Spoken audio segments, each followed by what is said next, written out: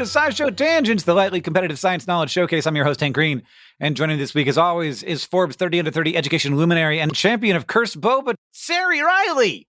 A lot more epithets. I didn't know I was champion. And also our resident everyman, Sam Schultz. Someday I'll get another honorific. What do I have to do? Become a wolf. Our resident every man and wolf man. If only, Hank. Way to hit upon one of my greatest wishes and regrets of all time that I can't be. Your hair is looking sort of wolfman today. Yeah, Rachel hasn't cut my hair in a long time. I'm going through it, you know? By going through it, do you mean slowly turning into a wolfman? By going through the change, as they called it in my family? Excuse me? Yeah, you didn't get the talk about the change, Sam? The last day of my life when I'm 100 years old, I'll be like, my transformation will be complete. I'll be like, finally. Ooh. Yeah, but it's a slow transformation, but like it only appears all together when you finally are complete. Yeah, the last day of my life when I'm 100 years old. Yeah, much like a Pokemon evolution. Like, that's how it works. When I reach level 100 and I have high friendship and it's nighttime and I'm holding the right stone, then that's it. Then you'll start glowing and your dream will come true. So when Pikachu's level 100, he's 100 years old? Is that what you're implying? There's a lot of old Pikachus out there. There's a lot of old guys out there. And then you'll be like a very old wolf man and you'll try to rip the throat from a rabbit and the rabbit will just be like, I'm faster than you, old man. Yeah, what are you doing, bud? Yeah. Giving me a little throw a neck snowball smooch. right at your nose. Eat a carrot in front of you, like, get me. Yeah. So if you could be any cryptid...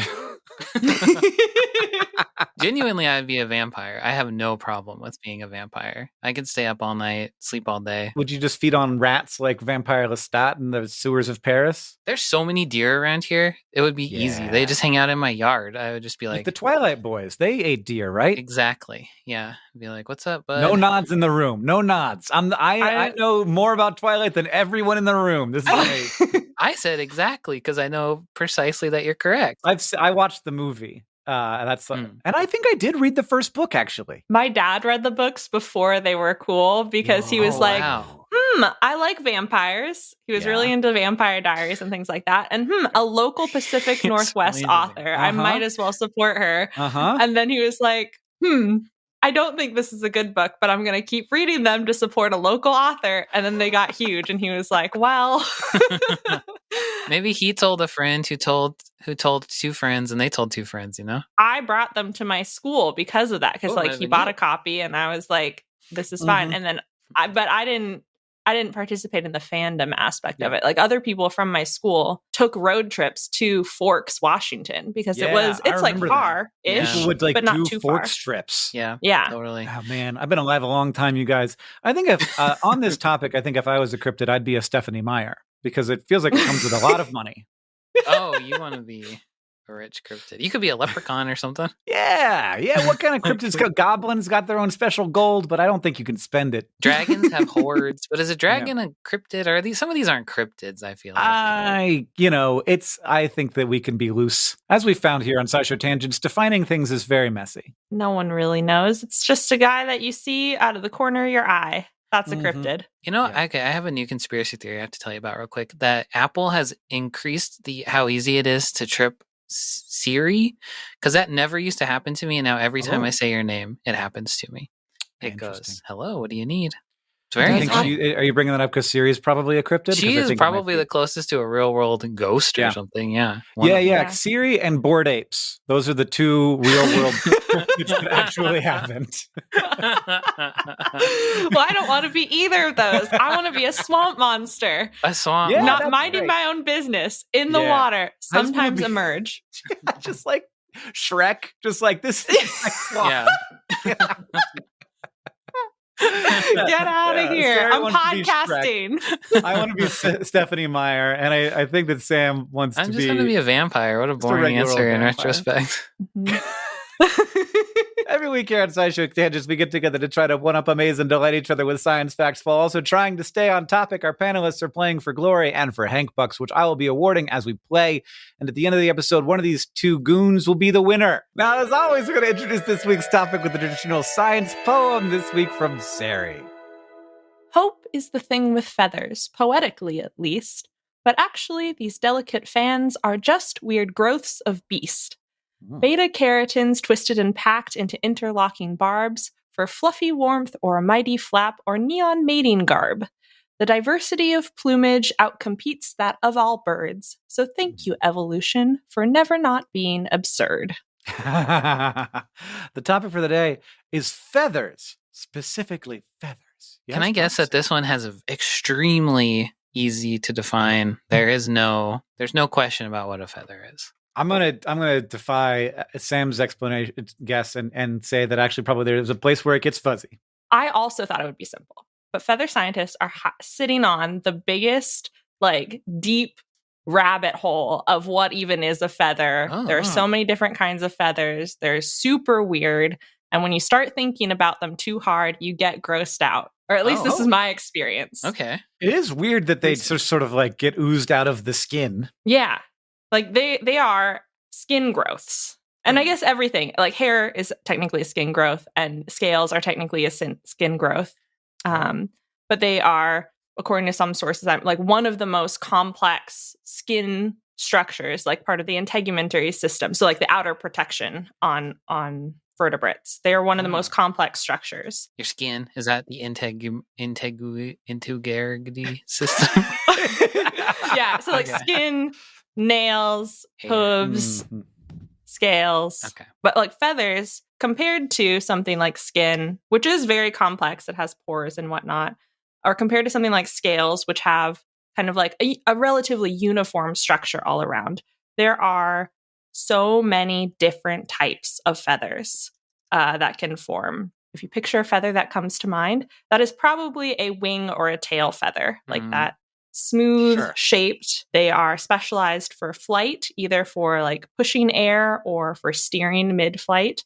And they have a clear central shaft, and these sticky outy parts are called barbs or barbules, and they are aligned and usually intertwined. But then you get into so many different types. There are these feathers called contour feathers that start getting a little fluffier, that kind of give birds their shape. They're down feathers, which are the stuff beneath that help keep birds warm. But then you get into things like phyloplumes, which are short feathers with just a couple barbs at the end, and they work like whiskers for birds. They are feathers that work like whiskers. Why not? There are bristles, which are just feathers without the side bits. And just a stick? Just a stick sticking out of the bird. What are those? It's a feather hair. Yeah, halfway between feather hair. Or there are feathers that have all kinds of weird designs, like tail feathers that are mostly stick, but then at the end they have a weird fan or a swirl or a twirl. But these are all feathers. There's nobody saying that is and isn't a feather. Right? Yeah. No one's saying that isn't a feather, but you think about them as weird skin growths. And how do they form like that? Where it gets weird biologically, keratin-wise, and maybe this is me overthinking it now, is trying to define what makes a feather from that. It's it's a structure made of this protein, and it looks weird. But it can look weird in 100 different ways. What is the protein it's made of? Keratin. So it's just another, just like hair. It's just another keratinous structure. Yeah. And so at what point is it not a hair anymore? Is there a biochemical difference, or is it just because it looks a certain way? Because famously, birds do not have hair. Only mammals have hair. And so, but why? What's the thing that do we just have? Does it turn out that we have feathers, or did the human bird last common ancestor? What did that thing have? Oh, did it have hair or feathers? Did feathers turn into hair? Actually, I don't know. I think they were independent. I think because they are feather follicles and there are hair follicles, but I think those are convergent evolution. I think there are slightly different forms of keratin in mammalian hair, horns, hooves, compared to the keratins found in reptiles, birds, claws, scales, beaks, shells, feathers. But then it gets still fuzzy a little bit of what these growths are. It seems like what was before feathers and hairs with scales. Scales were first, and then like that was the biochemical ancestor anyway of both feathers and hairs. And some birds' feathers look kind of like hair. If you look up a kiwi, it's shaggy little guy. A little baby chick. That looks like it just has hair all over it. Little fuzzy fella. Oh, man. You guys, I did not realize how distantly birds and people are related. Was it like a worm or something? Yeah, like it's basically we're the same distance from alligators. And how distant is that, though? Is that like talking worm territory? Or no, it had a spine. It had a vertebra. Yeah. It was bone territory. Yeah, okay. Bone territory. I actually, now that I hear all of this, I feel like, hey, feathers are a pretty specific thing. I agree. Sarah's trying to convince us not, but trying to inject some drama.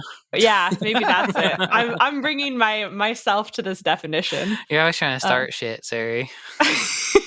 So this word, I bet, is old as heck because people have been using these things for a long time. Yeah, and I couldn't find anything really interesting about it because we just pointed it out because birds have been around, and we were like, well, that's a feather. So it comes from the Old English word feather. Which is of Germanic origin from the German feder. Oh. And then somewhere in between that, I cannot find the linguistic link, but the root is from Latin penna, which means feather, and then is also the root word that led to pen because a quill pen. Because they were the same thing for a long time. Yep.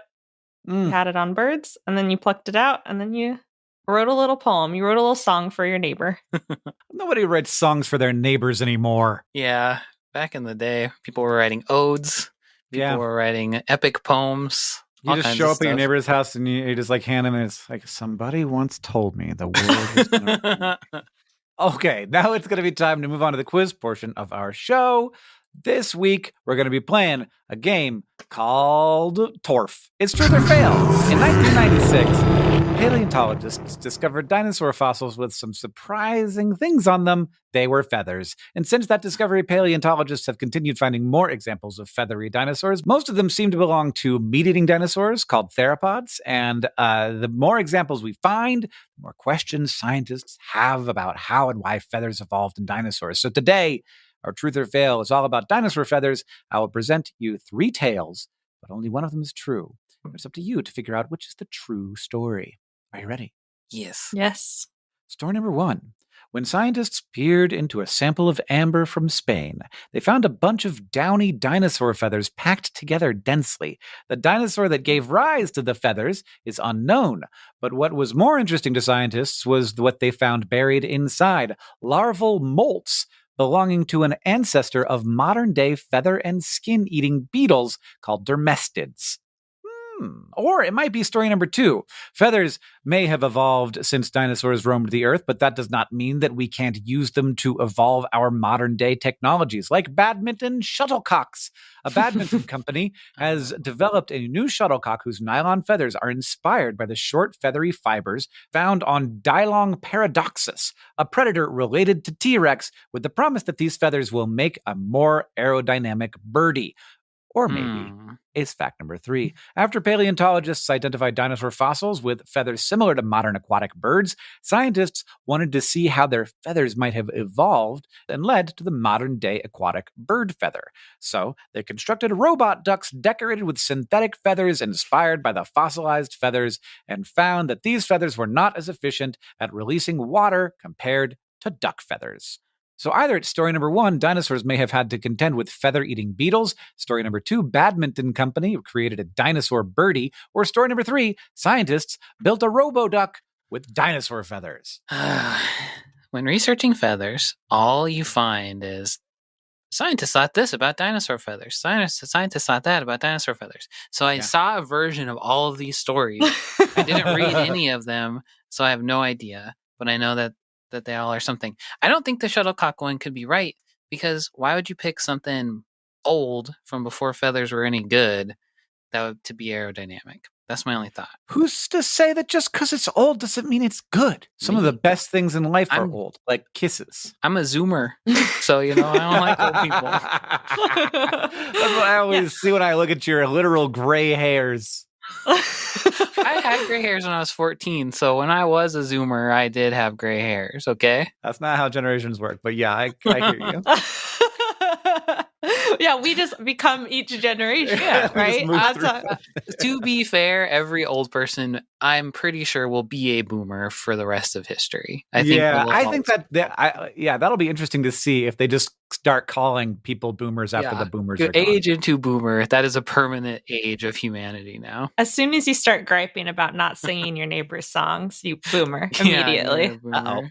That's it. Nobody writes me poems anymore. Yeah. They don't make shuttlecocks like they used to back in the dino day. Yep. Yeah. I'm skeptical about that. Because I know that they make them with feathers, and it's something to do with you only want feathers from one wing so they spiral good. Oh, interesting. Or something like that. Okay. Yeah.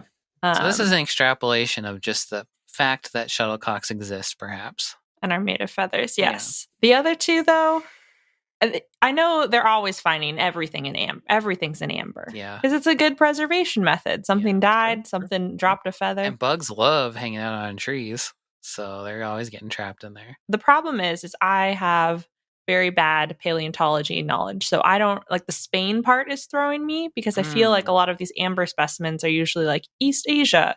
But dinosaurs are all over the continents, and the continents have rearranged. So, know. Yeah. I think I saw a version of the robot duck thing that was not this story, but something about ducks doing something else. So I don't think it's that one.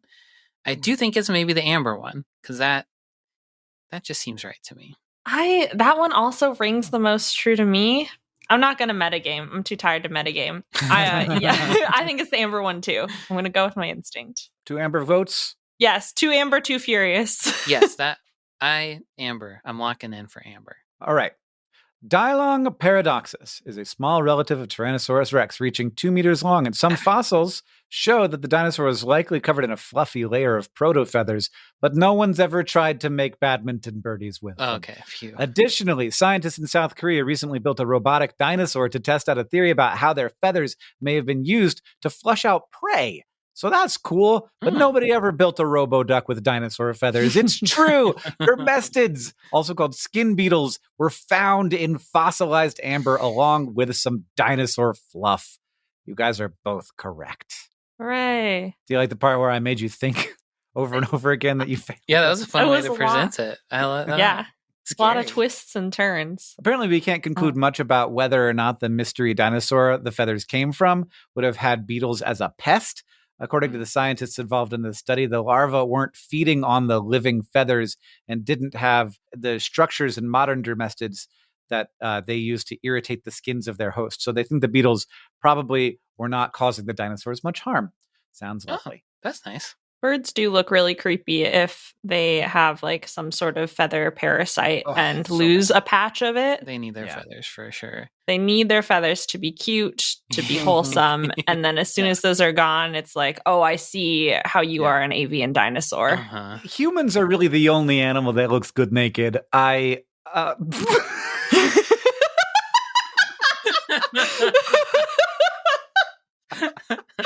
Well, that's good. That's a nice, safe statement to make. Yeah, I think that's true. I think you're right. Yeah, like you see a hairless cat, you're like, nope. Hairless bears, very bad. Yeah, really terrible. Scary, really scary. So bad.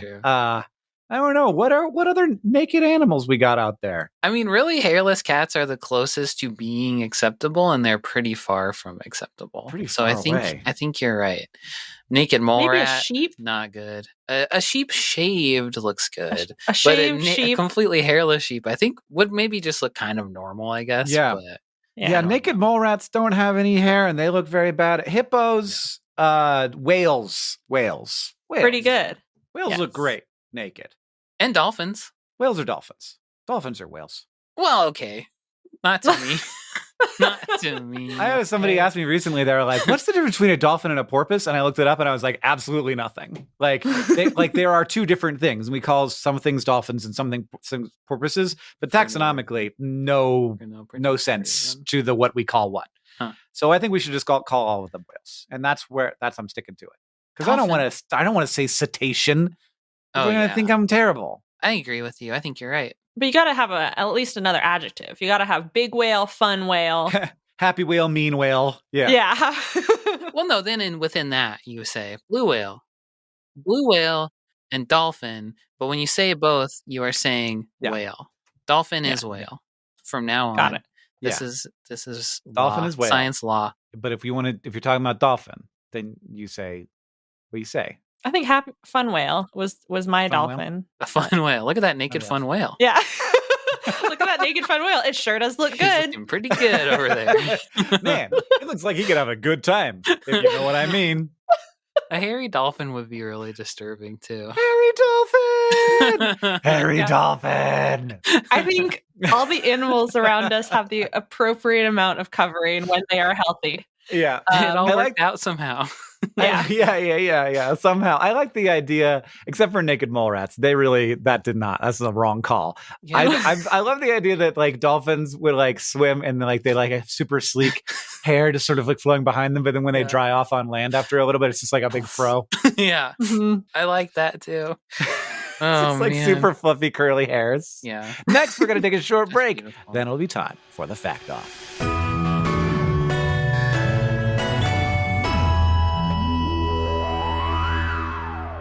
SciShow Tangents is brought to you by Rocket Money, a personal finance app that finds and cancels your unwanted subscriptions, monitors your spending. I just snapped. It looked really cool when you did it. And helps you lower your bills. Subscriptions. Back in my day, the only thing you could subscribe to was the dang newspaper. And we liked it that way. These days, you want anything, you got to subscribe to it. Here, I'm going to enter a random word and the word subscription into Google, and I'll see if there's a subscription for it. Sponge. Oh, great one. I got 3 sponsored results. Oh, live to scrub. Live to scrub? That's not how I feel at all. I feel like I don't live to scrub. I sometimes scrub to live. You must scrub, or else live like you're scrubbing. Or else there are consequences. Scrub or else is what it should say. Subscription services have a way of accumulating up on you. I bet you out there listening have had a subscription that you totally forgot about, just eating up money like a tapeworm in your bank account. One time, I had a cell phone subscription that I had for a whole year that I wasn't using. Oh, my. Embarrassing. What? Did you have an extra phone that you just forgot? It was for like the little Wi-Fi card that we used while we were on tour. Right. I forgot about it. Well, Rocket Money is here to help flush that tapeworm cell phone service right out. This is a very powerful, very visual metaphor that we've come up with. And I hope that they and you appreciate it instead of being terrified. The Rocket Money app lets you see all of your subscriptions in one place, shows you how much you're spending on subscriptions, and helps you cancel ones that you don't want, like the tapeworm. And Rocket Money shows you all of your spending, helps you budget, helps you save, helps you thrive, helps you evacuate your bowels from a financial perspective, at least.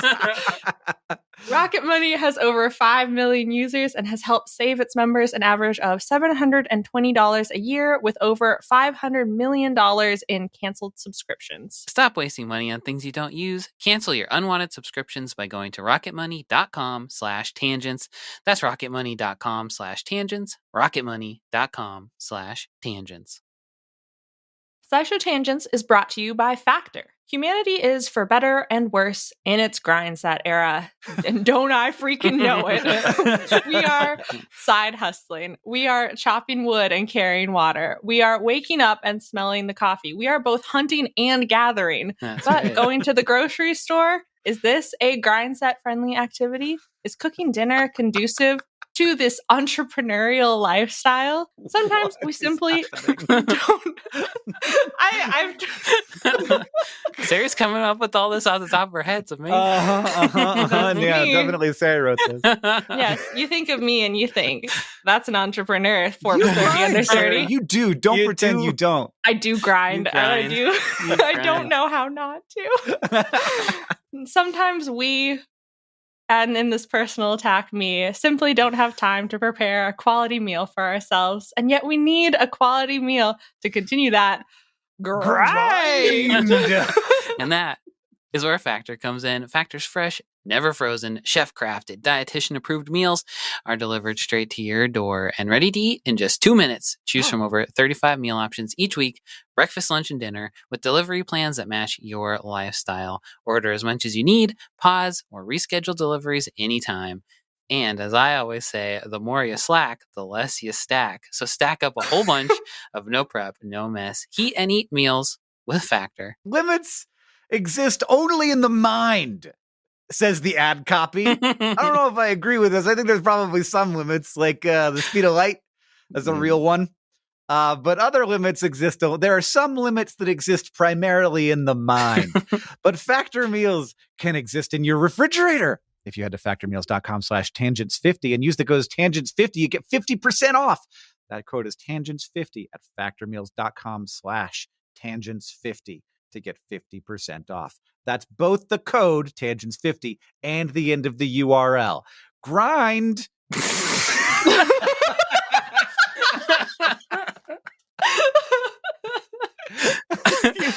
tangents50 at factormeals.com/tangents50.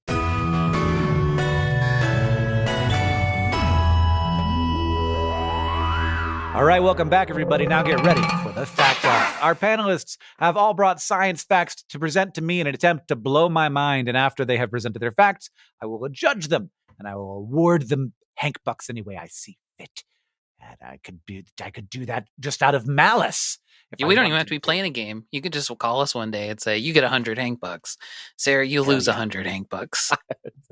I'm a cruel master, but I'm in charge, so whatever I say goes. Anyway, you want to do some trivia question to decide who goes first? I guess you're making the rules now. Sure. Sam and I are monkeys dancing. I don't have it open right now. Trivia question, you guys, to decide who goes first. Outcast famously commanded us all to shake it like a Polaroid picture, but maybe he should have told us to shake it like a peacock trying to attract a peahen. In 2016, scientists published the results of a study on how peacocks rattle their train, that's what it says, to convey their interest and merits to a potential mate. I don't know if that's the actual word for a peacock's tail feathers. I feel like maybe it is. But the question is, how many times per second does the peacock shake their tail feathers? I was so distracted by the fact that you said Outcast was a singular person that I didn't even hear the question. So I'll say 14. Outcast is a bunch of people? Outcast is Big Boy and Andre 3000. Oh, wow. Andre 3000 specifically sang that song that you were referring to. I'm learning every day. Wow. Okay. I was just as distracted, but by a completely different part of the sentence, which is that it's peacocks and peahens, which makes sense for the genders of the birds. Yeah, female peacock is a peahen. Baby peacocks are called PBBs. Wow, sciences and nature are both amazing. So I think, and PBBs cannot shake their tail feathers because they are not sexually mature, and so they do not have their beautiful tail feathers. No. I think it's going to be I think it's fast. I think it's like 40 shakes per second. Baby peacocks are actually, there is a name, they're called peachicks.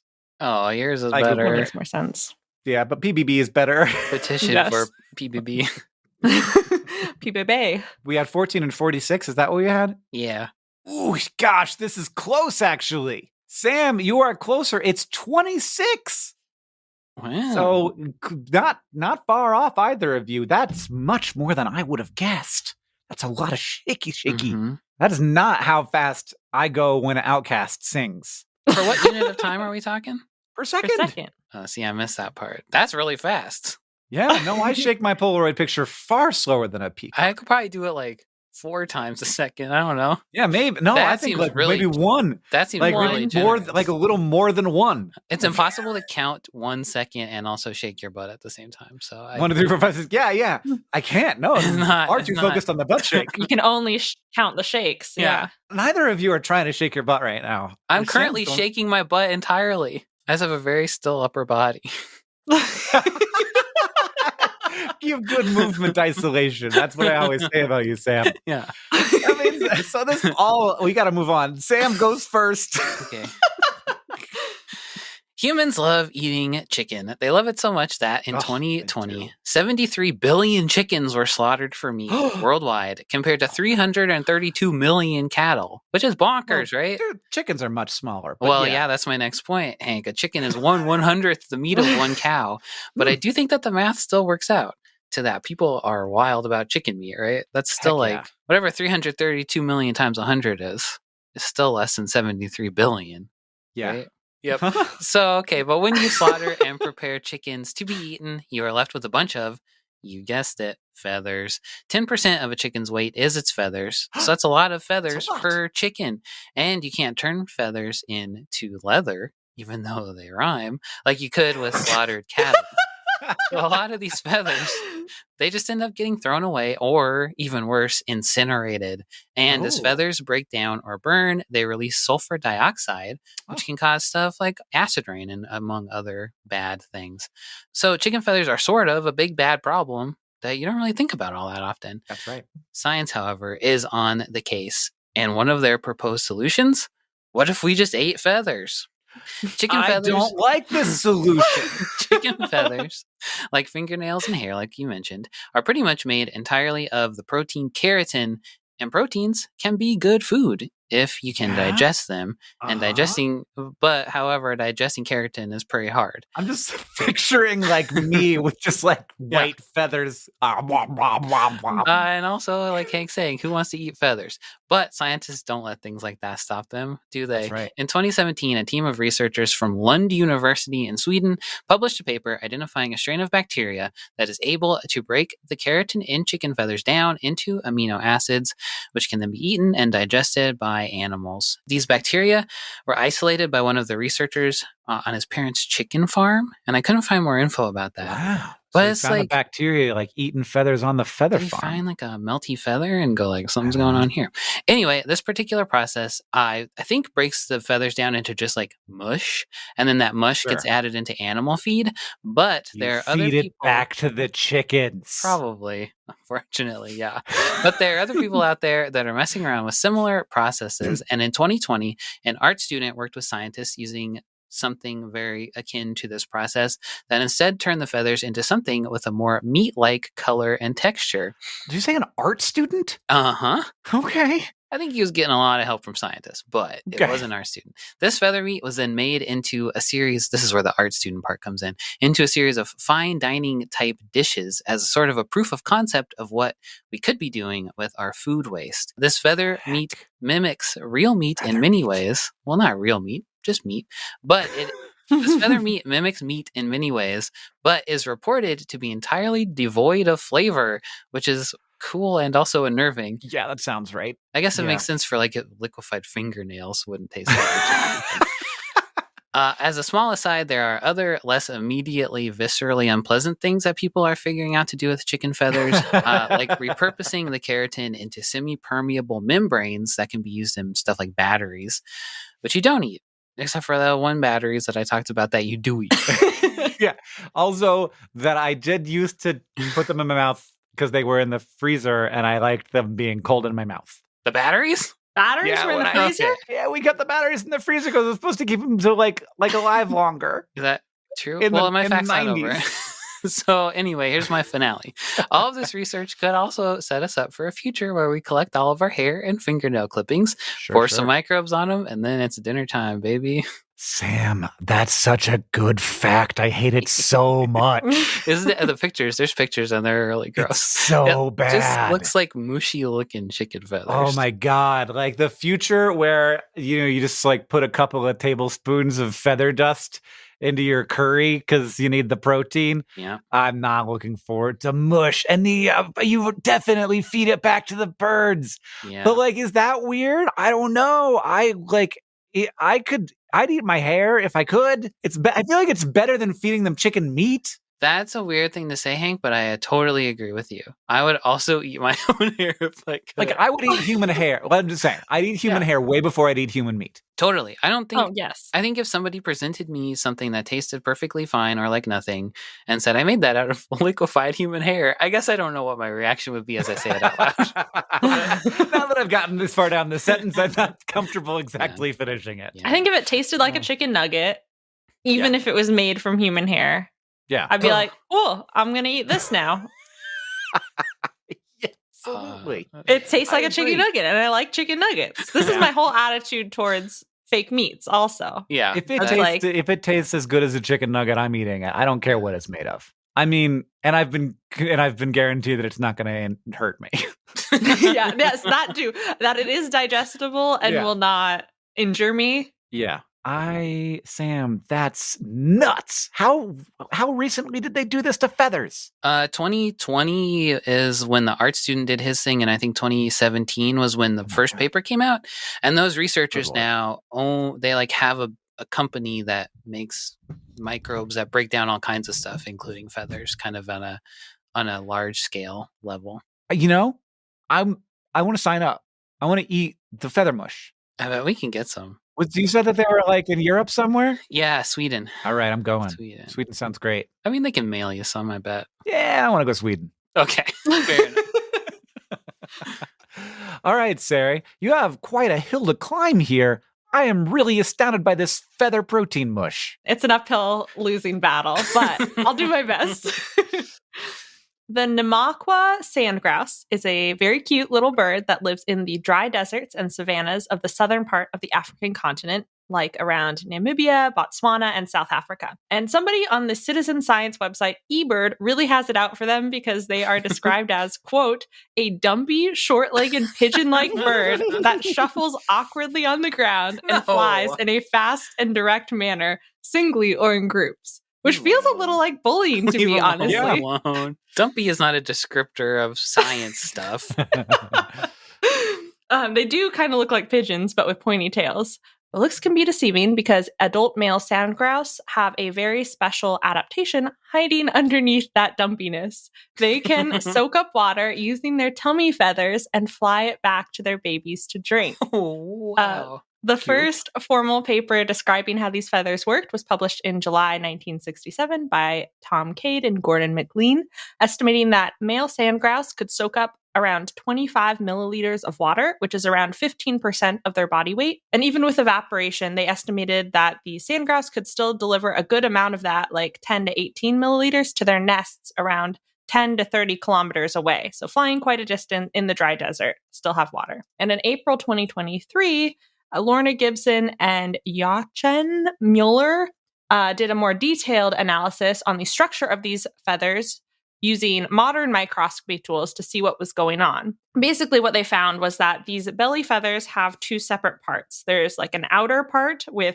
straight barbs, those like the feather offshoots from the central shaft. Mm-hmm. And then the inner part closest to their flesh has a tight coiled structure. So when they get wet, the tightly coiled part unwinds, becomes like straighter, featherier, and provides a lot of surface area for water molecules to grab onto and kind of like form this, I don't know, in the way that water bunches up through capillary action and surface tension, like form this lump of water. Yes. And each feather basically becomes a separate like tube sponge structure holding onto water on their bellies. It's a sponge. And it's like not a coincidence. These males go into the water and they shimmy around for like 5 minutes and soak up water. And it's specifically the males because they looked at the tummy feather region in females as well. And it's smaller and the feathers aren't structured to hold as much based on the same absorption tests of just like putting water on the feathers, which is weird on its own. And then they mentioned at the very end of the paper, because I think modern papers, they're like, what's the point of this? I think they wanted to look into it because it was really weird, but it may also help us design some like water soaking or capturing technologies inspired by these tummies. It's like a camelback, but it's a bird belly. Yeah, we can create a competing company to Camelback. Who needs Camelback water? Birdfront. It's called Birdfront. And you can have each that's both on at the same time, and then you'll be real hydrated. If I had one of these birds and I squeezed it, the water come out. You have a little drink, so. I think. Neither of these papers did say how the chicks suck the water out of their tummies. I assume that they just kind of... They just get in there. Yeah, exactly like that. But yeah, I imagine that you'd be able to scoosh it out You too, as a human, it wouldn't be very much water. It's a lot of water for a baby bird, but not as much 10 milliliters of water is not very much. I do like the idea of just being in the desert and just like where like no water at all, and then I find a bird and I'm just like licking a bird. Yeah. Who's the survivalist guy? Bear Grylls. Bear Grylls. He's always out there licking birds. Yeah. Yep, slurping down a bird. So I have to choose between chicken feathers being a source of pollution, but maybe they're a source of nutrition, or Sari and the male sand grouse belly feathers soaking up water like a sponge to feed to that little cute little That's babies. really cute. It's cute. It's pretty cute, but it's not as fascinating. It's not as fascinating as a bowl full of feather gruel. I think I'm on a hot streak. I think I'm winning this season. Sam, you were trouncing me this season. Honestly, sometimes I feel bad about it. Wow. Sam's figured out that the calculus. The magic formula, yeah. Maybe it's just that Sari has too many epaulets. What's it called? Yeah, I've got too many epaulets. They're all over me. They're hiding my eyes. They're hiding my ears. Weighing down my brain. Epithets. Is that right? Yeah, and then I'm a fraud. I worked so hard to get them and then gave up completely. Sam's bringing his A game this season.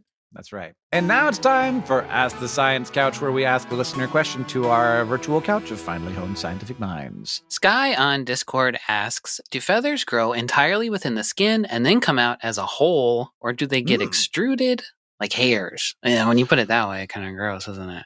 I think they get extruded like hairs. I would guess they come out all twisted up, and then they go poof. Yeah. Yeah? Is that the question? That is it, and that's the answer. But they come out like one bit at a time. Yeah, they do get extruded, and so like a hair, the tip is the oldest part, and the base is the newest part.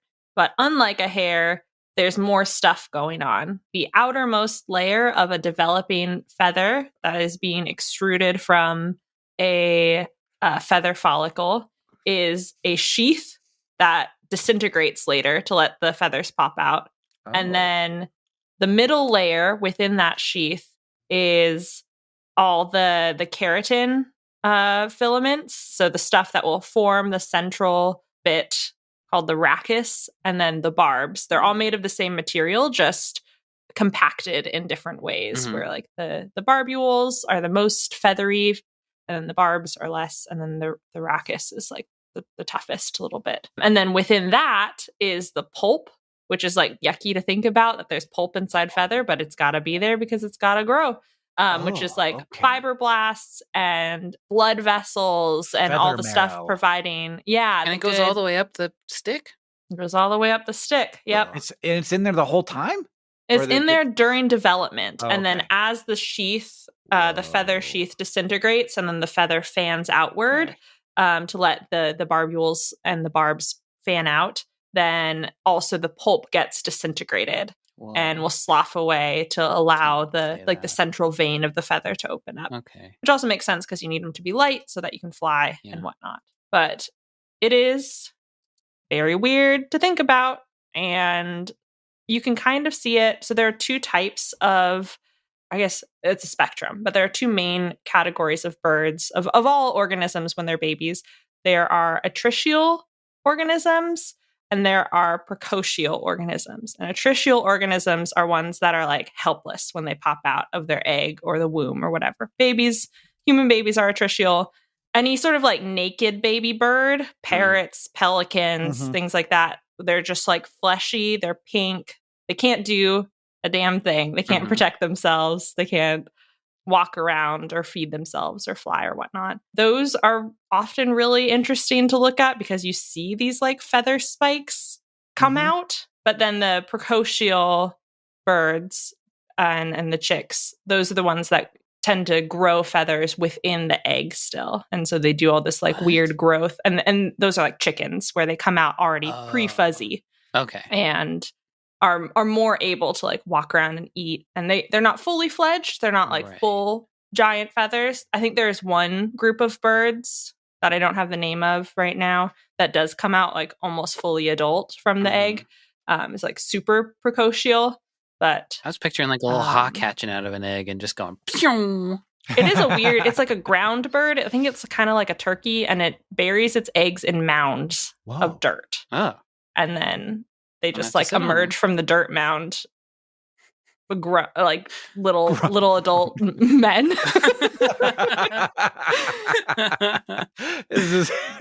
I know this is weird, but the turkey gives birth to men, human men, little ones, but still. Little human men, little ones. They're called megapode birds, I think. Megapode. Oh yeah, and they put it on top of the rotting compost to keep it warm.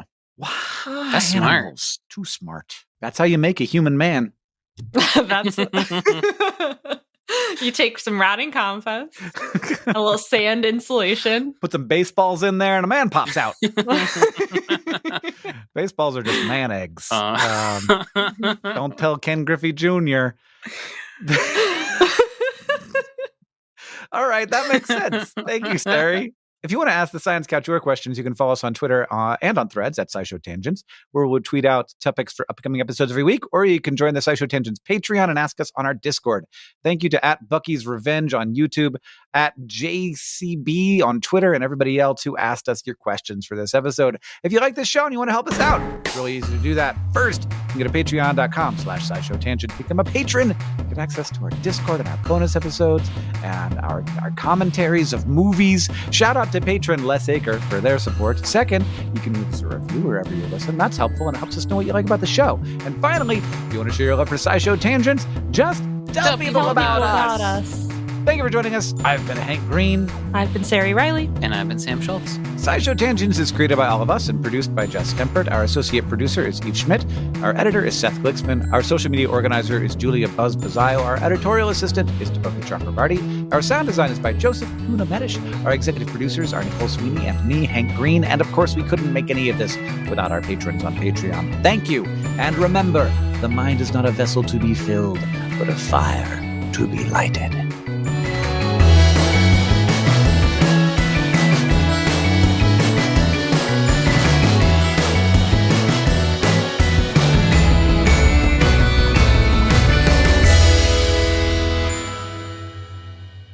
But one more thing.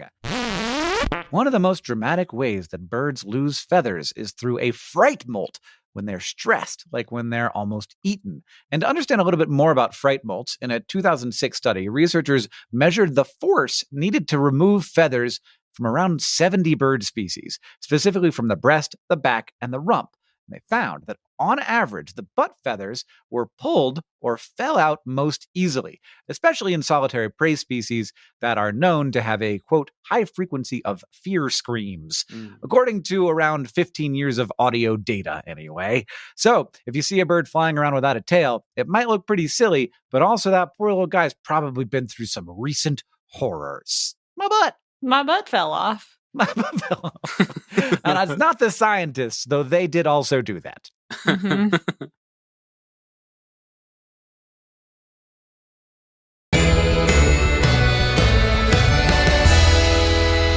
Hello, welcome to SciShow Tangents, the lightly competitive science knowledge showcase. I'm your host, Hank Green, and joining me this week is, as always, is science expert and Forbes 30 Under 30 education luminary, Sari Riley. Hello. And our resident everyman, the incredible Sam Schultz. I don't deserve the incredible.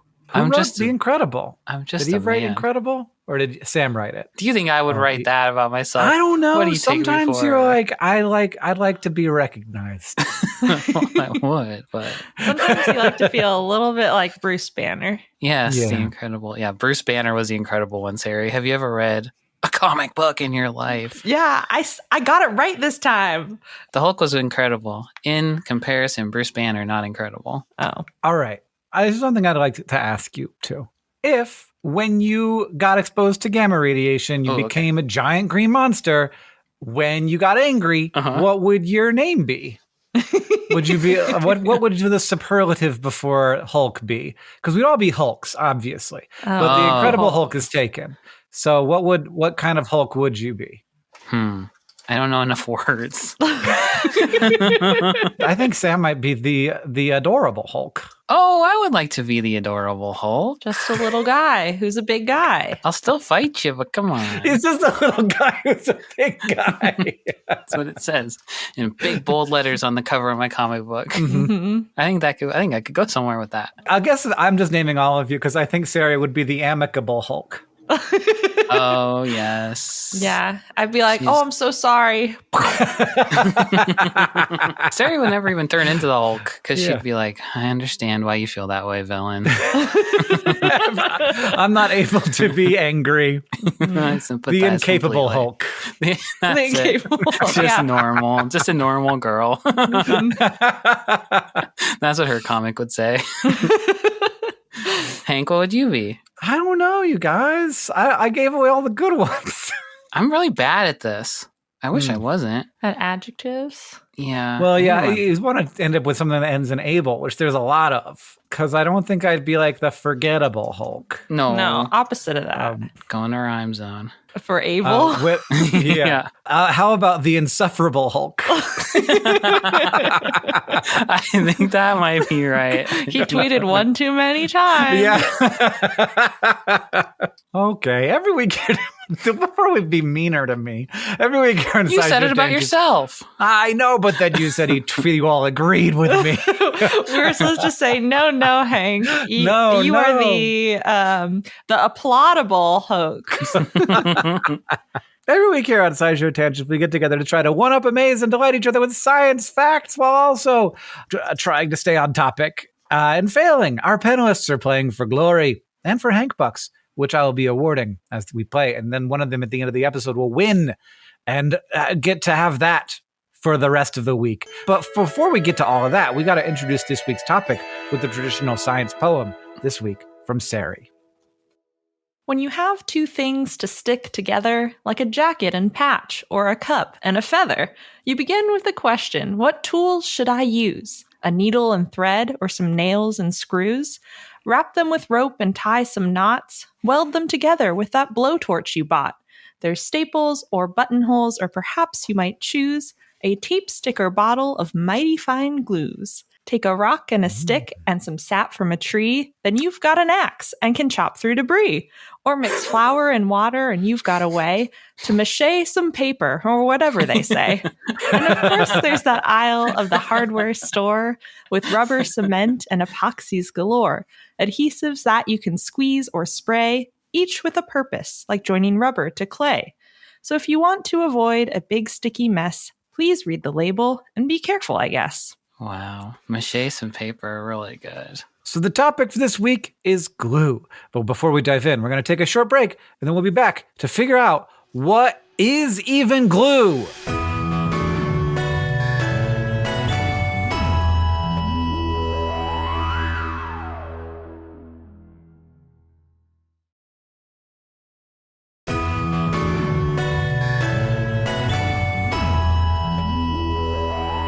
All right, we're back. Sari, what is even glue?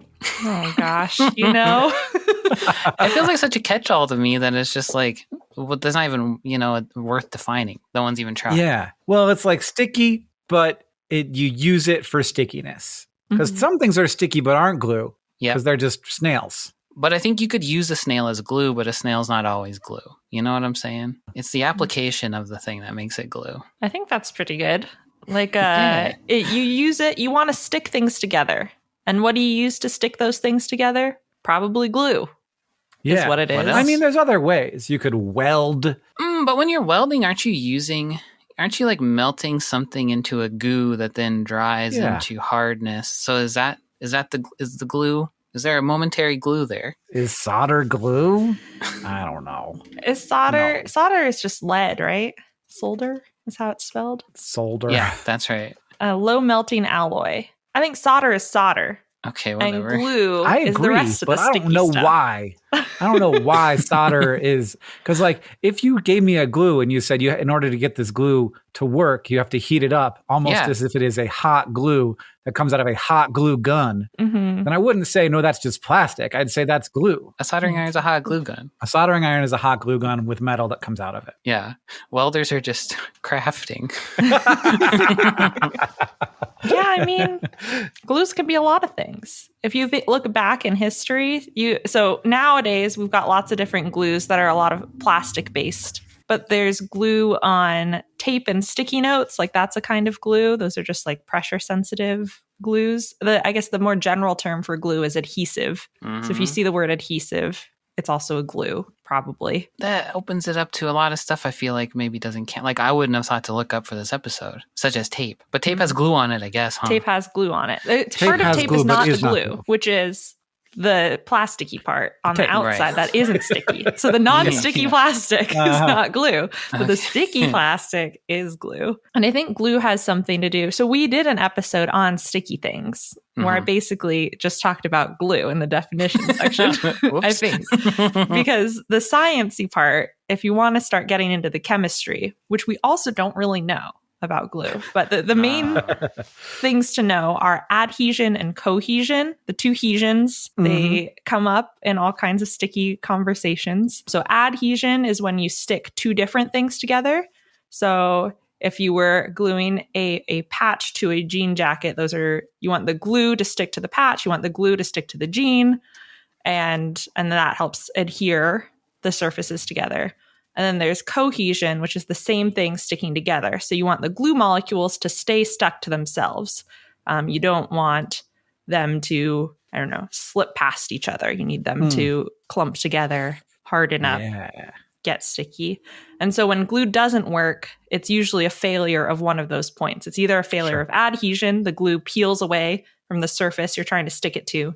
It's a failure of cohesion, which means the glue molecules didn't set up properly. So the glue is just like still runny or sticky, or a substrate failure, like the jacket melts when you put glue on it because you didn't read the label. Yeah. And then you put the bad glue on the jacket. Have we ever been in the situation where the glue succeeded in holding the thing in place, but the thing that was being held in place itself just ripped away? As I've done that, but I've done that with a wall.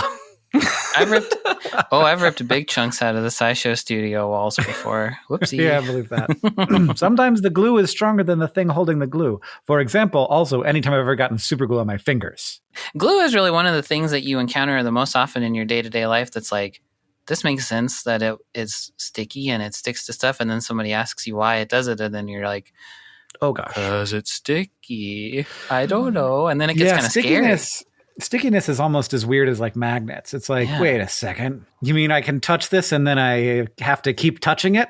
Yeah, for a long, long time. Can't stop? It boils down to electricity and weird little forces. It shouldn't, though. It's honey. Yeah, because all kinds of little forces are going on at that level. It's either the glue is seeping into like the pores on your skin, and then the glue molecules are bonding to each other, and then they're mixing in with your skin molecules a little bit and everything. If you think about it too hard, it gets stressful. Does it actually bond to my skin? Like actual, like kind of sharing electrons a little bit? I think it is less common in like household adhesives. Like the Elmer's glue is not bonding to your skin and whatnot. But I think when you get to more industrial strength glues that are designed to bond to materials, then yes, it's actually integrating. I mean, super glue feels like it is bonded to my skin. Super glue becomes sticky and cures due to a reaction with water molecules. So when it is exposed to air, there's water vapor in the air, and so your skin is moist. And so I bet it is reacting to the water molecules in your skin. So in that way, yes, because you have water in you. Yeah, and it's probably getting into the water that's just on the other side of the skin. Yeah. Or like very surface level water, which makes it very sticky. That's right. Almost, one might say super sticky. Yeah. I feel like I know roughly what glue is now. Do we know where the word came from? Because it's a good one. I agree with it. It is a great one. A good one. Glue. It is one of those that has stuck around for a while. It comes from the Old French glue, which... Oh, there you go. There you go. Still there, which meant glue, or specifically bird lime, which is a way that people used to catch birds. So they used to like mush up mistletoe berries or other plant sappy things and spread them on the branches of trees and catch birds. And then birds would get stuck, and then you could presumably eat them for meat, collect them for feathers. And it's been used in various forms. There isn't one recipe for bird lime. It's just glue that you use to trap birds on trees in cultures around the world. I had no idea about bird. I mean, it makes sense that when there's food flying around, you just make something sticky and be like, that's mine now. Like the way that we do with flies, but not for food. One time I had a spider trap in my basement, and I put it there. And this was an old house. And I came back like 6 months later, and it was just pure spider. So I was like one of the sticky that get stuck to it spider traps. And I picked it up, and I was like, oh my God, this is terrible. And then I kind of might want to look at him. So I like kind of got close to it. And then one of the spiders lunged at me. No, Hank. It was like, there he is. The evil god who's trapped us here. Only a spider would be like, there he is, God. Let's get him. He truly saw you as the insufferable Hulk and went, I think I can take him. There's that insufferable Hulk himself. He could totally take me. But before we had the word glue, we had Latin glutenum, which is also related to gluten. So that's where we got that word, which is just any sort of like sticky glue stuff from plants or other things. But the Greek word for glue was kala, which we see in collagen, which is the structural protein in connective tissue. So we got the word gluten and glutinous from Latin, and we got the word collagen from Greek. But they were all referring back to glue. We had sticky stuff, and we needed words to describe it, and they stuck around because glue's a good word. Got sticky stuff from day one. There's sticky stuff everywhere. Since we were talking, we knew that stuff was sticky, which makes sense because even if we still don't understand the science, we can still go around touching things and say, hey, that's sticky. We understand the science well enough to be like, that's sticky. Yeah. I feel informed, and so now it must be time to move on to the quiz portion of our show.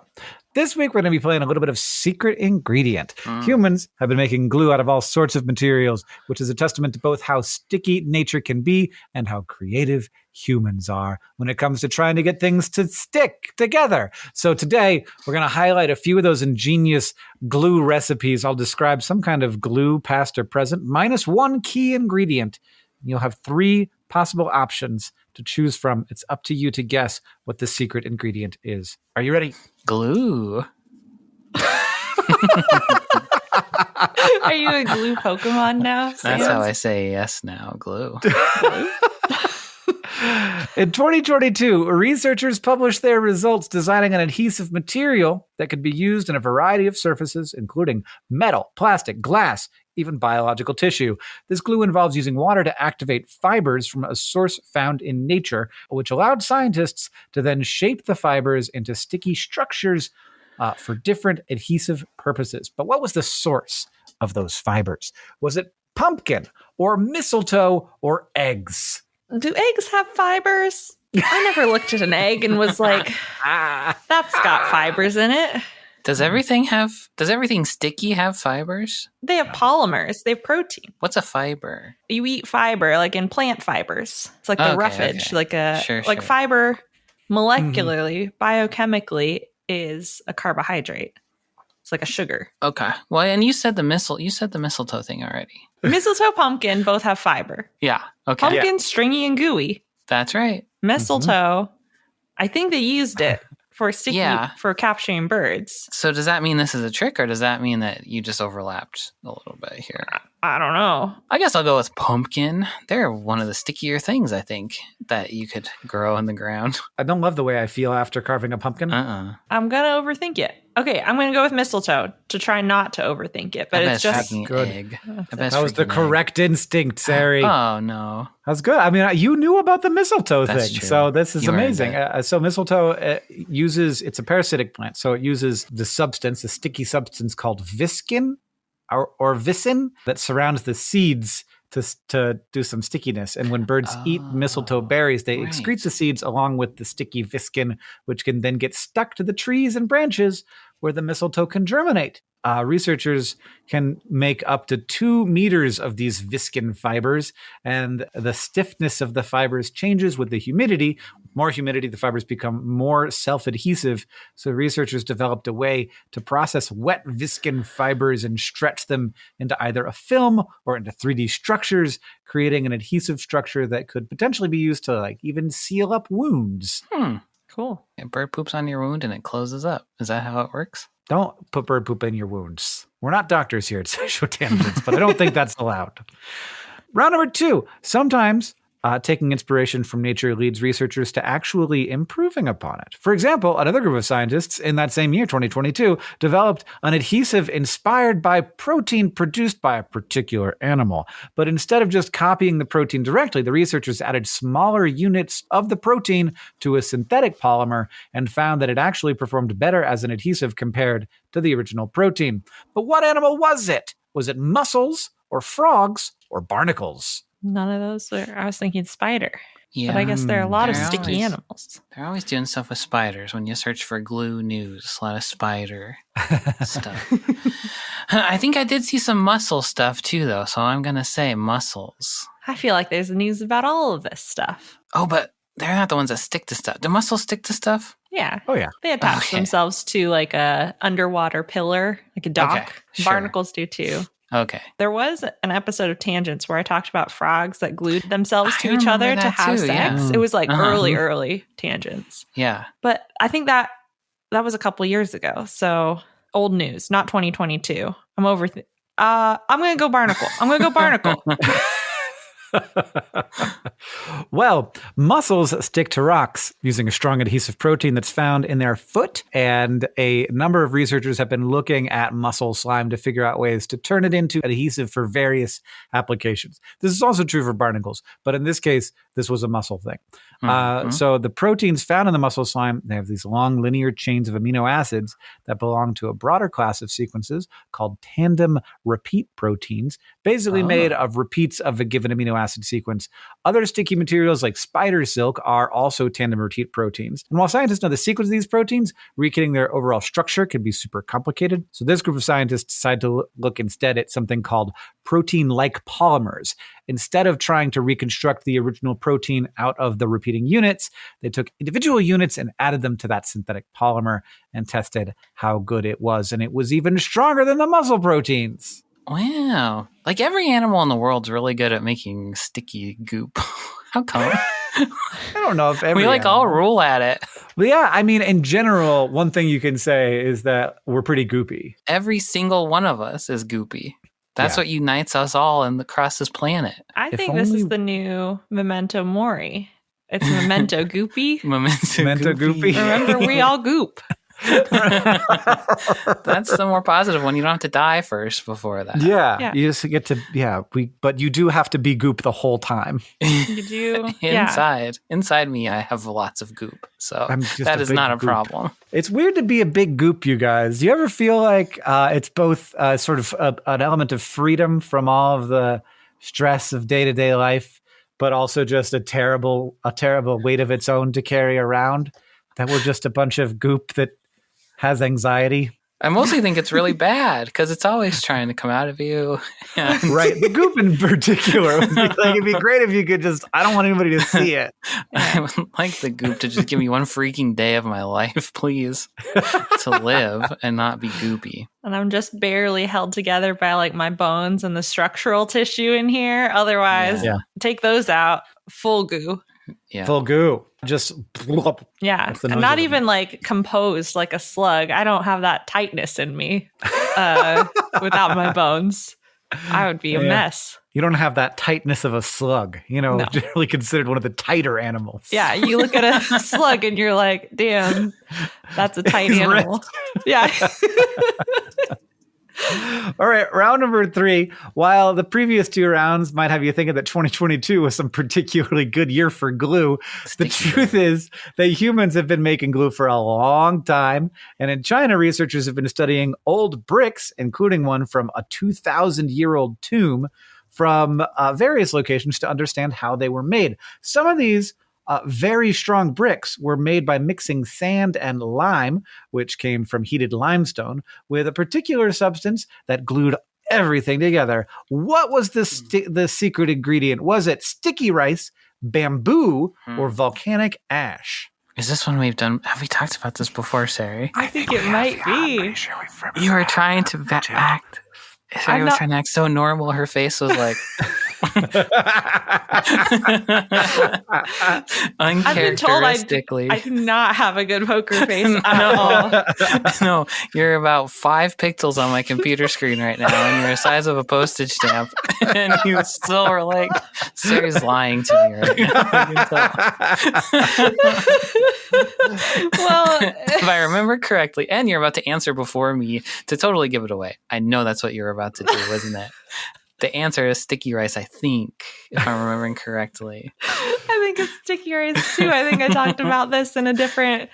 We just talked about goo a lot, I think. Sari loves talking about. I think it's hard to keep it all straight here at SciShow Tangents.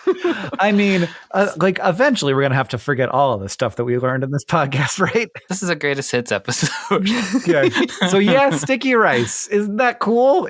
The thing is that it's so cool. Isn't that? It is really cool. It is extremely cool. Like, who thought, let's take some food and put it in? Food can be sticky too. It's sticky. Mm-hmm. So it makes for good brick binders thanks to something called amylopectin, which is a polymer with these long branching chains that probably help to grip onto other surfaces in components inside of the brick. It makes sense. It's almost like putting rebar inside of concrete. It's like you have this other thing that is providing structure in a different way, and that means that it can then be strong in a different way. Though I will say that volcanic ash was a popular ingredient in concrete in other countries, but it was not readily available for use in China. To all the people out there who hadn't known about the sticky rice and maybe were thinking about volcanic ash. All right. Well, it's a tie ball game, everybody. We're going to take a little short break right now, and then we'll be back for the tiebreaker. It's going to be the fact off.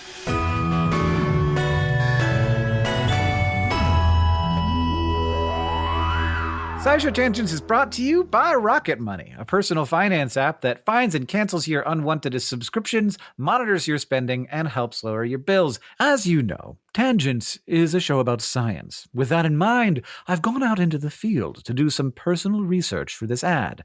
Join me as I observe in his natural habitat, the money dummy, a lowly creature who lacks the natural ability to know how many subscription services he's even subscribed to. Ah, another beautiful day being a money dummy without a care in the world. I'm one of the 75% of people who have subscription services that I've forgotten about, just sucking away at my bank account like a tick on a deer. But that's okay with me. Who needs extra money? Now to just have a drink from this pond. Gulp, gulp, gulp. Rawr! Oh no! Dear Lord, there was a money smarty in that pond, laying in wait for the hapless money dummy. Why, she's devoured him whole! Foolish money dummy. I, the money smarty, use that extra money to become a deadly predator and get the drop on you. But here's my dark secret. I used to be a money dummy too. Evolution happened real fast, I guess. That is, until I used Rocket Money to find and cancel my unwanted subscriptions and cancel the ones I didn't want. Then I used Rocket Money to monitor my spending and build budgets until I became the impressive specimen you see today. And I'm not alone. Rocket Money has over 5 million users and has saved a total of $500 million in canceled subscriptions, saving members up to $740 a year when using all of the app's features. And if you had gotten Rocket Money, Money Dummy, you'd be a money smarty too, instead of my dinner. That's really interesting. Too bad I didn't know. And so the beauty and horror of nature laid bare. And what did we learn? How about to stop wasting your money on things you don't use? Cancel your unwanted subscriptions by going to rocketmoney.com/tangents. That's rocketmoney.com/tangents. rocketmoney.com/tangents. SciShow Tangents is brought to you by Shopify, the global commerce platform that helps you sell at every stage of your business, from the launch your online shop stage to the did we just hit 1 million orders stage, and everywhere in between. Sari and Hank, can you name anything that works so well it's practically magic? Dragonflies. Toilets. What? Yeah, okay.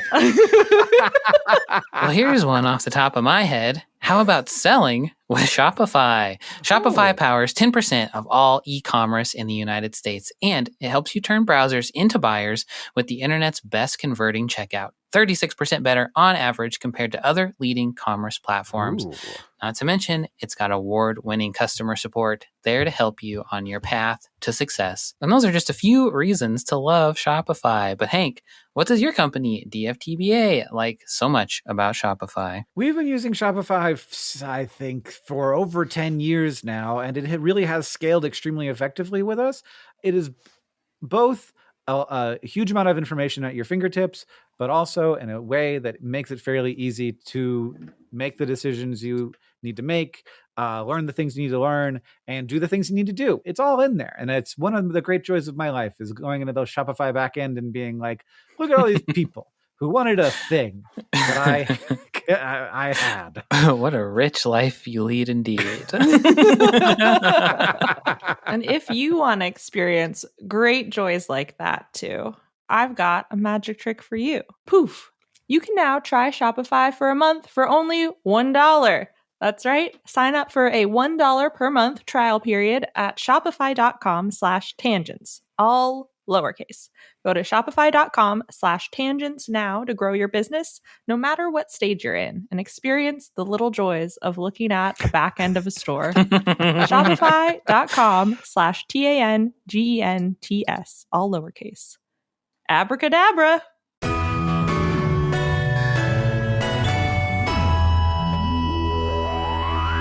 Welcome back, everybody. Now get ready for the fact off. Our panelists have all brought science facts to present in an attempt to blow my mind. And after they have presented their facts, I will judge the most mind-blowing one and give it the win. But to decide who goes first, I have a trivia question. This year, Sotheby's put up a letter known as the May 2 Penny Black for auction. One of its notable features was its stamp, known as the Penny Black. The stamp featured an image of Queen Victoria, and on its back was gum arabic, which helped stick the stamp to the envelope, making the Penny Black the first adhesive stamp to be used in a public postage system. In what year was this letter sent? When did mail happen? When we were like... You're going to have to guess. Ugh. I feel like a lot of these social services kind of happened later than you'd think they would. I don't remember what's making me think that, but a previous episode of Tangents, I was like, whoa, that didn't happen till then? And I can't remember what it was. But maybe do you think Shakespeare was mailing stuff? Not with a stamp, not with a postage stamp. Yeah, not with a system. There was a person just hiring children on the street, probably. It doesn't matter because I don't know what year Shakespeare is from. I think it happened in 1850. I think early 1900. I think 19, right before the World War. So 1910 or so. Indeed, it was 1840, Sam. Oh. Before this, the postage system worked by having the postage people arrive with the mail and say, here's your mail, here's how much it costs to get it. And a lot of times people would be like, no. And that was a lot of extra trouble that they weren't getting paid for to not deliver the mail. And so they were like, now the person sending the mail should pay for it. And that way the person receiving it just gets it for free. Which that makes a lot more sense, actually. It does make more sense, but also it's I'm the one getting the thing. Yeah, but you could really ruin somebody's life by mailing them so much stuff, don't you think? Just I have to keep saying no. There was this thing, I don't know if it still exists, but when I was a kid, you could get stuff COD. Cash on delivery. Cash on delivery. Yeah, I feel like I lived through the no cash on delivery at the end of infomercials and stuff age. So that must have been when people were putting their foot down. I remember I sent something I sent a Magic the Gathering card cash on delivery once when I would sell Magic cards on CompuServe. What a cool story. That's a word for it, Sam. What a cool sentence you just said. What an extraordinarily hip and not at all nerdy sentence that was. And also that means that you get to go first. All right. Gluing stuff together is typically a one-way process. Things aren't glued together, then you put glue on them and you mush them into each other, and then They are glued together for all of time sometimes. And that's handy in some ways. Like, for instance, if you just really need two things to be stuck together and are pretty sure that you're never going to change your mind about that. But where's the glue for us indecisive people? Or for those of us who feel a lot of pressure when we're making a collage? In a digital world where nothing is permanent, we demand a glue that isn't permanent either. Luckily for us, a team of researchers out of Japan's National Institute for Material Science developed just such a glue in 2023. This glue isn't very glue-like under normal circumstances. It's not sticky. It doesn't dry when exposed to air. Two things you don't really want in your glue. But this non-sticky goop has a special ingredient. Caffeic acid, I think that's how you say that, a compound found in a lot of plants, including coffee beans and, all right, now this is chemistry, which I actually did get a D in high school. But caffeic acid contains within it acrylic. Is that a possibility? Yeah. And under certain circumstances, it can take on the properties of acrylic, as in it can become quite plasticky. And the certain circumstances that make caffeic acid plasticky is exposure to a specific wavelength of UV light. So back to this glue that is not sticky. When it is time for it to do its thing and get sticky and stick stuff together, it is painted onto the objects to be stuck together, hit with UV radiation, and it instantly hardens into an insoluble plasticky substance and bonds those objects together. And the bond it makes is really strong, too. In one test, they used it to suspend a 40-kilogram weight for 3 days straight, and it showed no signs of breaking. And then they used it to seal cracks in some pipes, and then they pumped high-pressure water through the pipes. And so that didn't break, and it's waterproof. And I haven't forgotten about the thesis statement of my fact, which is that indecisive people need an indecisive glue. Well, if you expose the glue in its hardened state to a different wavelength of UV light, it reverts back to non-sticky goop form, which can then be collected and used again later, hit with the UV light, turned hard again. So right now, this glue is being put to the test in various applications, but one day, if this is ever available to consumers, the agony and anxiety of gluing something to something else will be no more. That's very interesting. Some people will know that like gel nail polish is this way where it hardens under UV light. And that's the same thing. It's like causing it to, like the UV radiation is causing it to polymerize. But like the idea of a different wavelength of UV light undoing it also to me seems dangerous. Like, is there none of that UV light around? Would it have to be in the shade? That would be bad, I guess. I guess you just wouldn't build like really important things with this glue. Yeah. Because it'd be pretty easy to sabotage, I suppose. To have the right wavelength. I don't know. There's lots of UV light. I couldn't find any article that tried to explain how this worked, but how would it work? I get how the polymerization would happen. You just you need to have certain sites on the monomers, the individual blocks of the polymer. You need to have some site that would lose an electron because it got hit with the UV light, and then it's primed to bind to the same site or a similar site on the other side of the of another nearby monomer. Mm-hmm. So breaking that bond is, I guess, UV light is very high energy. It does a lot. That's why it gives you sunburns and stuff. Uh-huh. But I am surprised that is possible, and it's very cool. I just hope that the people from Flex Tape get their hands on it so they can make extra good infomercials about That's it. what I was thinking too. I need a guy screaming at me about this glue. When you guys were in high school, did you like chemistry? Were you I'm good at this and I'm good at doing it? Or was that later? I liked it in high school. Yeah, I was a big nerd. In between selling my Magic the Gathering cards on CompuServe, I was balancing reactions, doing stoichiometry. So yeah, I would do things. I would learn chemistry jokes on the internet for fun or things like that. Or I hate you so much. How did we end up on a podcast together?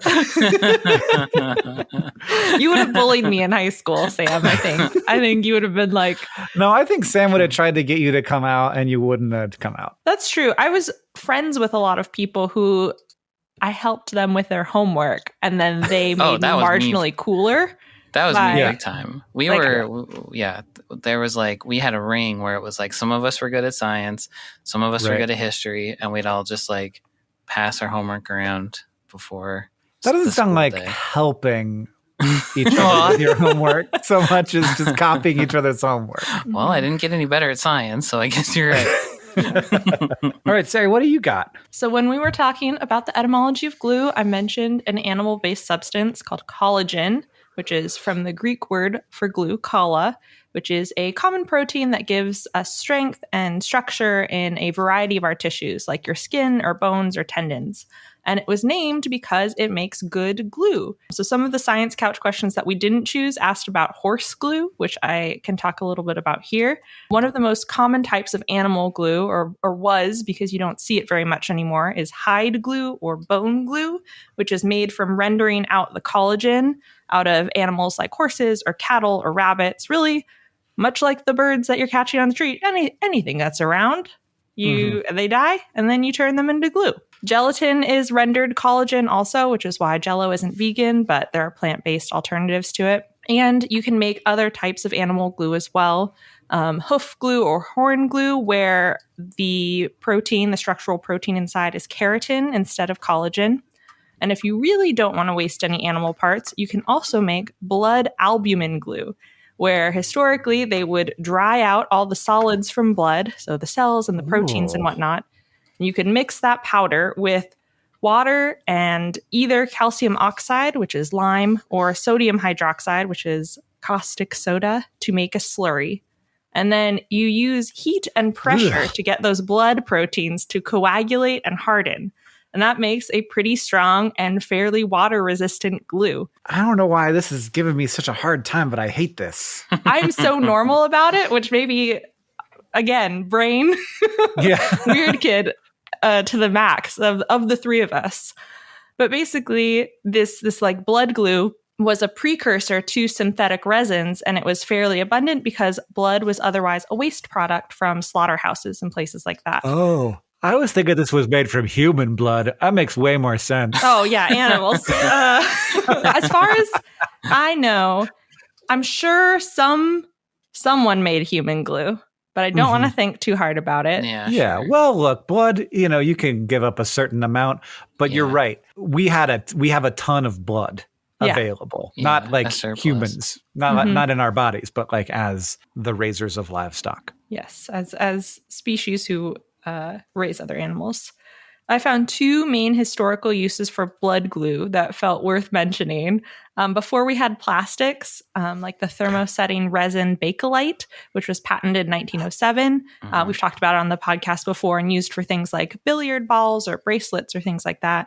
A French guy named Francois Charles Lepage patented what he called bois d'arcy, which means hardened wood, in 1856. And basically what he did, he took animal blood plus sawdust and then a heated pressure mold to produce dense, glossy items like picture frames or combs or plaques with people's faces etched into them or whatever he could dream up. So instead of using like wood glue or epoxy resin like we would nowadays, he just used blood glue for his arts and crafts, which is very weird. That's cool. Was this similar to Bakelite? It was like the precursor to it. So I don't know if it directly inspired it, but yes, similar in that it was a thermosetting, like it needed heat and pressure to then harden and solidify into this glossy shape. And it looked kind of similar, except for darker red-brown. And then the other main use for blood glue, I could find that it was used from at least World War I, so the 19-teens, to the 1930s or so, but possibly longer,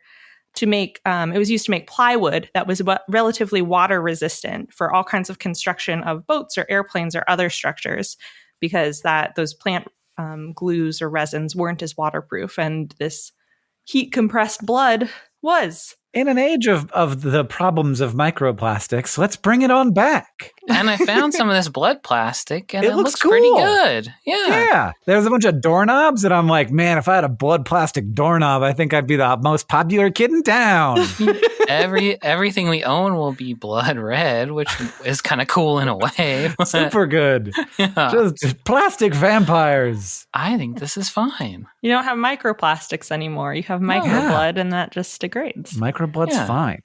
Everybody knows that. That's it. That's all I got. I don't think we use blood glue or many animal glues anymore on industrial scales because plastic is cheaper in the way that plastic has overtaken many industries. We still use animal parts for gelatin. Yes, we still use animal parts for gelatin. And I'm sure there are people who still make animal glues. Like, I don't want to rule it out completely. There's people who use every piece of the animal, etc. Yeah. But I don't know. I don't know about blood glue. I never heard of. I never thought about it before. It seems hard. Like it seems like you'd need specific equipment. Oh, that's a lot of pressure to have to squeeze these objects together.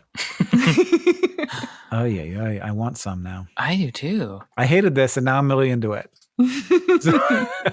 Yeah, I mean, it definitely looks like a bunch of stuff Dracula would have in his house. Yeah, for sure. Take a little nibble of his doorknob. That'd be the problem. He'd lick it every once in a while. Be licking them all the time. It'd be a regular Hansel and Gretel house. Yeah, it's like those videos where like something in the room is made of chocolate, except for Dracula. Is this cake? Well, now I'm in trouble because I have to choose between these two very good facts. We've got blood glue, also making objects pre-plastic, and also a reversible glue that uses UV light for the indecisive and anxious. I think I'm gonna give it to Sari because I got brought on the whole journey. I hated it and then I loved it.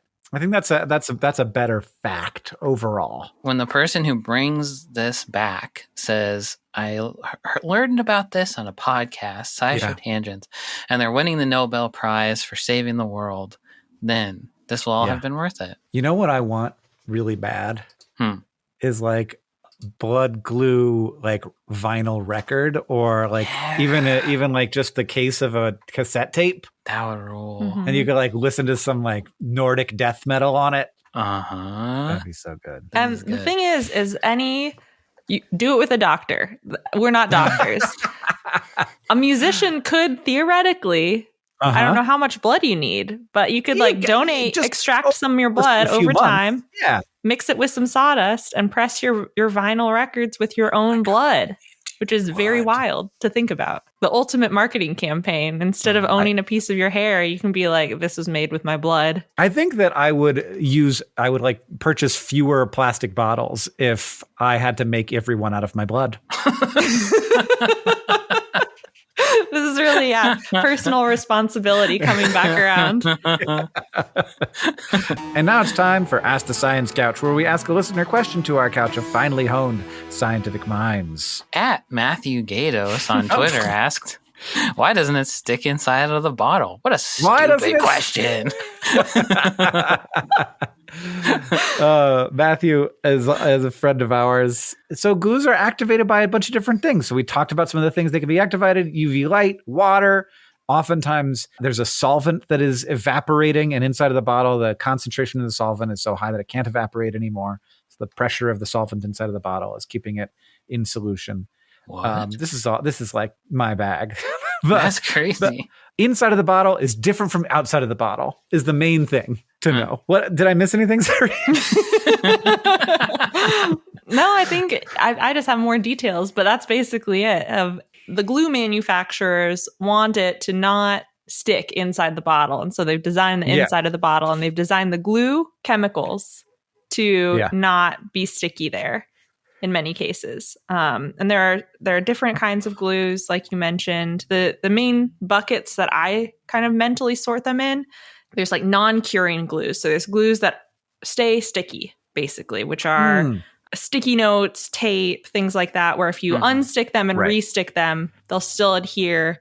The only way that they'll stop kind of is if they have too much junk on them, if it's dirty. So there's too much stuff stuck to them already for them to stick to something else. You could even clean them off and they would be sticky again. And so that those kind of stickies, they're non-curing. They don't lock into place when they polymerize. Then there's curing that doesn't involve a complex chemical reaction. So a lot of like craft or hobby glues, like Elmer's glue, is just water plus the polymer. And when the water evaporates out, the polymer locks into place. And so then that becomes like the glue sticking in place. Right.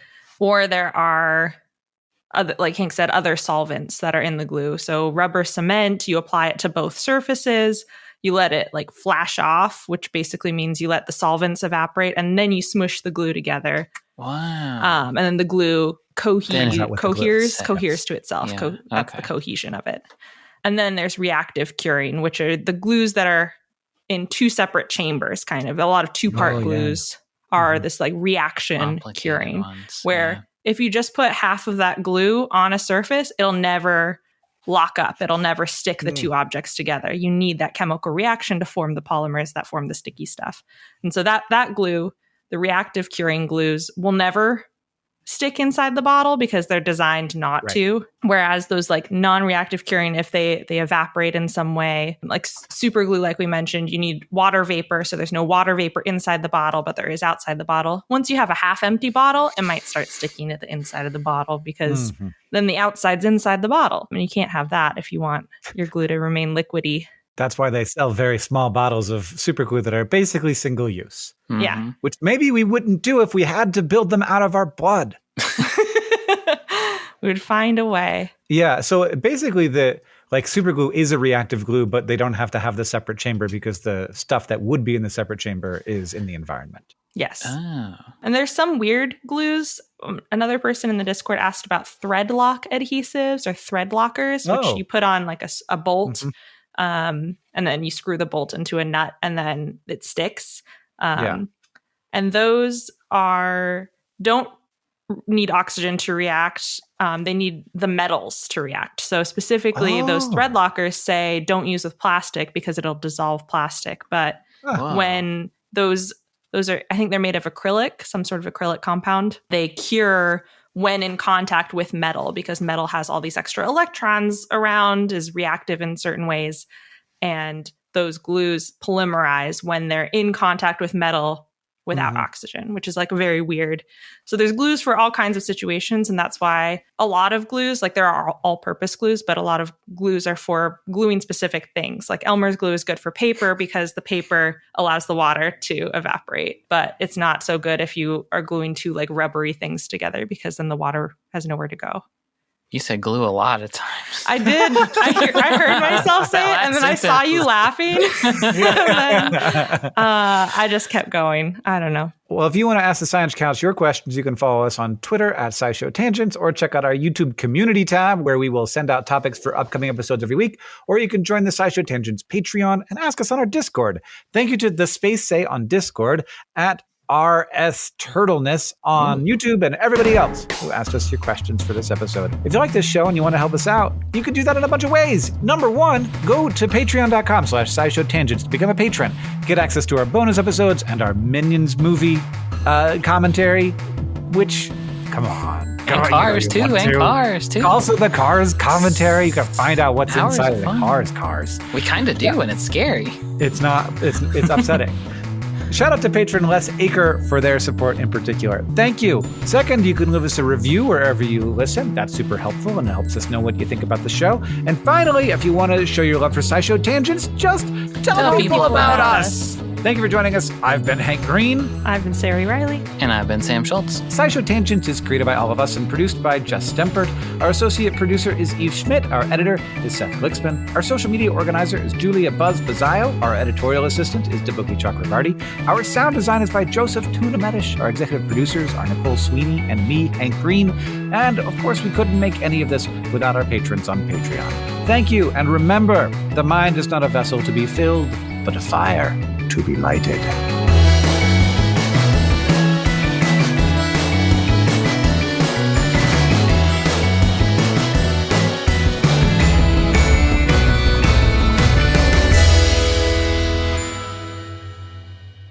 But one more thing. Sometimes, because of an infection or injury, a very small tube called a fistula can form inside of your body where it does not belong, like in your lungs or blood vessels or even your anus, causing leaks that you definitely don't want.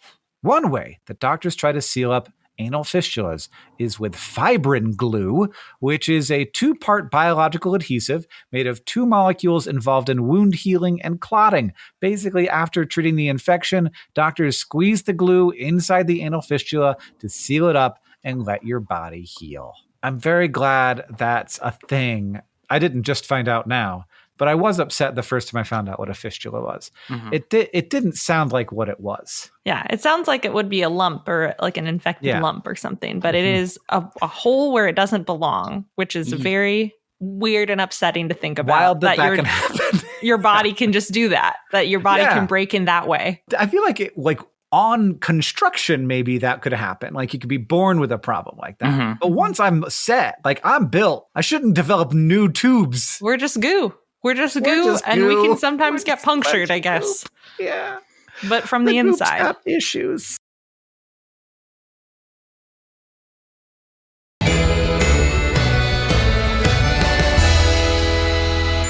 Hello and welcome to SciShow Tangents, the lightly competitive science knowledge showcase. I'm your host, Hank Green, and joining me this week, as always, is science expert and Forbes 30 Under 30 education luminary, Sari Riley. Hello. And our resident everyman, Sam Schultz. Hi. I have a question for you guys. Okay. Tell me the name of your pet, and then the name that you ended up calling your pet. Oh, Lilu and Lilu. I don't mess around with those alternate names. You don't have like a Lulilau or anything? Nope. You don't call her Lilu Dallas Multipass? Sometimes we used to call her that more often than we do now. She's just Lilu now. She's transcended that reference, and it's purely just Lilu. But I understand the compulsion. My brother's name is Will, and we call him Wilbur. And sometimes we call him Birdman because it's Wilbur turned into Bird, turned into Birdman. Okay, so you don't have a story for your pet, but you do for your brother. More accurate, yeah. Our cat's name is Inky, which is also something that you'd just say, and it has the same cadence as Lilu, but we call her so many different things. Stinko, Bug, Bean. We have a subset of nicknames when she's being a gremlin in particular ways. So sometimes we call her Grem for gremlin for short. Sometimes we call her Dennis when she's being a menace. Sometimes we call her Marvin when she's starving. Oh, no. And so she's got so many names, but they change depending on her behavior. She earns a title almost. She's almost a different animal. Yeah, at all moments of the day. Whether when she's being great, oh, Inky, you're being so cute. When she's being a Grem, Stinko. Stinko menace. Yeah. Stinko the menace over there. Yeah. I have two cats. We have our new cat, Chester, who already, he's gone from Chester to Chester Cheese to just Cheese. I think maybe it was Chester Cheetah first. It was Chester to Chester Cheetah to Chester Cheese. And now just Cheese. We call him Cheese. At this point, it's not really a cat name. And then we have Gummy Bear, who is, we went from Gummy, we call him Gum and Gummy and Gumball and Gums. And when one day we came home from something and my son opened the door, because Gummy Bear is always there when you open the door when you're coming home, just sitting there. And Oren said, "The expected Gums." And so we call him the expected Gums. That's really good. The expected Gums and Cheese sounds like the best, like, buddy cartoon characters. Yeah. Catherine also walked by Gummy Bear this morning. He was like hanging his arm off the cat tower like cats do. And Catherine looked at Gummy Bear, said, "Piggy dippin', ham hock, ding dong," which are all things that we say when he does that. We call it piggy dippin', which is a reference to an online video. And then ham hock came from us. And then ding dong was our old cat when she would hang her tail off the tower. We'd pull on it and go ding dong until we just had to say ding dong and she would lift her tail up without us having to touch it. She didn't want it to happen. And I was like, Did you just say piggy dip and a ham hock ding dong? She's like, I didn't think you were there. We call that chicken wing behavior. Cats are so good. Every week here on SciShow Tangents, we get together to try to one-up, amaze, and delight each other with science facts while also trying to stay on topic. Our panelists are playing for glory and for Hank Bucks, the currency in this podcast, which I have not mentioned outside of this intro for at least over a year, according to Eve. Hank Bucks. It has become quite abstract, I think. Yeah. Will be awarded as we play it at the end of the episode. One of them will be crowned the winner. So, as always, we're going to introduce this week's topic with a traditional science poem, this week from Sarah. Usually foods are pretty cut and dry. A potato's a potato, a fry's a fry. And you get kind of weird in the noodle zone, or a chocolate versus a blueberry scone. But usually you sort of know what you're eating, except for cheese, which can be quite deceiving. You might get a gooey processed square that melts on toasty bread, or a hard grainy slice from a big old wheel that weighs 7 times your head. a soft, stringy lump that's stretched from curds, or a pillowy, thickened whey, or a funky cube that reeks of feet or has ribbons of blue-gray. Then there's sprays in cans or shredded blends or neon dust to try. And lest we forget the cheese in quotes with nary a dairy inside. But it behoove us all to learn a few names of the hundreds or thousands vying for fame to help us with confidence say yes, please, when presented with a board of mystery cheese. Cheese! Beautiful. Is the topic of the day, like my cat. And you've already let slip that it's not easy to define what a cheese is. I thought you were going to tell us that a lot of those things weren't technically cheeses, but they are all indeed cheeses. It's not actually that hard to name what a cheese is. Is easy cheese? I think it's a cheese product. Cheese Whiz has dairy in it? I think a lot of the processed cheeses, so spreadable cheese, Cheese Whiz, whatnot. What we used to call in college regular cheese, which was Kraft American Singles. Yeah. Usually there's some sort of, well, I guess it depends. There's some sort of cheese percentage of it, just less than buying a hunk of cheese. So it's like you take some cheddar and then you add a bunch of additives to make it more spreadable, sprayable, dustable, or floppable. I mean, I calling it American cheese is the greatest insult our nation has ever received. Also, all of the other nations too. Like, we call it American cheese. That means South America, they have to some extent, must feel responsible, which they definitely are not. They didn't have anything to do with it. That's United States cheese. Where was it invented, huh? Oh, it was definitely invented in America. It was invented in a laboratory at Kraft headquarters. James L. Kraft patented the method. It was probably some guy, and then he was like, I invented this. Yeah, this is really the cheese that built $1 billion corporation right here. He was Canadian. Canadian cheese! Canadian cheese. This is the biggest news that has ever been discovered on SciShow Tangent. Is he Canadian? Canada is North America. That's true. But we all know that's not what you mean. We all know what they mean. Yeah. Yeah, he immigrated to Buffalo, New York in 1902 from Ontario, Canada. Famous American-Canadian Kraft cheese man. His actually first name is Kraft. His last name is Cheeseman. Anyway, Sari, what's cheese? The thing is... Weird milk. Basically, it's a cheese describes the process of making cheese. And so you take a milk product, cream, skim milk, buttermilk, some combination. Yeah. Coagulate it with some sort of coagulating agent. In some cases, that is an acid. So like paneer cheese is by adding an acid to milk. A lot of times it is enzymes that we add to it. Some of the original cheese is made using rennet, which is a substance within the stomachs of ruminant babies. So like baby cows, baby sheep, baby goats. Wild. Are they okay when we get it from them? I think they're probably not. Oh, yeah. No. Okay. We eat their meat and then we use their stomachs. But the reason they have it is because milk usually goes through your system pretty quick, but they have natural coagulants so that when they drink milk from their parents and get it in their tummies, it coagulates so it lasts longer and they can extract more nutrients from it, because that's like the whole thing that ruminants do, is have stuff hang around in their stomachs for a while. And so at some point, humans probably stored milk in a stomach as a sack, because it's also like nature's handbag is a stomach when it's outside the body. And then it started coagulating. And then if you remove the liquid, or you can remove some portion of the liquid and compress the solid stuff, then the solid stuff is technically cheese. At that point, that's cheese. At that point, it's cheese. Even if there's some whey mixed in, like cottage cheese is a mixture of curds and whey. Cottage cheese.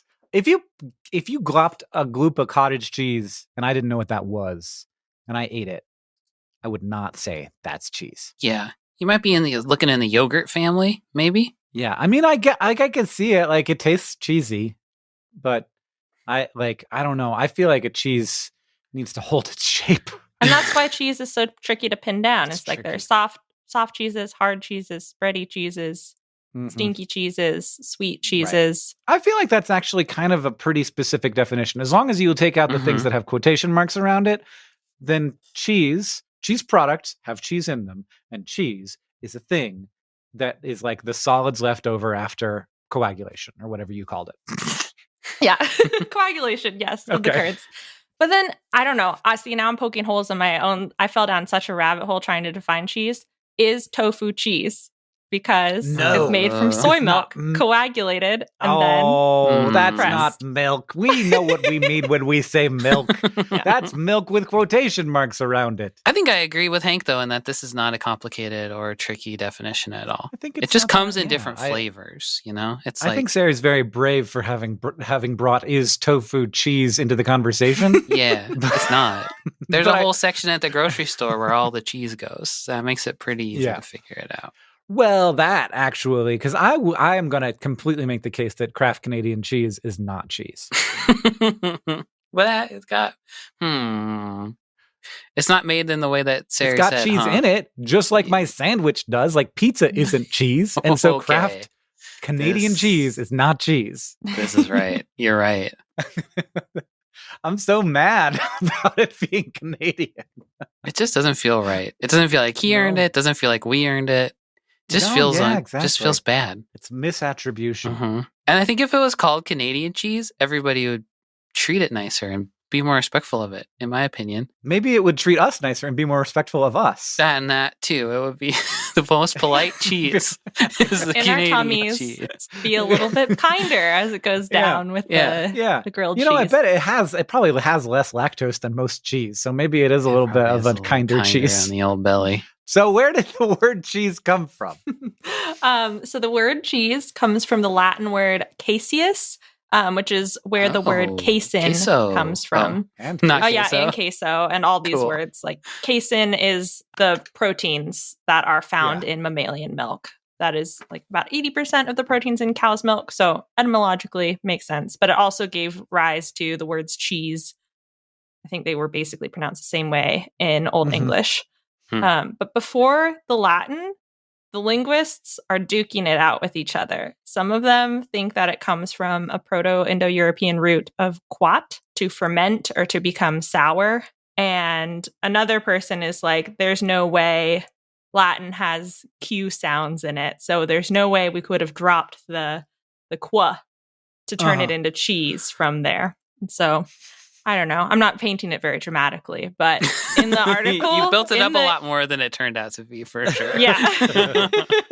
And I guess in linguist terms, this is pretty much of a dig of no etymology can be found, which does not require some poorly founded assumptions, which I think was the person who thinks it's unknown making a dig at the fermentation. Brutal fatality. That is the trick with all of these words that we made up. We stinky cheese people or not stinky cheese people? What are we thinking? I'm not a stinky cheese person, though. I am not a stinky cheese man. I am a mild lad. I don't like spice. I don't like flavor. I'm a big time stinky cheese man. I've realized recently that my favorite cuisine is like what Wario or the Grinch would eat, where it's like very garlic heavy, very tangy, vinegar, that kind of just nasty flavors. I love it so much. I think that growing up, Gargamel's a very unhappy man. But I think that you could grow up to be a happy Gargamel, you know? Who doesn't want to kill Smurfs for a living? Well, yeah, why can't I just be Wario or the Grinch? They both are happy. I don't know if Wario is happy. I think he's very happy. He seems happy. He's always smiling. He seems happy, but like angry about it. Yeah. Yeah. You could be happy and angry. Happy isn't the opposite of angry. Yep, that's right. True. Yeah. He's like a gleeful He's a gleeful man. Gargamel. Anyway, that's not the thing that we're going to do for our game show today. Instead of that, we're going to be playing the secret ingredient. Of course we are. It's Cheese Day. One of the incredible things about cheese is how many variations we have come upon with the same basic premise. Over time, that ingenuity means that seemingly unusual ingredients like fungi, mites, and maggots have become part of long-standing traditions in the world of cheese. So today, we're going to be highlighting some of the strange ingredients of cheese in a game of Secret Ingredient. I will describe a type of cheese to you, but I will leave out one of the ingredients that makes the cheese what it is. And I'll give you 3 options for what the secret ingredient is, and it's up to you to figure out which one it is. Makes sense. So you actually get multiple choice this secret ingredient, which is going to make it less difficult. Are you ready? Yes. Yeah. Our first cheese on the menu is Cornish Yarg, a cheese based on a 17th century recipe. That's real. I didn't make it up. That was rediscovered and adapted by a group of cheesemakers in Cornwall. This semi-hard cheese is made from cow's milk and has a distinct mushroom flavor. But what's particularly notable is a very local ingredient that is used to make its rind, which not only acts as the rind itself, but also provides the mushroom flavor and enzymes needed to mature the cheese. What is the secret ingredient? Is it A, lichen that grows on the Cornish cliffside, B, stinging nettles from the Cornish countryside, or C, sand taken from Cornish beaches? Lichen seems the most mushroomy, doesn't it? But yeah, lichen's got fungi in it. So this is like in the rind, or the whole rind is made out of this, or you don't know? I think that the rind is made out of this. Okay. And sand.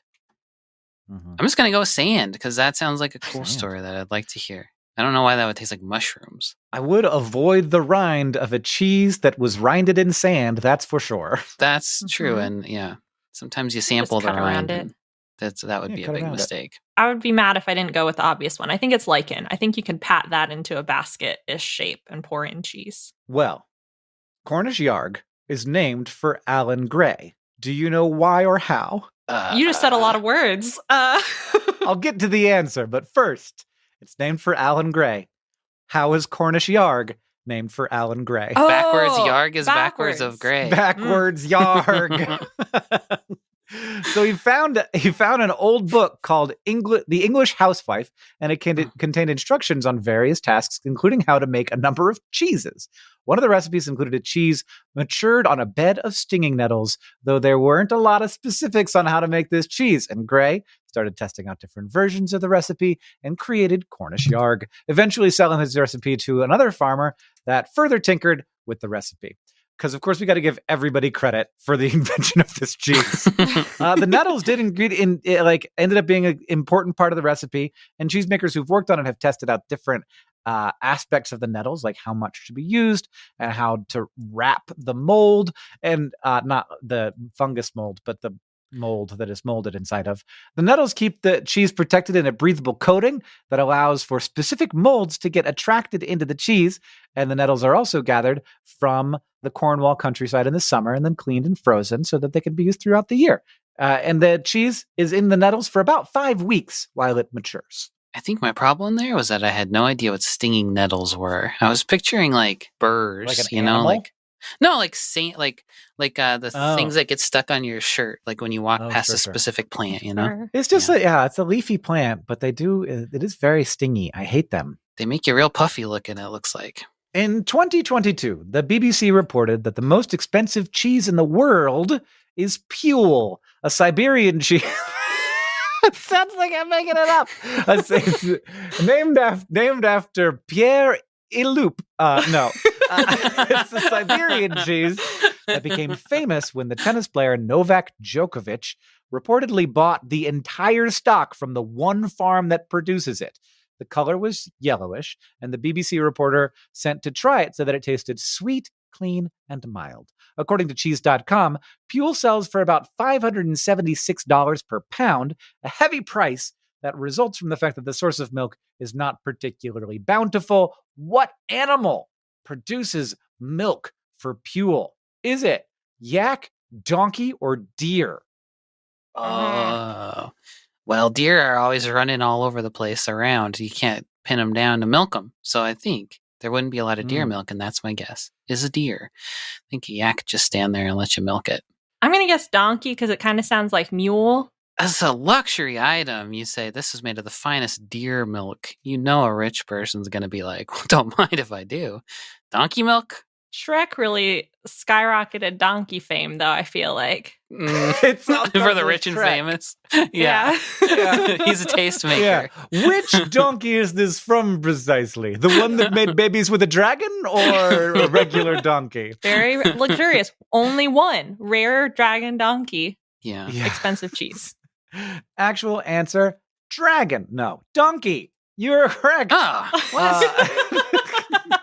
The recipe is a secret, but one of the few things we know about it is that it's made using the milk from Balkan donkeys, which is a tough ingredient because while it takes about 25 liters of their milk to make 1 kilogram of the cheese, a female donkey will only make around 300 milliliters of milk per day. On top of the low milk yield that comes from working with donkeys, donkey's milk is tough to use for cheese because it has a low amount of casein. So to use their milk for the cheese, it needs to be mixed with goat's milk. Cheese is 60% donkey milk and 40% goat's milk. This cheese doesn't sound very exciting to me.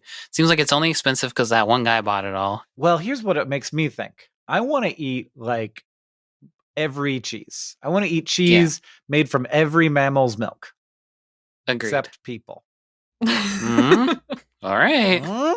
Once you get done with all the rest of them, don't you think you'll be like, I guess I have to. Right. I guess it's time. Working on my blog, and it's just like, I don't have anything else to post. I guess the last one. All right. So someone has a point now, and that person is Sari. Next question. Emmental, that's a normal cheese I've heard of, is a popular Swiss cheese made from cow's milk that's often found in fondue and cheese plates. There are different varieties of Emmental, and the flavor itself can change based on how long you age it. And sometimes what matters is not just what you put in the cheese or how long it's aged, but what the cheese is surrounded by. In 2018, a Swiss cheesemaker wanted to test a theory he had about Emmental aging, so he collaborated with the University of the Arts in Bern on his theory. What did they do to the cheese's surroundings as the cheese matured? A, they kept the cheese in rooms painted different colors. Wow. B, they aged the cheese in containers with different fabric interiors. Or C, they played different genres of music to the cheese. Well, I feel like the colors would do absolutely nothing. Light on the cheese, unless there's like something that was really photosensitive in it.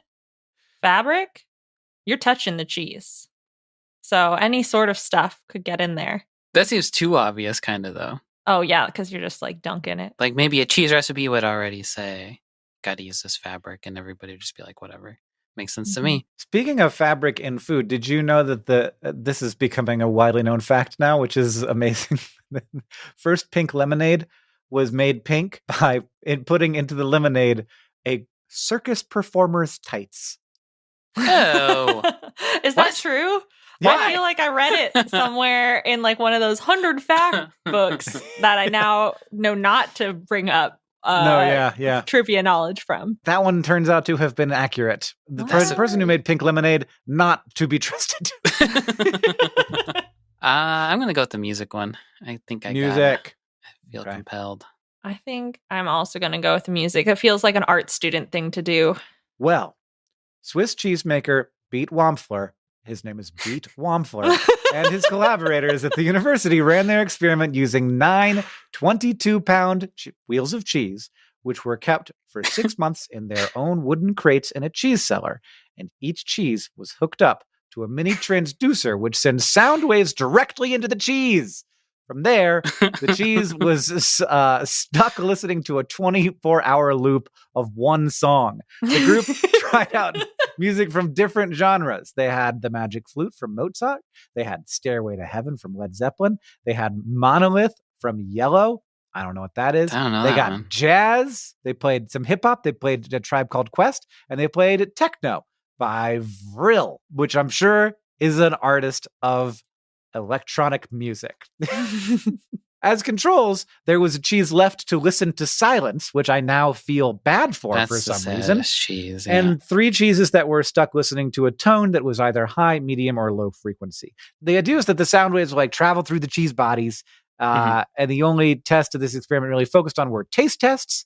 They gave it to food technologists and a panel of culinary experts to judge in a blind taste test. And in general, the hip hop's cheese seemed to have the strongest flavors. Wow. That's a perfect name for a guy who's playing music to cheese, specifically. Beat His first name's Beat, right? His first name's Beat. And his last name is Wampfler, which sounds like the noise that comes out of the speaker when you're listening to Vril. through a bunch of cheese. Yeah. Yeah. Mm-hmm. I'd try some out, but I don't think that it would be worth it. Next up, we're going to take a short break and then the Fact Off.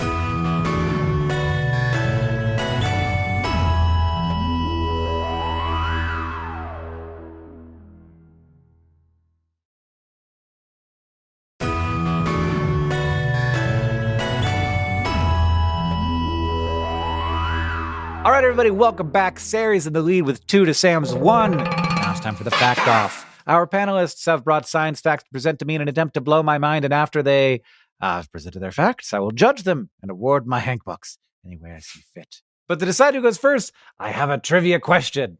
The Washington State University Creamery produces a canned white cheddar cheese called Cougar Gold, which has been around since the 1940s.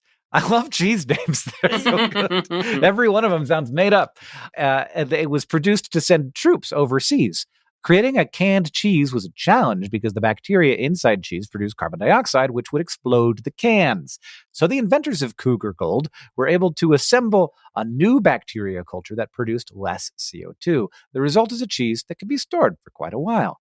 In 2010, the parents of a former Washington State University alumna called the creamery to let them know that they were driving through with a can of Cougar Gold that might have been one of the oldest unopened cans at the time. How old was that can of cheese? 55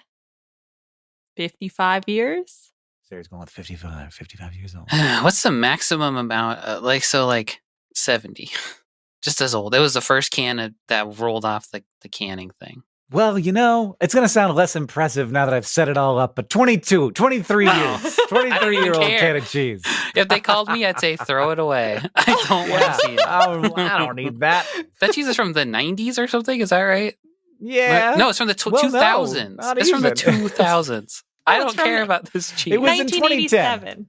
That's the year I was born, so I'd say bring me the cheese, actually. This is exciting cheese. Do you guys know about cup of cheese? No. Where you fart in your hand and then you put it on someone's face and you say, cup of cheese. I didn't like that. Don't say stuff like that. The first time I ever saw someone do cup of cheese in real life, I was like, that's the best thing I've ever seen. That's disgusting. And I was a grown man. I was like 30 years old. If you ever do that to me, I'm never talking to you again. Oh, I would never do it to a person, but I did watch Lee Newton do it to Joe Beretta, and I was very happy.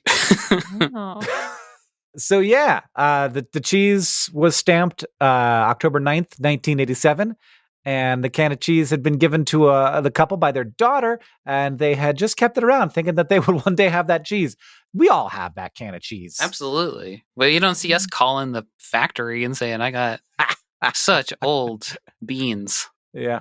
The cheese was opened, which seems like a bad decision.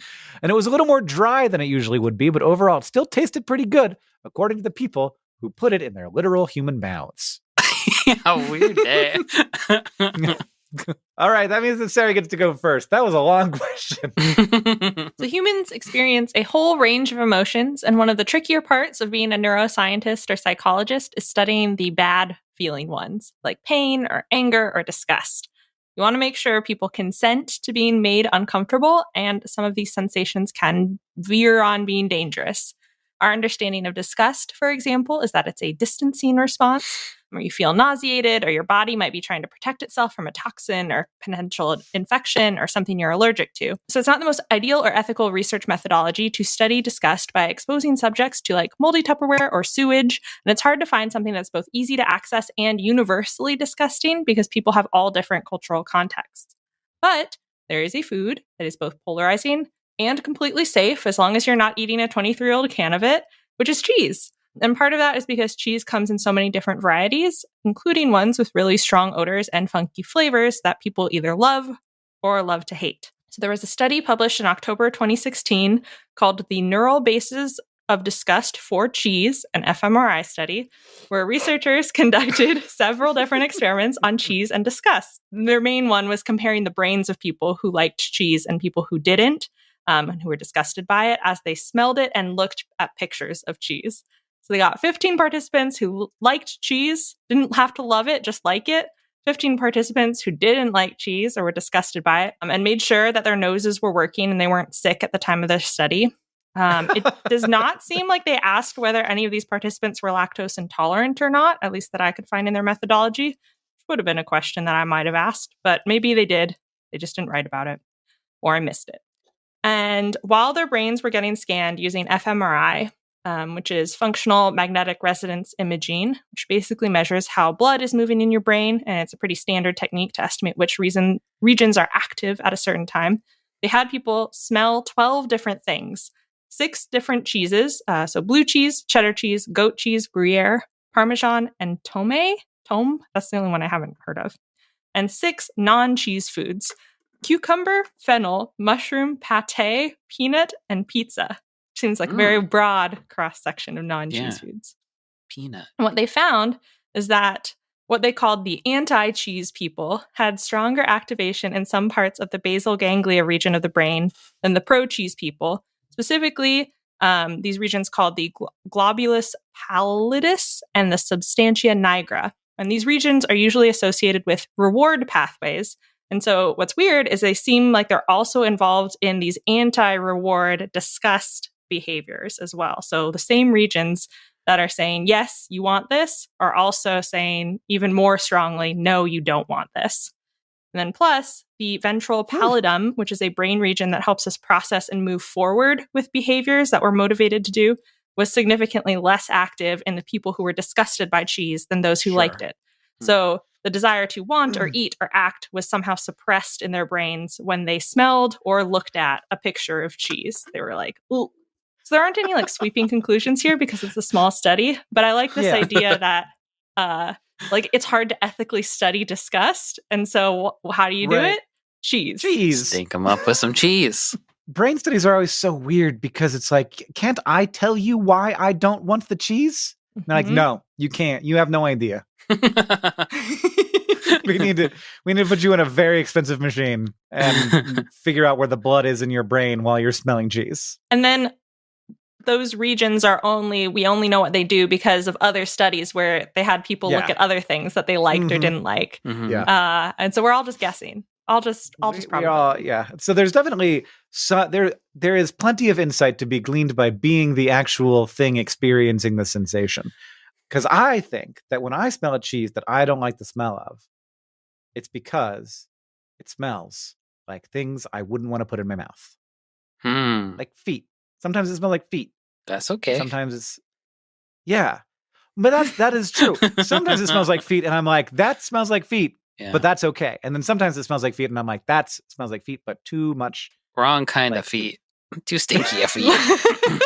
That's true. Every cheese has a little bit of funk. Except for Kraft Canadian cheese. Yes. Which just has that glossy texture of silly putty.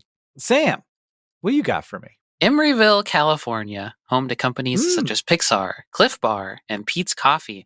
This booming city nestled in California's Silicon Valley is a modern economic powerhouse. But this isn't the first time that Emeryville's been a modern, booming economic powerhouse.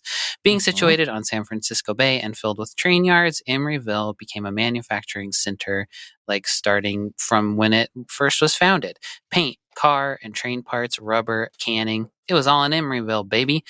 But being a manufacturing center comes with some ugly side effects, chief among them being industrial waste.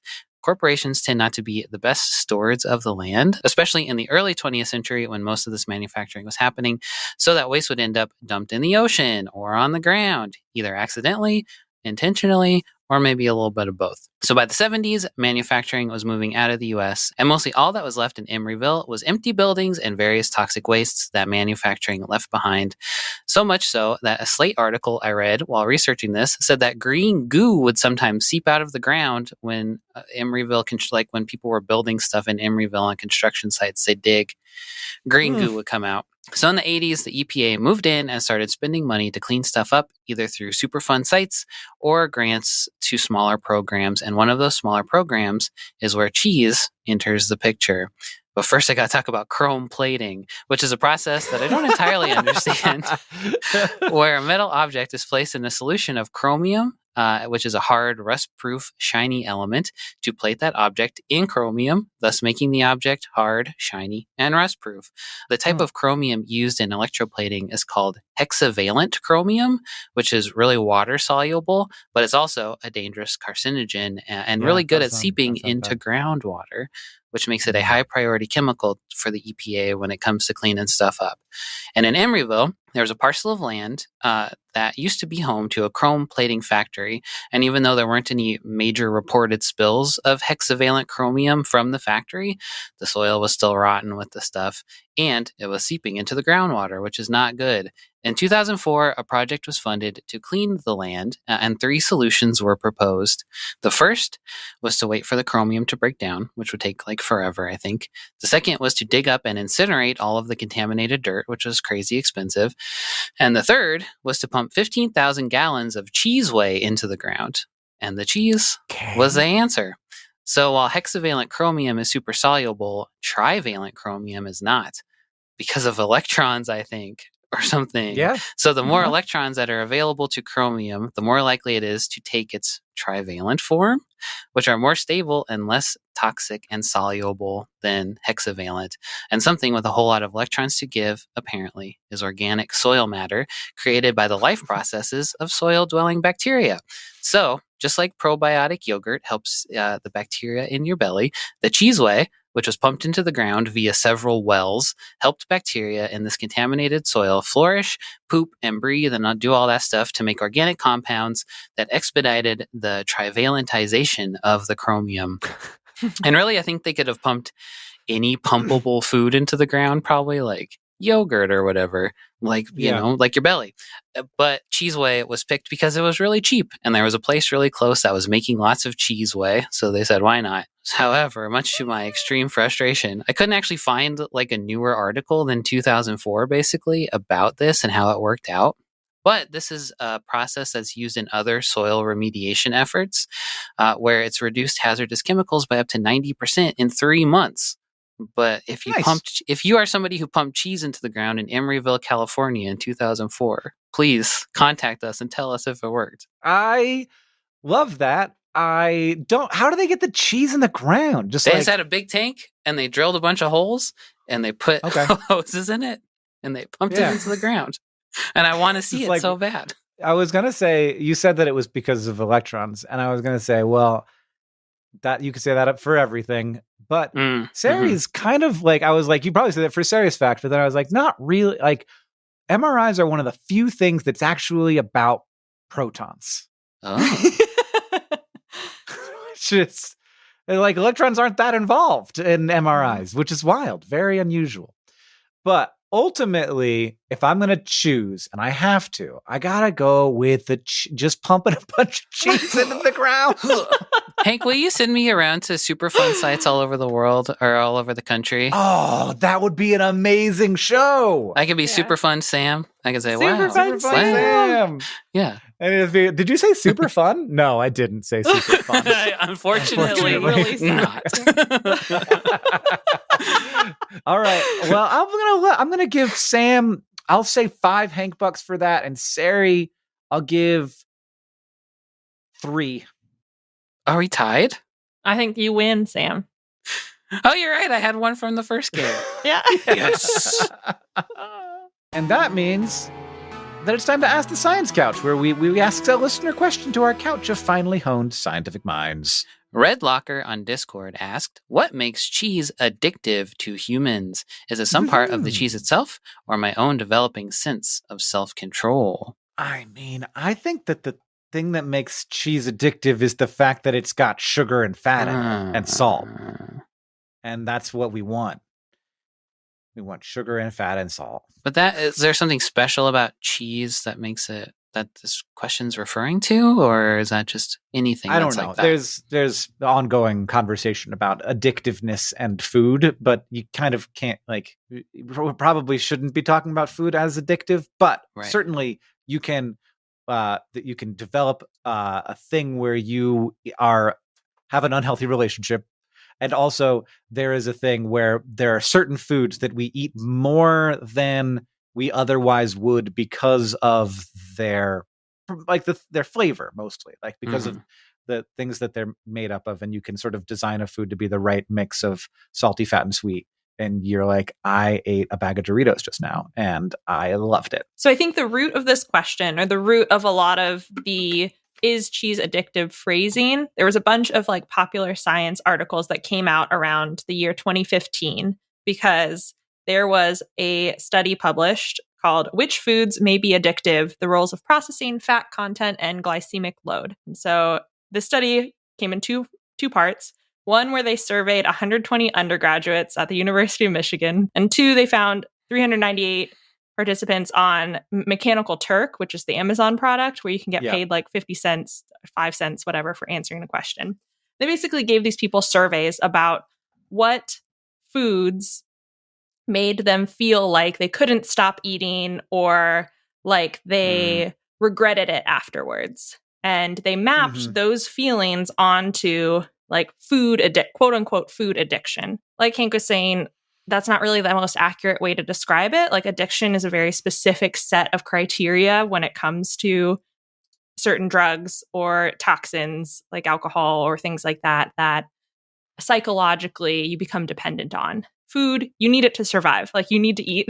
And so you can get cravings for things, and maybe there's like complicated emotions around certain foods. This is why I think we talk about it as addiction, because you have a lot of the same pathways in the brain, like the reward pathways. But I think that it's mostly like we need to you don't want to talk about food addiction because food is necessary and is like and is a normal part of life, unlike cigarettes or alcohol or gambling or something. And the findings from the study, as they hypothesized, which is like highly processed foods with added fat, refined carbohydrates, and additional salt, appeared to be most associated with these like behavioral indicators. So like the top ranked foods 1 through 9 were chocolate, ice cream, French fries, pizza, cookie, singular, chips, plural, cake, popcorn, buttered, cheeseburger. And that was like, ooh, great foods. Hey, great foods. And so a lot of articles were like, oh, cheese. Like cheese is Canadian cheese singles, Canadian craft singles are all these things, are like these highly processed foods. And so like you're addicted to cheese. But that's like not what the study was saying. And it's kind of a classic case of, especially in the nutrition space, I think people like to make sweeping conclusions about what other people should or shouldn't eat. Like a subset of this, the rabbit hole that I fell down, is this idea that casein, that milk protein, that is like 80% of the proteins in cow's milk, when you metabolize casein, and there's several different types of casein, but specifically like one of them that's found in cow's milk, turns into a compound called casomorphin. And casomorphins are a class of compound that fall into the category of opioids. And because it's an opioid, then of course people make that connection almost immediately of opioid addiction. The problem is like the opioid system in your body exists as it is. Like neurotransmitters, your brain naturally makes are opioids that enable communication between your neurons, help your body communicate things like pain or pleasure or memory or like the movements of your digestive system, contractions, and like constipation or diarrhea. Like all of those are opioids. And so it makes sense that a digested compound from milk, which is also something that's in the human body, would then interact with the opioid system because you have to digest the food. And there's a wave of people who are in like the nutrition space who are like, we're going to try and link casomorphins, or there's evidence that casomorphins are linked to diabetes and heart attacks and like too much eating cheese or dairy products in general. Whereas the reviews, I found one from 2009 from the European Food Safety Authority and one from 2023 from like a Sao Paulo, New Zealand team, where they're just like, we don't know. Like, we haven't studied casomorphin in humans enough. And like, sure, if you isolate a bunch of it and inject it into animals, then it will, you might see signs of addictive behaviors or like weird biological effects. But that's because it's such a wildly high concentration and injected directly into the bloodstream. But we don't know how it interacts in humans. And also the people who are having digestive problems because of it or health problems because of it might just be like lactose intolerant. Like, let's consider that maybe. One thing I have learned about human bodies doing research on cancer is that we are really good at processing chemicals in our bodies and like dealing with them way better than I think most people assume. Even like obvious carcinogens like uranium in the air like our bodies are fairly good at dealing with. And I'm like, if we could do that. Not that there's a lot of uranium in the air. I mean, people who are like downwind of accidents and disasters. What? Super fun, Sam, inhaling all that uranium.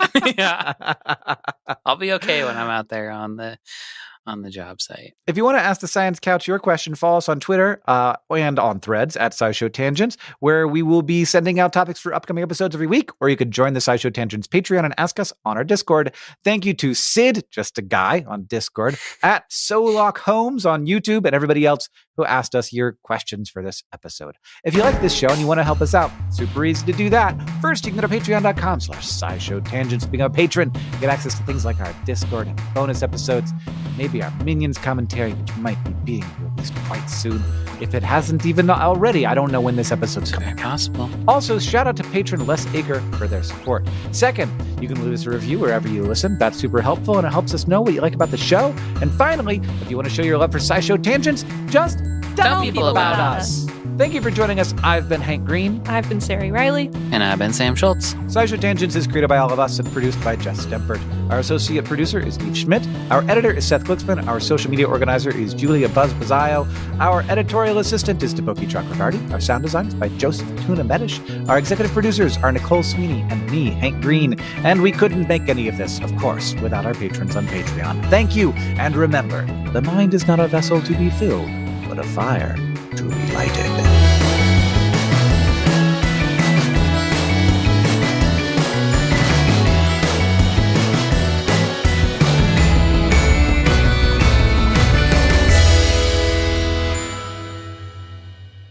But one more thing.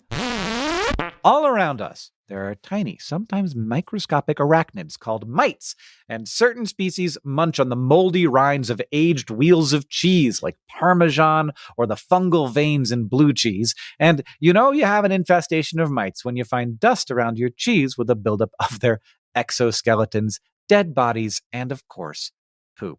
So in many cases, cheesemakers try to protect their food from these pests. But at least two types of cheese are actually intentionally aged with a colony of mites: the French cheese Mimolette and the German cheese Mittelbedenkäse, which translates to mite cheese. That's the German way of naming stuff.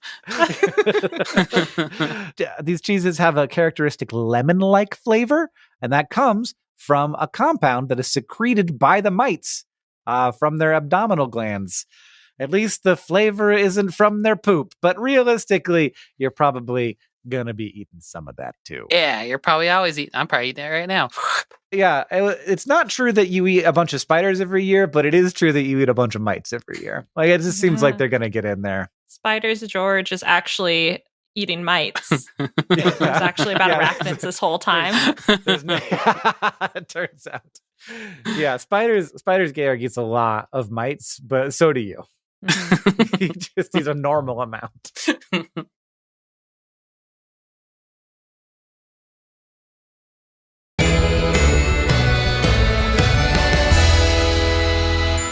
Welcome to SciShow Tangents, the lightly competitive science knowledge showcase. I'm your host, Hank Green, and joining me this week, as always, is science expert and Forbes 30 Under 30 education luminary, Sari Riley. Hello. And our resident everyman, Sam Schultz. Hello. You guys, I have an important question, and it is the kind of question that a resident everyman and an education luminary can answer. If you were a bean, what kind of bean would you be? And do not give me a basic answer. Uh-oh, that last part was scary. What does that mean? Yeah, what is a basic bean? I just don't want to hear coffee. I don't want to hear coffee bean. I wouldn't have said that. Was nowhere. That wasn't even in my top 10. I think it was a little black bean, you know? Do you think that's pretty basic answer? I know, but I love black beans so much. And also, there's something about a black bean that just looks so brave to me. They're just like, wow, here I am. I'm going to try my best to make you have a delicious dinner. That's great. I love that. Sari, top that one.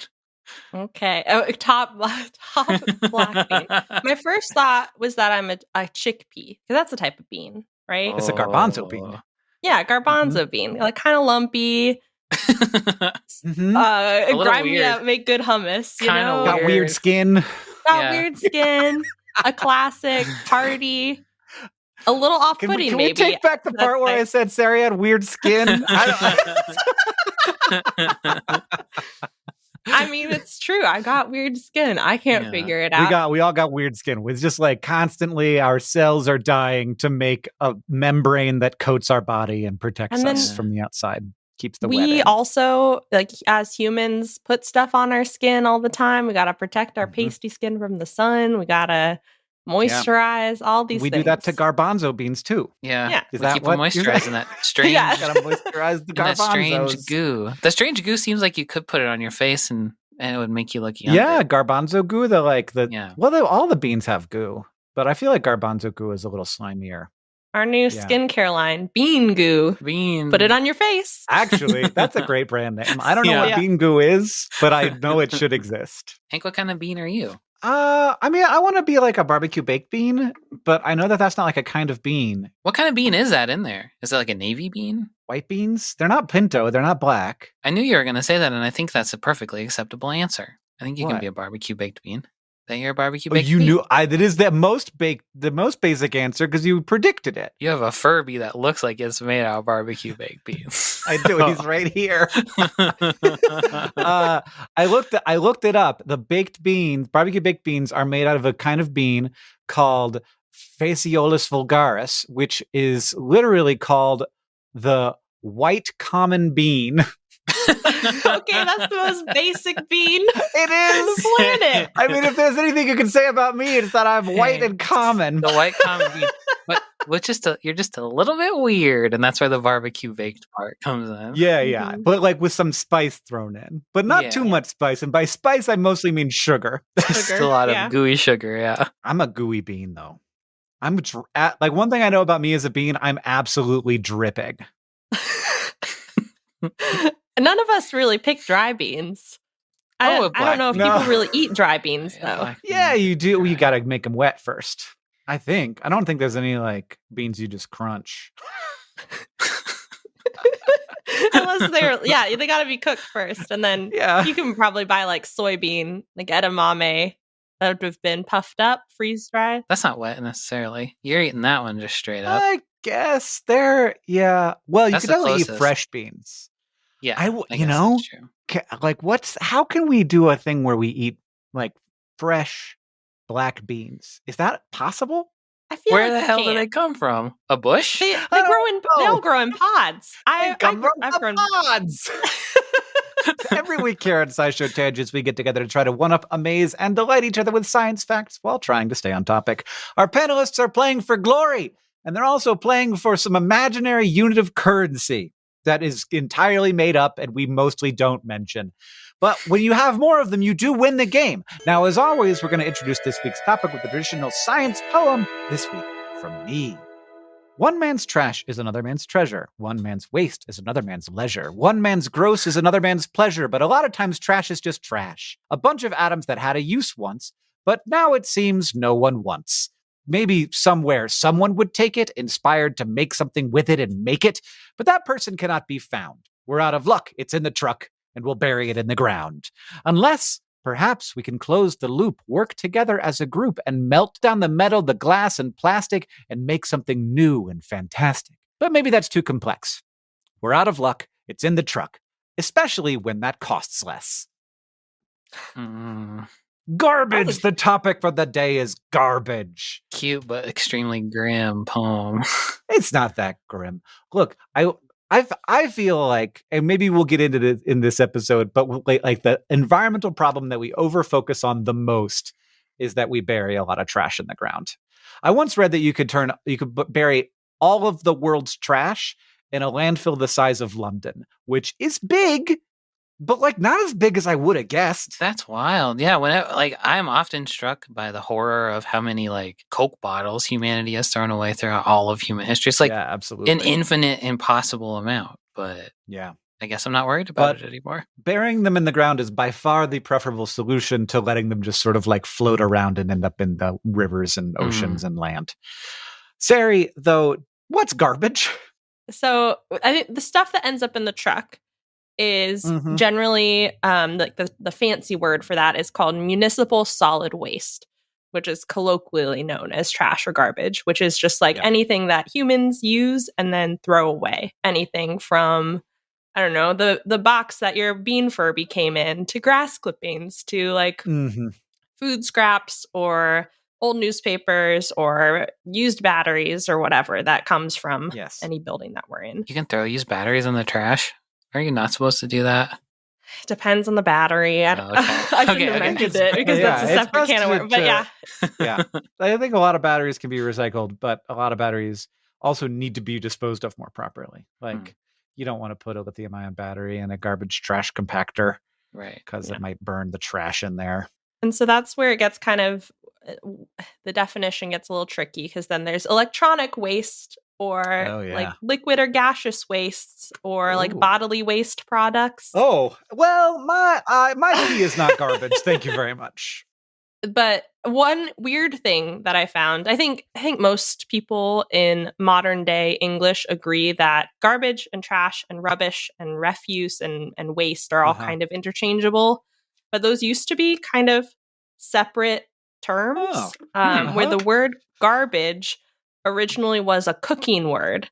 So it used to mean giblets, or like the waste part of a chicken specifically as you cleaned it. What? The head or the feet. Wow, that's very specific. And a garbager in Anglo-Norman dialects in Middle English was a kitchen servant who would pluck and clean poultry. And so the garbager would get rid of the garbage. Would the garbager maybe have like a special use for the garbage? Like the garbager would be like, thanks, I threw all of these away, but actually is taking them home to make special soup. I think maybe. I'd definitely, if I was a Middle English servant, I would totally boil some chicken feet. Yeah, get some gravy going. Yeah, they probably did. And there was probably a recipe for garbage at some point where it was like, take all the garbage, awful or offal that no one else wants. When I was in Rochester, New York, there was a dish called the garbage plate specifically, and I had it, and correct. I've seen this before. I mean, I'm not saying that it's trash, but I'm saying like that's the right name for what I got. It was delicious, but it was definitely a garbage plate. It was mostly unidentifiable, I think probably ground beef with a set of seasonings that were far outside of my experience. Oh, wow. Says the barbecue baked bean. Yeah. So was trash a specific thing too? So what's weird about this is once you go further back than Middle English, we have no idea where any of these words came from. They're all like origin uncertain, origin disputed. But somewhere around Middle English, we just had all these different words for different things. So garbage was like food, trash. Rubbish was like dry stuff, whether it's like building rubble or boxes or bottles or tin cans or whatnot. And again, in this like mystery, people are like, maybe rubbish is related to rubble, but that word also has an uncertain origin. So I don't know. They could just refer to the same thing. Trash. There is one obscure possible origin. There is a text from 1763 where trash refers to an old worn out shoe. What? Like he had worn his shoes into trashes. But we don't know where it came from. From the 16th century onward, someone just started using the word trash. And everybody else said, yeah, that's right. It's trash. And then waste has a little, like, goes back a little bit further, but more in the sense of wastelands, like desolate regions. And so like waste meaning to damage or destroy, or to be empty or desolate. Waste is the most serious trash word of all of them. That's the scary one. Yeah. The other ones can be a little cute, but waste, toxic waste. Yeah, rubbish I think is specifically very like, Yeah. I feel like it's British too. Definitely. All British trash is rubbish for sure. Yeah. Rubbish. In the bin. I'll just put it in the rubbish bin. We're in America, we got all our slop trash. In the garbage. Put it in the trash can. In the garbage can. Yeah. Trash can is way, way worse than a rubbish bin. Rubbish bin is adorable. Trash can Trash is where can. monsters live. I'm the trash man. Yeah, sounds vaguely threatening when you say it that way. I'm the trash man. They're all really fun words to say, though. Garbage, trash. Garbage, waste, refuse, dregs. That's a good one. Ooh. Well, now we know so much about trash. And we all, I feel like, had a fairly good idea. Look, we've got two types of garbage. We've got the type that you could turn into something useful, and you got the type that you can't. And those are... We don't have time to think about chicken the wet necks garbage, anymore. the dry garbage. That means that it's time to move on to the quiz portion of our show. Packed into our garbage is the full breadth of human experience. So it only makes sense that as we dive into the weird world of garbage, we'll find a whole array of strange words. So today, in honor of our trash vocabulary, we're going to play the scientific definition. I will present you with some kind of word associated with trash, and then you have to come up with an idea of what you think that word actually represents. And whoever comes closest, according to my judgment, will win a point, or a Hank buck, or whatever it is that we've got. A Hank cent. You guys are playing for Hank cents today. Inflation's run wild. We've got maybe it's deflation. Now a Hank cent is worth a Hank buck. Hey, we're in the money. We're 100 times richer than we were before. I've heard that deflation is very bad, though. So whatever else is going on in the SciShow Tangents economy is terrible, but this is good. That bubble's gonna pop. That's I feel like what people say all the time about economies. That bubble, the SciShow Tangents bubble is ready to pop. And by pop, I mean tell your friends about us. The first word that you have to tell me what it means is Neptune balls. Gosh. That could be anything. It could be It sounds like Orbeez. But I'll tell you that it has something to do with trash. Sound like Orbeez. I mean, could like something a fish that comes out of a fish be trash? Neptune balls are something that comes out of a shark that just gloops. Yeah. It just gloops onto the beach, and it's no good for anybody to look at. Yeah. Like it's a pearl made from when a shark eats plastic. And it's like it forms in the shark's belly, and then they puke it out, and in the middle there's a rubber duck, but all around it it's just like shark goo. Yeah, it's shark Neptune puke. ball. That's what it is. Yeah. Like that's Neptune's problem, not a land god. I'm gonna say it's like when Walt Disney was coming up with the like future zone of the park. Love this. I feel like in the way that Epcot was supposed to be the future technology, he was trying to invent the next stage of trash can and came up with a spherical vessel called the Neptune ball. And it was really functionally no different. Maybe it had a pneumatic tube or something like that, but it was just a vessel. Yeah, it had a pneumatic tube for sure. Yeah, Disney and his Neptune balls. What an insane guess that was. Both of your guesses were top tier and unhinged, and I loved it. And Sam's is by far closer. All right. Incredible. So that you get one Hank cent. Neptune balls are bundles of seagrass that trap plastic in the Mediterranean Sea. Oh, The species Poseidonia oceana has long leaves, and they can form meadows. But the shed leaves can bundle together with dead rhizomes of the plant, and those bundles end up washing ashore as Neptune balls. Between 2018 and 2019, researchers did a bunch of research on Neptune balls and loose leaves of this plant. They found 600 bits of plastic per kilogram in the loose leaf balls, and the Neptune balls had around 1,500 bits per kilogram. So seagrasses might be providing a way to take plastic garbage out of the Mediterranean Sea. Oh, good. Okay, so that's actually good news. I take you back the Neptune ball, and you can just take it and bury it deep in the ground. Throw it in the trash can. Number 2. Can you tell me what a laser broom is? Well, isn't that obvious?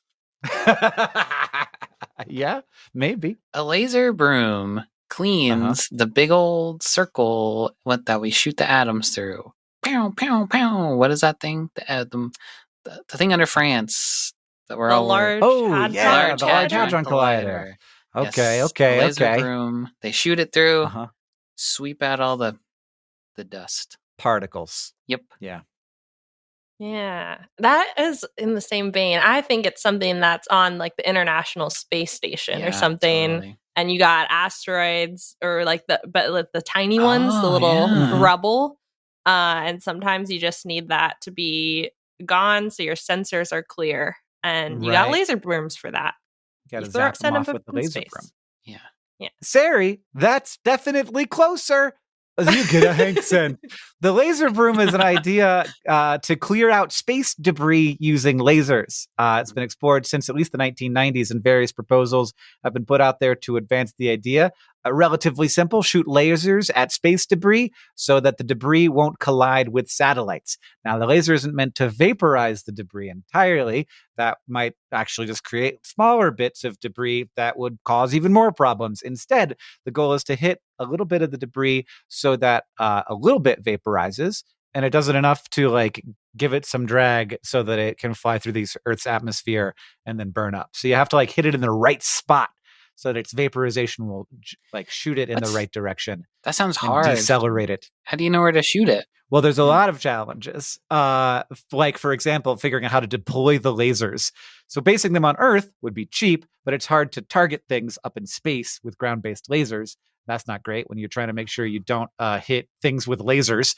And there is a fear that a laser broom could then be like, once you got it up there, used as a weapon. So we don't like, it's just like, no, we're just putting lasers in space for cleanup. It's just space lasers for good. And then it's like, actually, space lasers. It's boring science stuff you wouldn't understand. Don't worry about it. It's called a broom, guys. Yeah, it's called a broom. Have you ever seen anyone hurt someone else with a broom? Yeah. And then flash forward to SciShow tangents and like in like 2,000 years, and Sari in 2,000 years is like, well, brooms used to be the word we used for things that swept the floor, but then in the 2020s, but now it converted, and now it's what we call our most devastating weapon. All right, your final word is wish cycling. Oh, that's nice. That sounds like it's going to really be dark to me for some reason. It involves the corpses of very small bugs somehow. Oh, okay. Some kind of nest. In what way? How? Some kind of nest. What do they do? They fall in in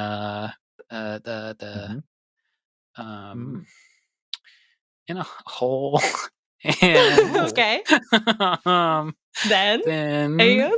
Then some more. Then little baby bugs are laid on their corpses. That's the wish part. So there's a big hole full of dead bugs. Yeah, and then with eggs on them. Baby bugs are born there. Yep, wish cycling. I was hoping that extra time to think would get me something good.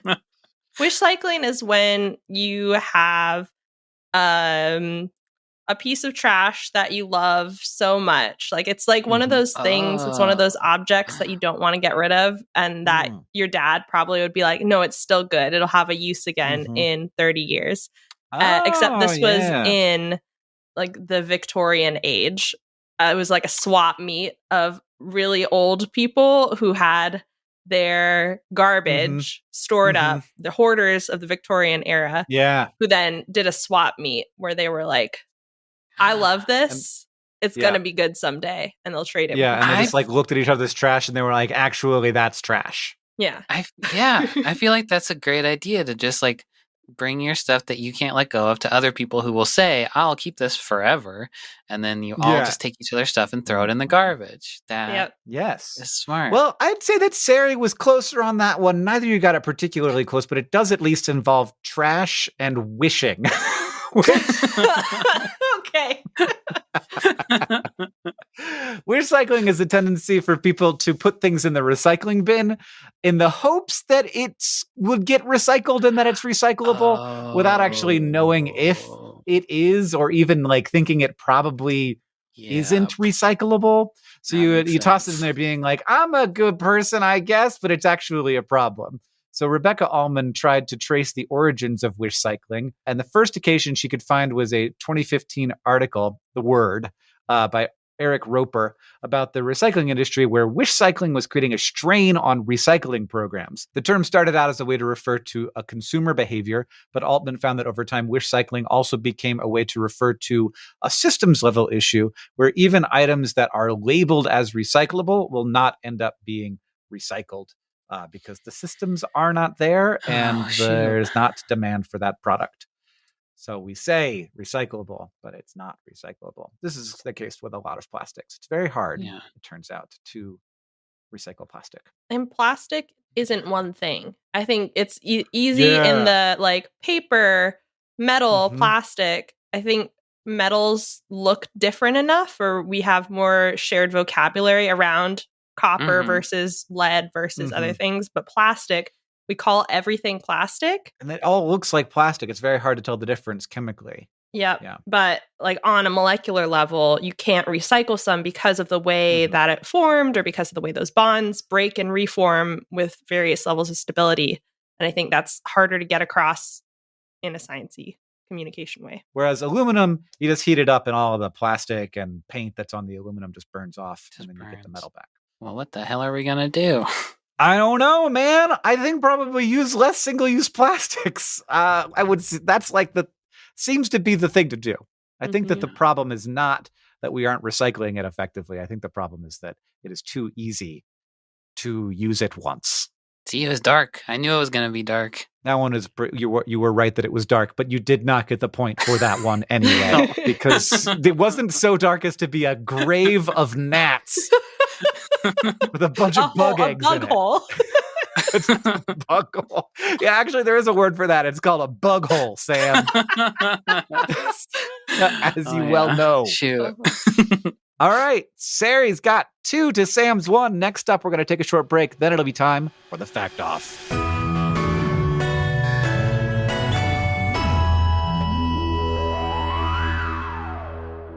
SciShow Tangents is brought to you by Factor, whose ready-to-eat meal delivery takes the stress out of meal planning.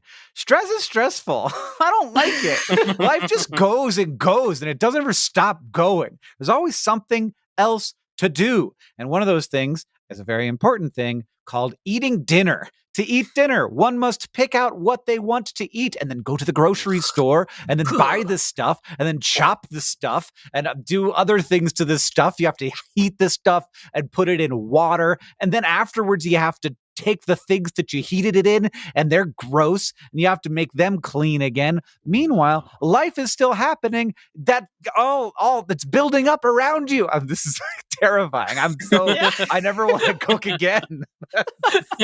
You're right, Factor ad. I don't want to have this happen. This is unacceptable. Sometimes, parentheses, all the time, you just don't have the time or the energy for meal planning on top of everything else going on in your life. So thankfully, Factor is here to help. Factor's 2-minute meals are your secret weapon come mealtime. You can get chef-crafted meals that are better for you and better tasting than takeout, delivered right to your door, ready to heat and ready to eat. No prep, no mess, no sink full of dishes, no stress. We're kicking stress out the door in 2024, and I certainly hope that's true for me. Heck yeah, Factor. Kick my stress. Right out the door. I'm gonna get a chest freezer just for these meals. Well, you're going to need one because they have over 35 meals to choose from, flexible ordering options, add-ons, smoothies. Factor offers all sorts of fast, simple solutions when you're too busy to cook. Banish your stress, even if it's just for like 1 hour while you're eating dinner. Head to factormeals.com/tangents50 and use code tangents50 to get 50% off. That's code tangents50 at factormeals.com/tangents50 to get 50% off. SciShow Tangents is brought to you by Rocket Money, a personal finance app that finds and cancels your unwanted subscriptions, monitors your spending, and helps lower your bills. I said it before, and I'll say it again. It's a subscription-based world out there. Video games, art-making programs, food delivery services. These things, they all have dang subscription services to subscribe to. And I don't want to cast aspersions? Dispersions? Yeah. Aspersions. One of those. Aspersions. Yeah. But it does seem like part of the subscription business model is to get you to subscribe to something and then hope that you lose track of everything you subscribe to and just keep forking out $10 a month until the sun burns out. And you know what? That's actually a pretty good idea on their part, but it's not such a good idea for your wallet. Your money is like a bean. You want to plant it in fertile soil. You don't want people carving off pieces of your bean all the time. That bean's not going to grow if there's a constant drain on the bean. That is where Rocket Money comes in. With Rocket Money, you can see all your subscriptions in one place, decide what you do and don't want, and cancel things with just a tap. Rocket Money will even try to get you a refund for the last couple of months of wasted money. And beans. And beyond subscription canceling, Rocket Money helps you build budgets, track your spending, and more. There's all kinds of ways to take care of those beans so they grow into a nice big bean plant. It has over 5 million users, and it helps save members an average of $720 a year with over 500 million in canceled subscriptions. What would you do with 720 beans? I'd buy more beans. Different kind of bean, I guess. A cheaper, beans, more of a cheaper type of bean. You buy cheaper beans with your expensive beans. Yeah, until I had an infinite amount of the cheapest bean you could possibly have. Subscription companies hate this one simple trick because you figured out their plot, and now you can use that money for beans instead. Stop wasting money on things you don't use and start using money on things like beans. Cancel your unwanted subscriptions by going to rocketmoney.com/tangents. That's rocketmoney.com/tangents. rocketmoney.com/tangents. SciShow Tangents is brought to you by Shopify. Hank, when you started your career as the internet science man, was opening an online store something that you were really thinking that hard about, or something you thought you'd do in a billion years? I was making a shop before I was an internet science man. Oh, what? That was the first thing I did. I was that first. Wow, I got to learn my Hank history. How did that go for you? Good. Here's what I'll tell you. Like the part where we start selling a thing and you get to see the number go up is so exciting.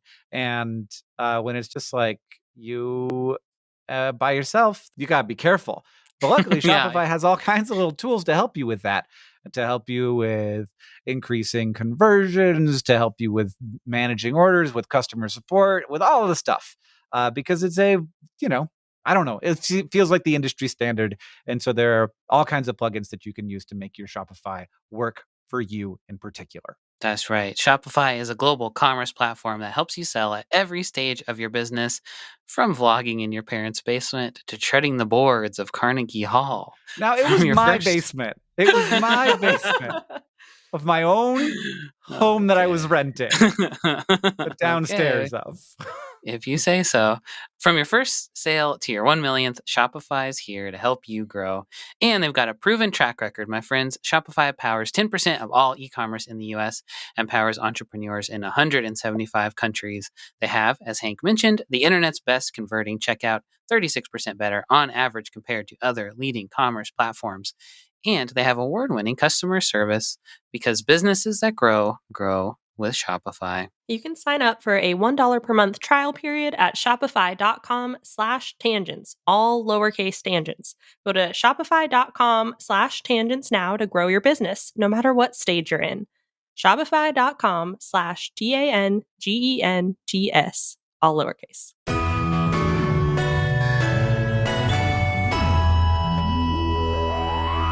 Welcome back, everybody. It's time for the Fact Off. Our panelists have brought science facts to present in an attempt to blow my mind. After they have presented their facts, I will judge them and award Hank cents any way I see fit. To decide who goes first, though, I got a trivia question. The French word for garbage is, as far as I can tell, poubelle. That's your best accent yet. I'm going to guess that it's not pronounced exactly like that. The name refers to Eugene Poubelle, an administrator in Paris who decided that landlords in Paris were required to install receptacles for their tenants' trash. In what year did this ordinance go into effect? It's named after a guy. It's a guy! Sucks. That sucks for the guy. He's the trash man. Mr. Poubelle. The trash man. He's the trash man. They call him Mr. Poubelle. Gosh, I don't even know. 1810. I don't know. I don't know either. I was going to guess like 1915, like late. Okay. I think Sari is closer. It was 1883, which definitely that's closer to Sari than to Sam. Absolutely. Which seems, I agree, that seems late. it is hard to remember that we're all on a path. And okay. And 100 years before I was born, they didn't have trash cans in the French language. That is a there little wasn't weird. a word for trash can because they were like, where do you put the trash? Not in the trash can. You put it outside. You put it in the ravine. You put it in the river. We're all on a path, you guys, and we are, and I'm happy to be as far down the path as we are down the path, and we will continue getting further down the path. Sari, you get to go first. So humans throw away a lot of food waste into our poubelles and everything. So I think there are probably anecdotes across all kinds of communities from all kinds of people about some local critter digging through and eating garbage. And sometimes scientists decide to do research on it. From what I could tell from a press release, Dr. Barbara Klump, who's a behavioral ecologist, saw a video of a sulfur-crested cockatoo opening up a plastic garbage bin in an Australian suburb, like one of those gray rectangular ones with a flip-top lid so it can be picked up and dumped into a truck. And she was like, that's weird. Or more precisely, I thought it was such an interesting and unique behavior, which is press release code for that's weird. That's weird. And started collecting data from people who live near Sydney or Wollongong, Australia. So this team used an online survey over 2018 and 2019 to ask if anyone had seen these cockatoos in action. And after going through almost 1,400 reports across almost 500 suburbs, they honed in on 338 reports from 44 suburbs that described the specific garbage bin opening behavior they were looking for. And after mapping these accounts and doing some statistical analyses, they think it's likely that this behavior spread via social learning from around 3 suburbs before 2018 to 44 total reported by late 2019. So in other words, these cockatoos are social creatures, so they think that these birds are teaching each other and or their offspring how to get the good garbage bread. And in addition to the citizen science, they had on-the-ground work too. They identified 4 garbage bin opening hotspots, is what they called them, where for like in summer-ish 2019, June through August, the researchers marked 486 cockatoos with dyes and took biological information like their sex, age, weight, and feather samples. And then during August 4th through 23rd, 2019, 4 teams of 2 researchers went to these hotspots on every garbage pickup day to try and film as many cockatoos as possible. And they got 160 full garbage bin opening clips, including some of these marked birds. And this allowed them to compare the garbage bin opening techniques between birds. So seeing if one bird would repeat its behavior or comparing between different birds across different areas. They broke all those behaviors down into what they called elements that formed a sequence. So an element is like holding their head upside down or using their foot and their bill at the same time. And it turns out that geographically distant cockatoos had less similar opening sequences, basically indicating that there are garbage subcultures as they're teaching each other, and they have different techniques spread by region. And this was published in July 2021, and then they published a September 2022 study about the ways that humans are trying to like thwart cockatoos from opening garbage bins, and the cockatoos are learning to like push off bricks, but they're stuck by sticks or other things like that. So this is just this research group's thing now, and I love it. It's very good. Let them eat garbage. Look at them. They're trying so hard. It looks so cute opening it. I just can't help but think like if one could talk and we were like, wow, you can open a garbage can? That's amazing. It would be like, yeah, whatever. Yeah, my mom taught me. Jeez. Yeah. Can they tell if the garbage flipping birds are happier and healthier than their non-garbage flipping counterparts yet? They usually are stronger because it's hard to flip a garbage lid. Okay. They're working out. Yeah, they're working out. They're more often like the males and the more dominant males in the little bird society. So going out to your 9 to 5, flipping garbage lids. It just looks so satisfying to be able to flip that big lid. There's like a children's book story here somewhere, like the first garbage flipping bird who was like, I saw a person do that, and I think my neck is that strong. I think. It's like Ratatouille, but just garbage. Just garbage and bird. cockatoos. Uh-huh. Yeah, that's not really that similar to Ratatouille. What they don't say is that actually the cockatoos are underneath the humans' hats, and they're making them lift the lids themselves.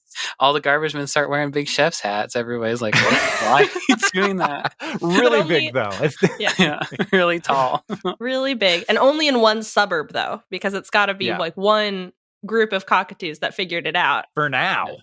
Yeah. For now. Soon, the garbage men will be wearing giant chef's hats. The world's over. We're on a path. Yeah. Started with the Pooh Bells. Then it'll be the cockatoos taking over. We'll get trash problems fixed, man. We just need more cockatoos. And we need to train them to eat plastic. Sam, what do you got? Sometimes in life, you pick the causes that you stand up for, and sometimes those causes pick you. In my case, somewhere along the way, I became inextricably linked with the plight of the hermit crab. I really only just mentioned them like one time in my whole entire life. No more than anybody mentions anything. But now, just for some reason, every now and then, it comes back up. I'm hermit crab guy. So I spent a few years trying to reject this responsibility that was placed upon my shoulders because, frankly, I don't really think about hermit crabs all that often. But in the last few months, I've changed my tune. A few episodes back, I learned that microplastics can mess up the decision-making skills of hermit crabs. And this week, I discovered another article covering something equally as heartbreaking that has led me to decide that it is my fate to stand up for these little dudes. I'm all in on the hermit crabs now.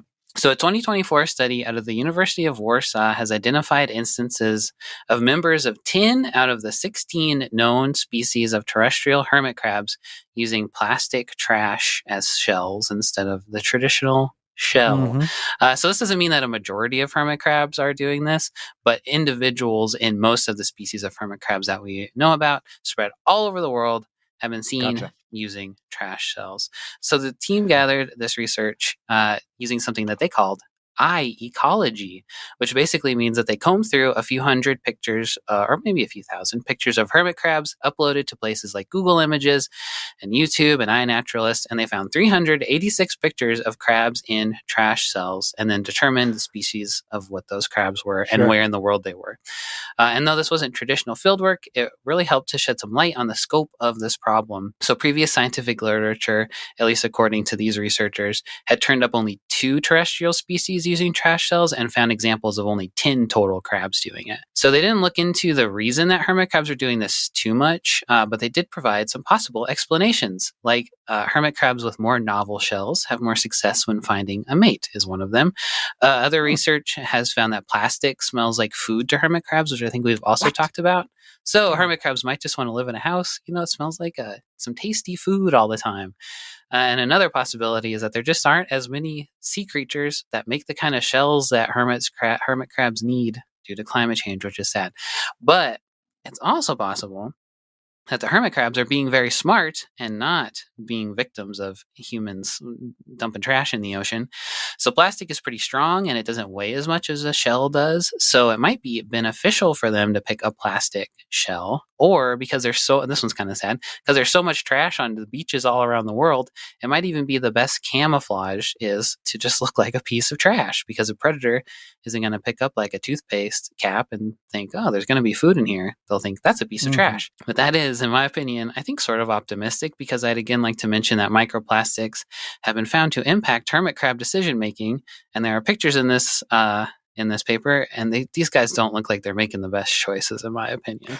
They're just crammed. They're really crammed in some pretty weird places. Yeah, I like to think, here's what I like to think. I like to think that before plastics, these hermit crabs would never find a shell. And so they're like the losers of the bunch. But like otherwise, like in a normal world, they'd just die. But in this world, they get at least something. That really leads me nicely to my next little point, which is that even though these pictures are cute in kind of a sad way, beach trash does have a really negative impact on hermit crabs, because a 2019 study of one specific island's hermit crab population found that 500,000 hermit crabs just on this island got stuck and died inside of garbage every year. So not so good for them. I take it all back. So now we know it's a worldwide issue. And the next step, I think, is what they were talking about was a worldwide census of hermit crab shells to figure out just, how screwed these guys are. So sorry again, hermit crabs. You guys think that we could help them do a worldwide census of hermit crabs? Absolutely. Well, no, because we live in Montana. Sari maybe could. Well, no, I don't think that we would do it. I think that we would ask people.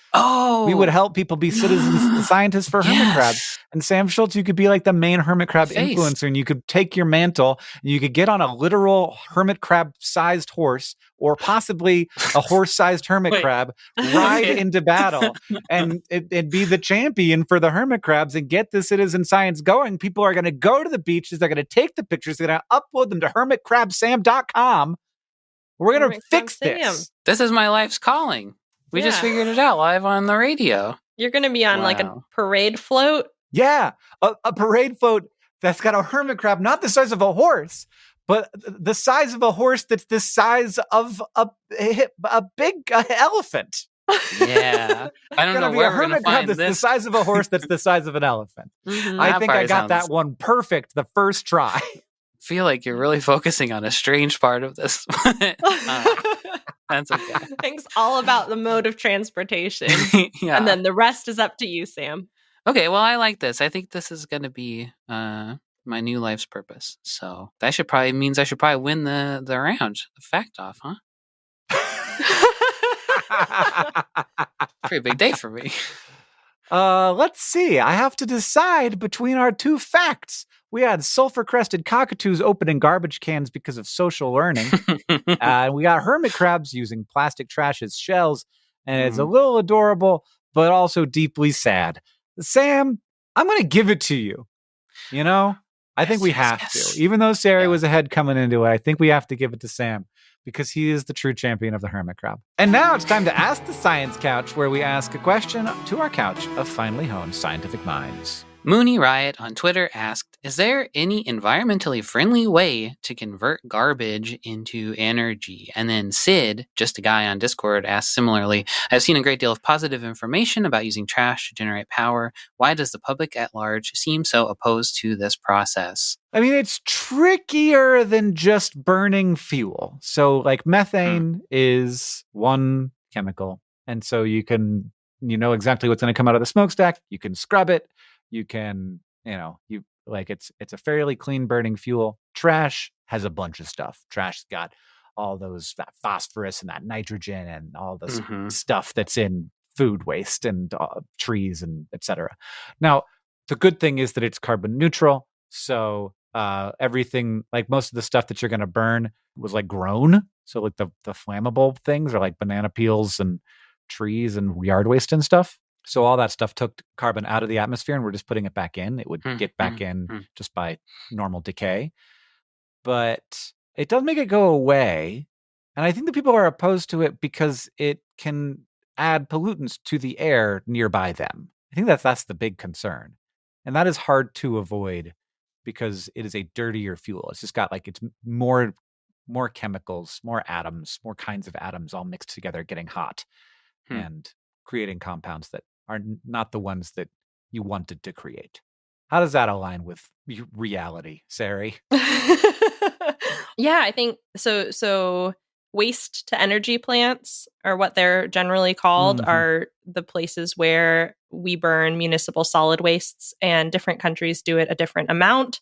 But yeah, for that reason, you can have various amounts of sorting before you burn it. You can have various amounts of post-processing afterwards to make it safer, like the ash and the smoke and whatnot that you then have to dispose of somewhere. And I don't know about public opinion, but I think it's such a thorny issue because it's the intersection of so many different things, of like governmental policy and taxes and the available space you have. So like the US has a lot of landfills because we have a lot of available space.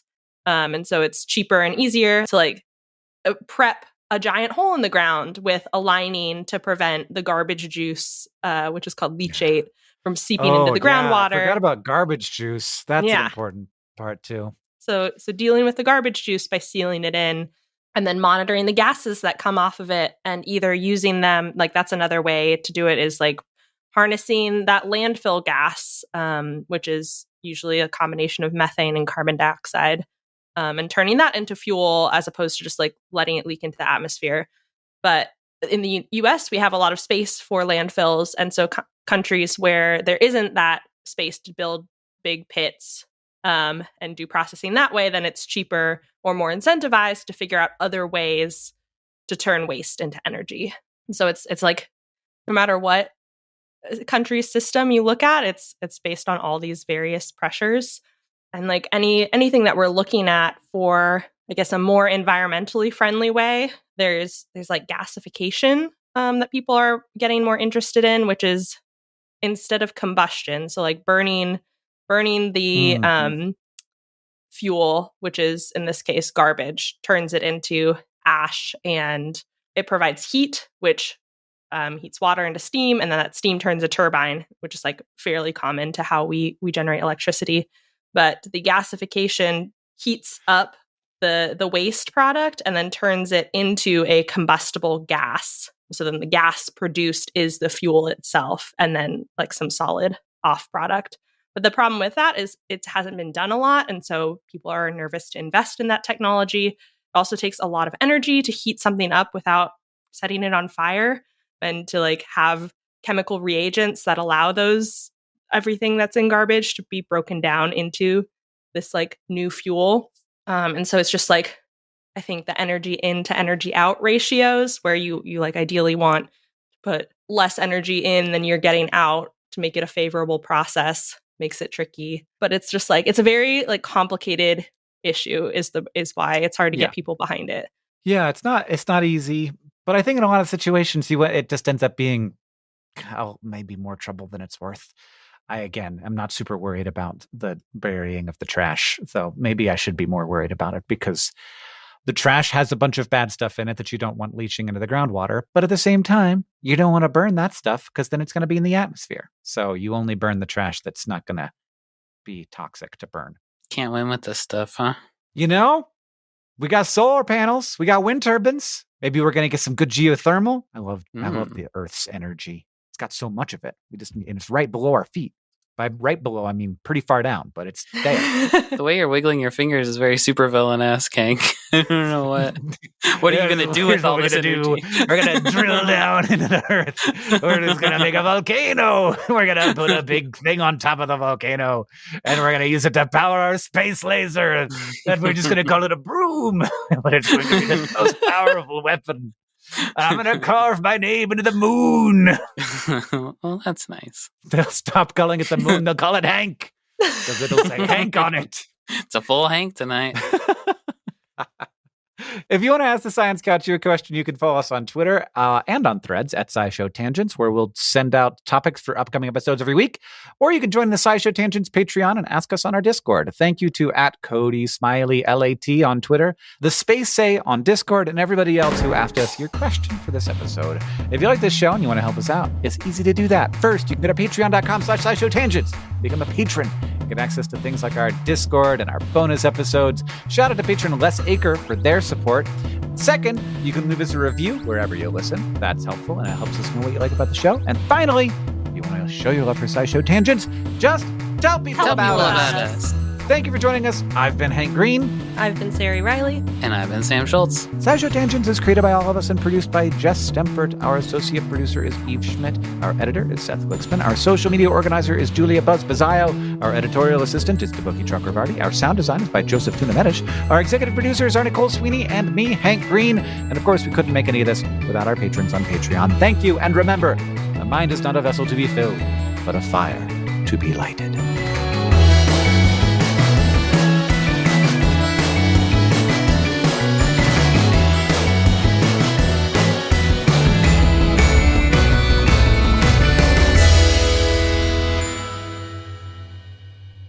But one more thing. Gulls are notoriously not picky about what they eat, and a 2017 study used citizen science data to estimate that 1.4 million gulls are chowing down in landfills across North America and then roosting at nearby bodies of water. The researchers also estimated that each year these gulls poop around 39,000 kilograms of phosphorus and 240,000 kilograms of nitrogen where they roost, which are important nutrients, but an overload of them in one place can cause algal blooms that harm animal life. On the other hand, these goals also prevent about a teragram of methane emissions from landfills each year because of all the carbon in the garbage that they eat. So for better or for worse, human garbage dumps are a big part of the nutrient cycle, and we're just starting to quantify how. That's fascinating. We need more seagulls and birds. Birds are the answer to all of this. Yeah, the seagulls are like, why cockatoos take a break? Just come over here. Yeah. They dump them out. Trash cans. It's already open over here. Yeah. Yeah. They don't stay locked forever. I bet Australian landfills do have a bunch of cockatoos at them. Yeah, they probably do.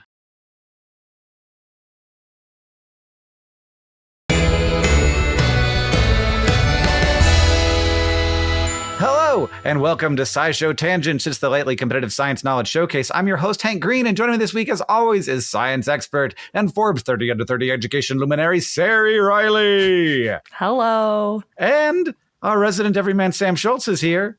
Hello. We've also got a special guest. He's the host of the podcast Lateral and a legendary YouTuber who's been seemingly to every place. It's Tom Scott! Hi, Hank. Hi, Sari. Hi, Sam. How are you all doing? I'm great. Where are you right now? I mean, I never give away my location. No, I'm in the Lateral studio. Of course I'm in the Lateral studio. That's great, but I kind of wish you were like inside of the torpedo tube of a nuclear submarine. No, that's a destined thing. That's 100% a destined from Smarter Everyday thing. I was recently on Lateral, and it was such a blast. And people should listen to that episode because we had a very good time. I listened to it, which I always feel is very sort of a little bit navel-gazing to be like, let's see how my jokes went. But it was very fun. It's such a good idea for a podcast too. I sort of like look at the world through the lens of Lateral. I'm always like, what could I say to people and they would not believe and would have no idea why? Let's just do it. We're gonna do a little mini episode of Lateral at the top so people know what Lateral is like. All right. You have your question ready? I have my thing. I want you people to know about it. So during English history, this was, I don't know, sometime hundreds of years ago, everyone, especially in the lower classes, had a particular Bible verse memorized. Everyone. Why? And you're asking why, not which one. No, you don't need to know which one. Doesn't actually matter, interestingly. Okay. So maybe for some kind of legal reason. Maybe. Okay. That's a good jump ahead. That's lovely. Sorry, I'm getting podcast confusion here. Sam was sick, but actually is just really, really good at lateral thinking. So he was the clinch hitter of our team. Is there a really common phrase or a really common turn of phrase that is just a verse from the Bible? And no. They had to learn a specific Bible verse. Okay. But he said it didn't matter, really. Right? What did you say, Sam? Law related? Or something like someone's going to come ask you, do you know so-and-so? And you have to know it. Yeah, because I was thinking schooling or something that's drilled into you. No. It was organically taught by people to each other for a reason, for a legal reason. So like the government didn't really want you to know it. Oh, okay. So was it something that you could, it's not like a get out of jail free card, but it's literally a get out of jail free card. Okay. What? Okay. In fact, it's better than that. So during this period of time, and I didn't do the research that I would have done if I was That's okay. Normally on Lateral, we give the guests like a full sheet of A4 with a lot of background notes. And so I'm going to plug here, by the way, thank you. There is a book coming out. We have a book coming out soon, and it has the background notes for some questions and some brand new ones in there as well. I figured to get the plug in. Carry on. So, because our intros are not long, you guys have done a very good job of uncovering the reality of the situation. There was a time in English law where pretty much every crime was punished by death. And this became a problem because people did crimes all the time. Are you sure that's not like an episode from season 1 of Star Trek The Next Generation? Because I'm pretty sure that's an episode from season 1 of Star Trek The Next Generation. Yeah. Very similarly, and the king didn't like that they constantly had to kill people, and so they had to create loopholes. And the first one was, okay, if you have anything to do with the church, then like there's a loophole where people who are priests or who work for the church, they don't have to get put to death because they have some other thing going on. And then that loophole got extended to just anyone who could quote a Bible verse. And so everybody in London taught each other this same Bible verse. And so they'd get up there and on their first offense, they could just quote the Bible verse and then they could be given a different sentence other than death. That is wonderful. Wow. You're right. That would have made a very good lateral question. Thank you for sharing it here as a demonstration of what the show is. I'm really happy with that. It's so fun. Sorry. If you guys thought we were going to have a different conversation than that, we're not, because that took up the time that the conversation at the top usually takes. Every week here on SciShow Tangents, we get together to try to one-up, amaze, and delight each other with science facts while trying to be this podcast and not another one, but failing sometimes. Our panelists, there are 3 of them. They're playing for glory and also for Hank Bucks, which I'll be awarding as we play. And at the end of the episode, one of them will be the winner. But first, we must, as always, introduce this week's topic with the traditional science poem, this week delivered by legendary Tom Scott. There once was a man from Kilbride who took out his phone on a ride. He was thrown out and banned because it slipped from his hand and knocked out the person behind.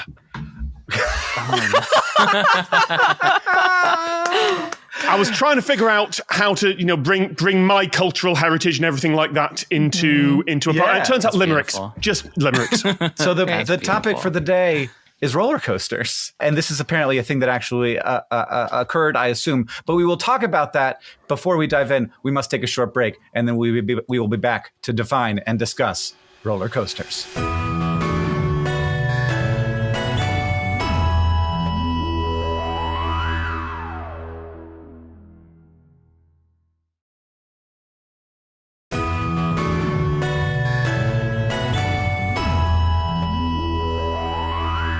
Hello, everyone. We're back.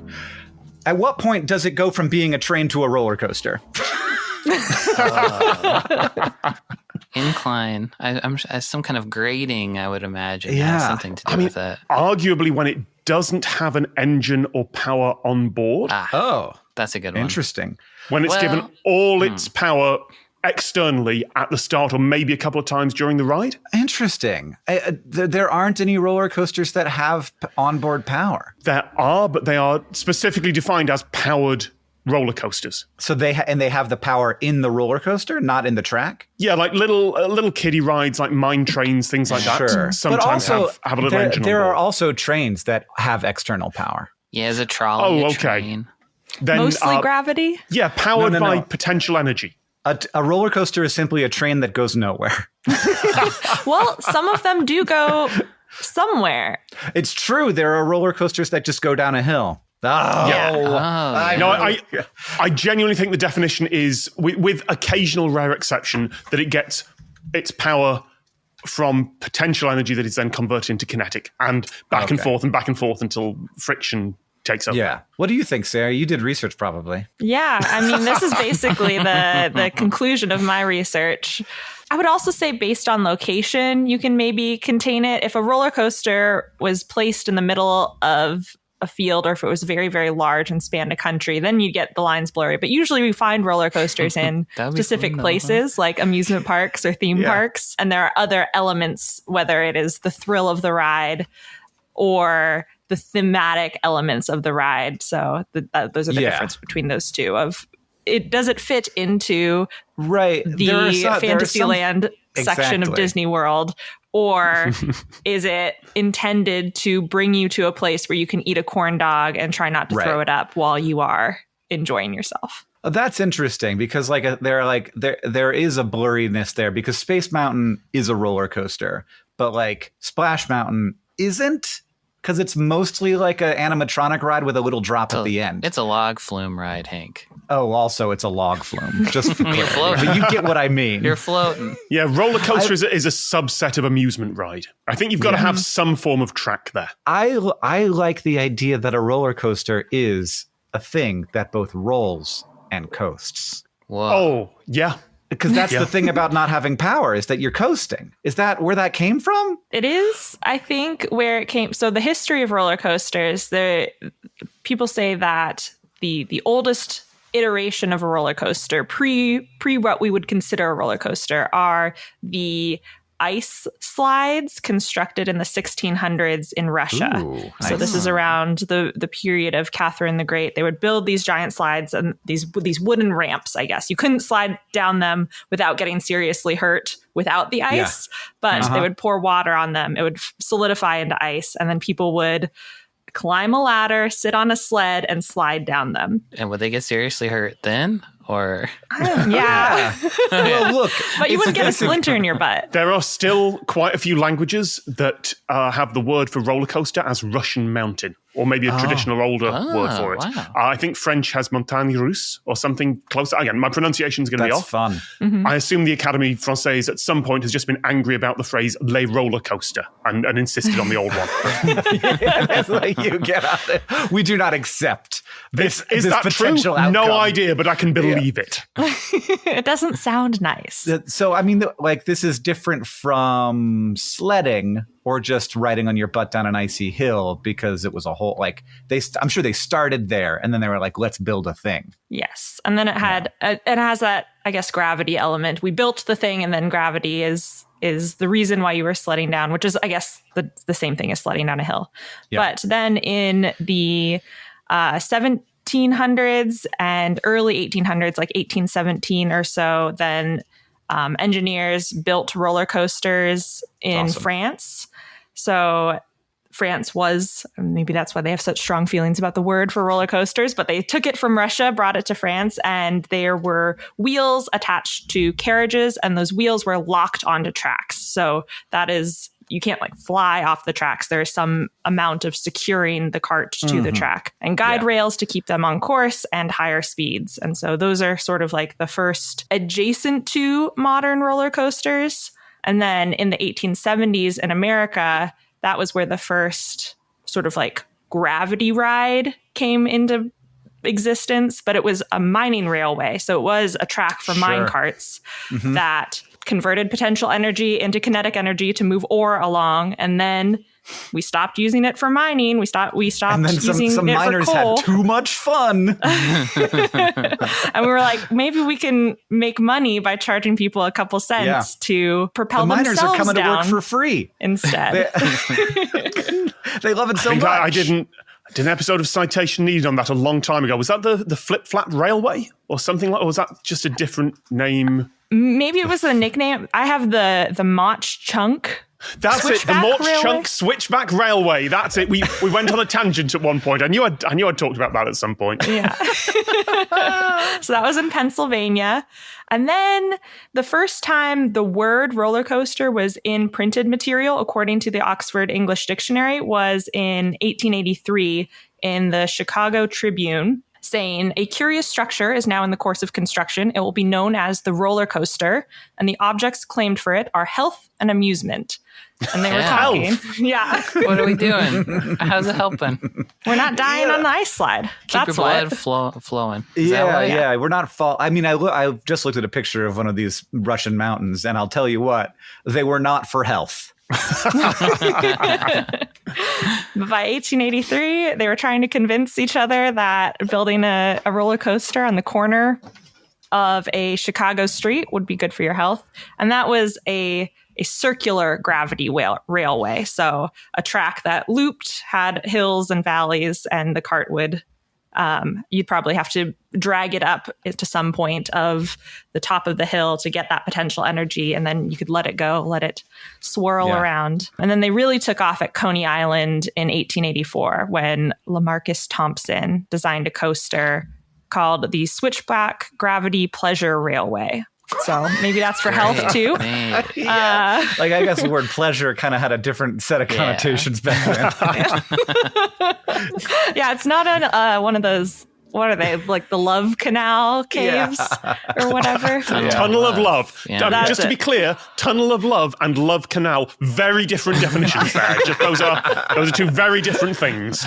So all that to say, there was at some point where we transitioned from sled on ice to wheeled thing on railroad tracks. And at some point there were rollers that propelled them across, and then at some point it was wheels. But that is where the roller coaster came into play. This has just reminded me of a patent that was never made real. and you'll have to forgive me, this is coming from the depths of my memory. Someone will have to look up the details of this. But there was a Victorian-era inventor who had the idea that trains should just have like a bit of track on a long slope at the front, so that rather than trains having to, pull over to the side to let something else pass on single road, they could just kind of go at each other and, 10, 20 miles an hour, one would just ride up the other train, go over the top, come down the bottom. And the reason it's stuck in my head is that it was some phrase in the advertising or the patent that said it would combine the thrill of travel with the joy of a switchback. Now, I'm not sure how much suddenly, being hoisted into the air on your commute would work for that. But I do like the idea. It would be thrilling. Oh. Imagining my morning commute and the amount of times I pass another train, and I'm always like, whoa, because I sit by the window. but instead you're like, but instead I fly up. Like maybe more frightening, you're the train on the bottom, and suddenly it's like, yeah, who bottoms on the train? On the two train rolling over each other on the train. It's true. I think sometimes they switch. They can do both. They can go both ways. I feel like I have a good understanding of what roller coasters are, which means that it is time to move on to the quiz portion of our show. By some estimates, there are 5,300 roller coasters operating worldwide today. And we had to do estimates because some of them are probably weird minecart things. Some of these roller coasters take their job of scaring the hell out of you more seriously than others. I'm going to introduce you to a few record-setting roller coasters, and you're going to have to guess exactly how extreme they are. Everyone, got your seatbelts on? It's time to learn about some weirdo roller coasters. The Tower of Terror at Gold Reef City in Johannesburg lives up to its name with a 50-meter drop that has reportedly produced the highest G-force of any roller coaster on Earth, though I don't know if we can call Tower of Terrors roller coasters. Tower of Terror is a genuine roller coaster. This is not like the one in the Disney parks. This has the same name, but it's one of these. It is a genuine, swoopy roller coaster, not a drop tower. Of course Tom knows that. So, has it produced 4.5G, 6.3G, or 8.6G? Humans could survive any of those. I didn't say could. I didn't say we're guaranteed to. Could, but we'd be more or less and less okay the higher the number. How much does Space Shuttle do? The Space Shuttle does about 3, but that's 3 continuously for a long time. Mm-hmm. And there are standards documents from various governments on how long a ride can sustain various amounts of G-force. So a very brief peak can actually be quite high. But if you're sustaining longer than half a second, longer than a second, longer than 5 seconds, it really needs to come down. What were the options, the G options? 4.5, 6.3, or 8.6. Space Shuttle's easy. I could do a Space Shuttle, no problem. Get me in there. I don't think the G is actually the main problem with getting on a Space Shuttle. It's all the other training. So, it's all the figuring out how to fly a Space Shuttle parts. I'm really annoyed by this question because I thought you were going to ask, like, what's the record it's set? I was like, that is the highest G-force. And now you've asked me the exact number. No, yeah, I know. And I have a hunch, but I'm not certain. Okay, well, we'll have you go last because you know vastly more things than most people. I picked the middle one. Whatever that number was, that's the one I picked. Yeah, I was also going to go for the 6.3 because I think in my research for this episode, 6 seemed like a bad number. Like we try and make loops go under 6, and so the fact that this has a moment where you experience 6 point something that feels like, ooh, it's danger. It's terrifying even. Yeah, that's where I'm definitely ruling out 8. That's injury inducing. 4.5 seems like there's a few coasters in the world that will hit that briefly. So if it's the extreme one that's out there, and as I remember, it's one that is a bit non-standard. I feel like a brief spike at 6 at the bottom of what I think, if I remember this rightly, is a beyond vertical drop. Sounds about right. That is correct. That is what that is. All of the things that Tom just said, including the answer, are correct.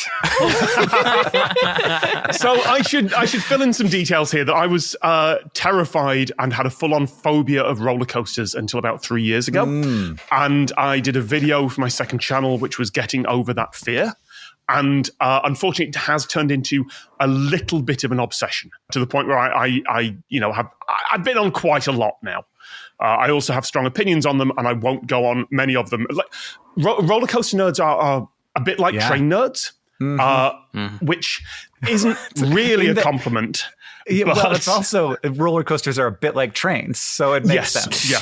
But the wonderful thing is they have all been categorized on various places. I can look up if I'm going to a park, and if it's tagged with like rattle and head banging and discomfort, I just don't go on it. Yeah. Like a lot of the roller coaster nerds will just go on every single ride because they can to tick it off the list and say they've done it. Mm-hmm. And I can look at a ride and go, no, that will hurt. That's not. I am old enough now that is something I'm going to regret. So do you go around the world riding roller coasters? No, but if I'm in a new place, I will look and see what's in the area. What's your favorite one you've ever been on? It's probably one called Zadra, which is in a park called Energylandia in Poland. And it is one of a brand new generation of coasters put together by a company called Rocky Mountain Construction, who have basically reinvented what it is possible to do with like wood and steel. And it's like doing aerobatics in a fighter jet. Like what I want from a roller coaster is not to get terrified. Mm-hmm. I don't want to be scared. I don't want to be just crushed in my seat. I want to feel like I'm flying. I want to feel like I'm doing aerobatics in a plane without all the expense of doing aerobatics in a plane. Sure. Yeah. Question number 2. Until it mysteriously closed in January of 2024. Uh-oh. That's all we have on the information. To be honest, can I write down a guess here? You can just tell me what your guess is. Okay, this is the trouble with doing something that is basically my specialist subject now. You don't even know what the question is, though. So what you might be writing down something I'm about to sell you. But there's only one coaster that mysteriously closed in January 2024. It's the Formula Rossa at Ferrari World in Dubai. Yes, it is. Okay, we got an instant fact check from Tom. Yep. It was the world's fastest roller coaster, reaching 240 kilometers per hour. Oh, now I'm in trouble, Hank. Now I've run out of things that I know about that coaster. Or just under 150 miles per hour. How long did it take to achieve that pants-soiling speed? Was it 3.2 seconds, 4.9 seconds, or 5.8 seconds? Those are all the same to me. Those are all the same. Even as someone... So, I did an episode of Let's Learn Everything. And again, we talked about speed and we talked about acceleration and how fast you can go. And the thing about Formula Rossa is that while it hits that speed, it is not the fastest accelerating. But where it sits in those numbers, not a clue. I'm going to guess 5.8. I'll go with 5.8, a little slow.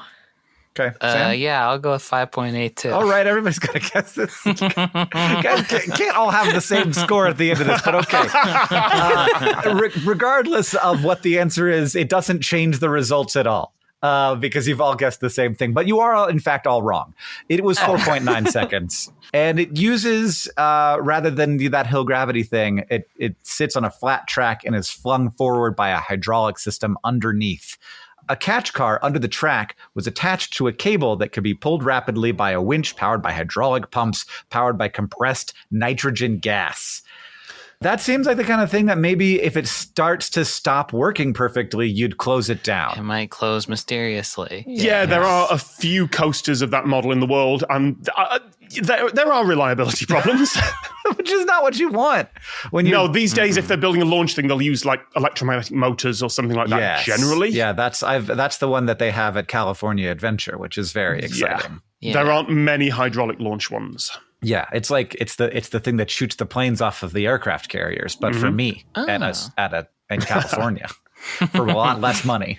All right, our last question. The TMNT Shell Raiser at American Dream in New Jersey holds the record for the steepest drop of any roller coaster, hurling riders at an angle more extreme than straight down.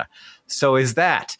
I'm gonna write my answer down for this one. Sorry. Okay. You bring a protractor along with you on your roller coaster ride? Well, actually, so no, but there are a lot of roller coaster claims that are questionable. Sure. Like a lot of the places that say we have the tallest are measuring maybe not from the same place as others. Some that say they're the fastest. Well, yeah, if they turn it up to 100%, it's a completely empty car and they, which they don't do because it's not as safe. Like there's many things where like, actually, has anyone checked it? Did they just claim it? I feel like you got to fact check a roller coaster called the Teenage Mutant Ninja Turtle Shell Raiser in New Jersey. I don't know. This has also been mysteriously not operating for a long time as well. Oh, damn. All right. Well, I'm glad they're taking safety seriously. Have you written down your answer, Tom? Yes, I have. Okay. Is it 101.5 degrees, 115.5 degrees, or 121.5 degrees, as opposed to just 90 degrees? Sam, what are your Teenage Mutant Ninja Turtle like vibes giving you of this roller coaster? Is it like a TMNT Easter egg?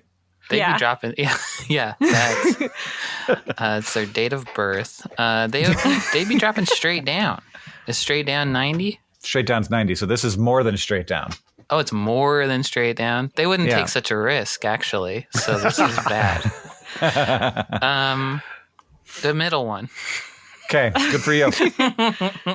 I'm gonna guess the smallest one. It is 121.5. It is 121.5. It is correct. I actually misremembered. I've written down 122.5, but it was somewhere in that zone. No, you're penalized. Yeah, that's fair. Honestly, that was such a dick move that honestly I'm 100% okay with that. So this begs the question: is that a hill or is that an inversion at that point? And of course, there's no official answer. And so the enthusiasts argued and decided that an inversion begins at 135 degrees, which is halfway between 90 and 180, as the dividing line between the two. So it is officially still a hill, even though it is also inverted. I don't know about that. That doesn't sound right to me. Well, you're not in the space. I don't think you can call it steep if it's not a little bit upside down. You'd have to be on the other side of it for it to be steep, I think. I mean, the idea, though, is that does create that weightlessness where you are pulling away from the vehicle you are inside of. But Tom came out of that one unsurprisingly in the lead, though somewhat surprisingly not that far in the lead. So we're going to have to take a short break, and then we'll be back for the fact off, and we will find out how we do.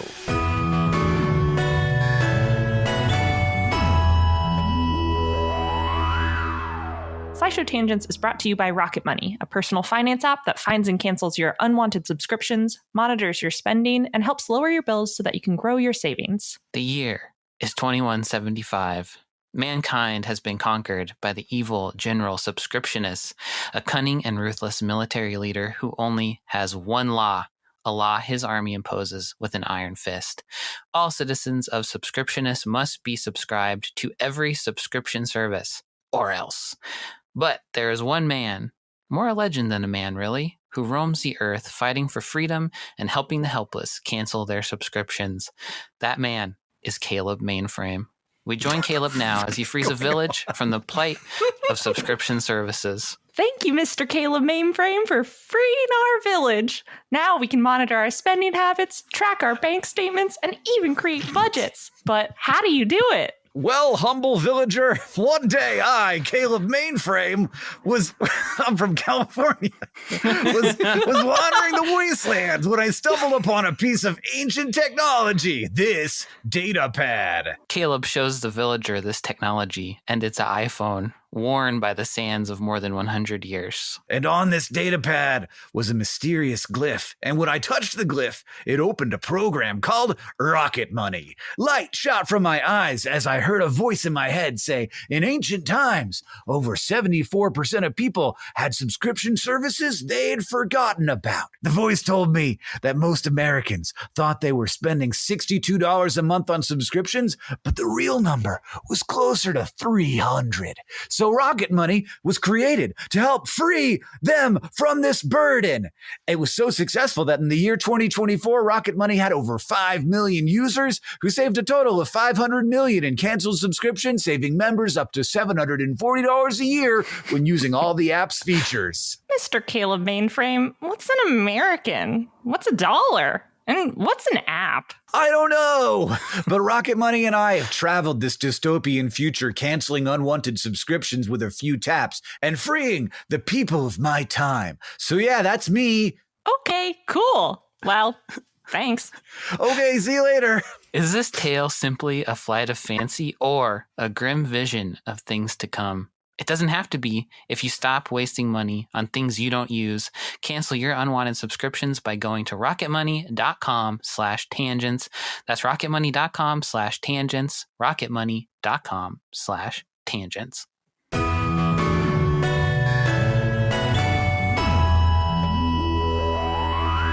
Hello, welcome back.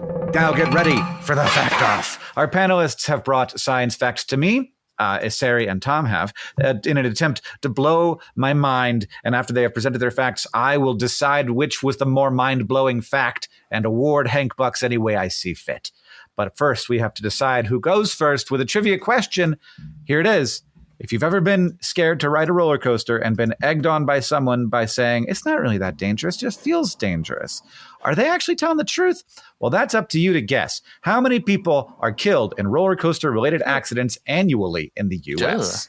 Okay. All right. I've got an answer. I have 2. I'm going to say 0.5. Can I try 2? Yeah, sure. I'm going to guess 1.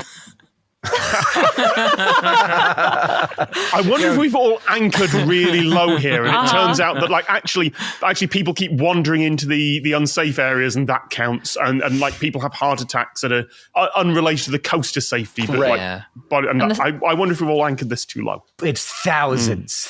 No, it's not. It's 4. It's 4, which was you were anchoring low in terms of percentage wise. There are many things, of course, that are deadlier than roller coasters. You've got fireworks, around 10 deaths a year, lightning, around 20 deaths per year, skydiving, around 21 deaths per year. So you could use that to sort of judge the level of, this is, of course, not per capita. I think there are a lot more roller coaster riders than skydivers over the last year. So you have to kind of consider, I'm not sure if this is counting all amusement park rides or roller coasters only specifically, but there's always fair rides. There's always some accident that's happening. There's some weird ones out there. But I imagine driving to the amusement park is several magnitudes more dangerous than riding the roller coaster. Yeah, right? There is definitely a lot more safety precautions on a roller coaster than on you while you're driving a car. Yeah. But that means that Sari gets to go first. So most of us, and I guess I meant the audience when I was writing this question, but I guess also us hosting the podcast, have probably felt out of breath at some point. Maybe after some vigorous exercise, or when you get sick and all stuffed up, or allergies, or asthma, or even mental health conditions like anxiety or having a panic attack. But because there are so many potential causes to this kind of breathlessness feeling, from muscle constriction around the lungs to nuanced psychological factors, treating it isn't always straightforward. Sometimes, for example, people with conditions like asthma may not report difficulty breathing during an asthma attack when their lungs are measurably functioning less well because they're just used to less air coming in. Or the opposite might happen. They might feel breathless when their lung function is measurably the same as what it always is because of stress or other emotions. So, a 2006 study from Dutch researchers wanted to better understand the effects of stress on breathlessness using roller coasters. Okay. They took 25 young women with severe asthma who used inhaled corticosteroids daily to treat it, and 15 young women without asthma to ride a roller coaster and see what happened. They made sure in pre-surveys that everyone liked roller coasters, so no phobias here, and had ridden them before, knew what to expect. And what they found was really interesting. So for the participants without asthma, their measured lung function was the same before and after riding the roller coaster twice in a row. So they made sure they really got the roller coaster experience, went on a couple rides. But these participants, they had a peak feeling of breathlessness right after getting off, along with feelings like dizziness, nausea, and heart pounding, all of that rush from riding a roller coaster. They felt breathless. It was kicking in as they got off. But for the participants with severe asthma, their breathlessness was higher right before riding the roller coaster and lower afterward. They felt more confident breathing after the roller coaster, even though the lung function of almost half of them was worse after riding the roller coaster. So in other words, even though their breathing was physically harder after riding the roller coaster for some of these women, they still felt dizzy or nauseated. They felt emotionally like they could breathe easier in these reported studies. Maybe because that rush of joy of riding a roller coaster helps them feel better, or at least took their mind off of thinking about their asthma and thinking about having trouble breathing. So the takeaway here is not quite roller coasters help with your asthma. You should ride them. It's more like doing things you enjoy, and your emotional state may have a bigger effect on your perception of your breathing and your perception of your asthma symptoms. And can literally help you breathe a little easier. So they didn't design the study specifically where they were like, this is a potential treatment. They went in being like, this is a way that we will uncover more information. And then we were like, actually, it helped. Yes. Yeah, they went in. The technical jargon that they used was the effects of positive and negative stress on asthma, and dyspnea, which is the medical term for breathlessness. Did they identify which roller coaster it was in the paper? Because I feel like there's a big difference in how you feel between like something like Space Mountain, where you are just indoors, can't see where you're going. It's designed to scare you and disorient you, versus one of those big, swoopy, feel like you're flying mega coasters that just kind of take you over hills and sweep you through. I did not see it in the paper in the methods section. It all took place in the Netherlands, and they were university students, I assume from their department, as it is wanted to be. The paper's titled Roller Coaster Asthma, When Positive Emotional Stress Interferes with Dyspnea Perception. So we can write the authors of the paper and say which roller coaster Tom Scott needs to write it. Please. That is blatantly some students who are like, can we expense a trip to Wallaby? I mean, students all over the country, if you're listening now, test every disease, just everything. Just we gotta get whatever you've got. Test out amusement parks on how you feel afterward, and somebody will fund that for you. With the exception of neck, back injuries, or if you're afraid. I'm just reading the warning sign there. I'm just reading the warning sign. All right, Tom, what do you got for us? I have a very similar fact. And the first part of this, Hank, you may know, because it turns out you did a SciShow video on this many years ago. I think I already know what it is, but hit me. Okay, what do you think? What do you think the opening one is? Is it the kidney stone coaster? It's the kidney stone one. Yes. Yeah, you were saying test all the other ailments. They tested kidney stones. How much of this can you remember? I believe it was Thunder Mountain at Disneyland.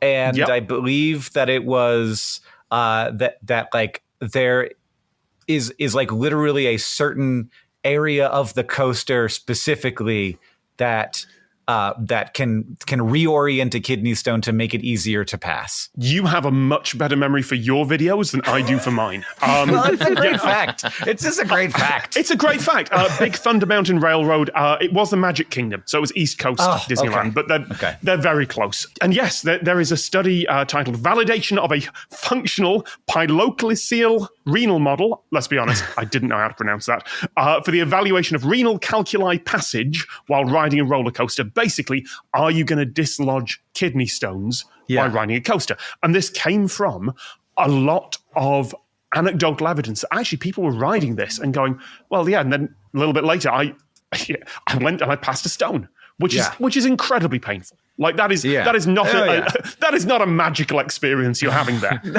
no. But it is good to have it out and not in there anymore, growing more and bigger. That is not my main fact.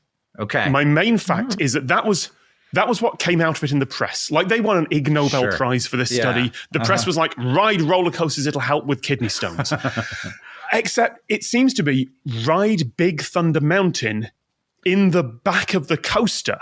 Wow. And you'll dislodge kidney stones. Like there's like a dose-dependent response depending on where you are in the coaster. This is my fact, because I pulled up the tables that they had in the original study.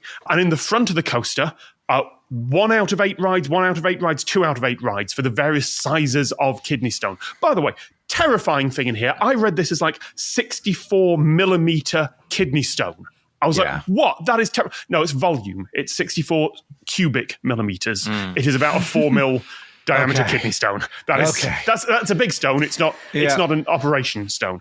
Front of the coaster, that would be 4 out of 24.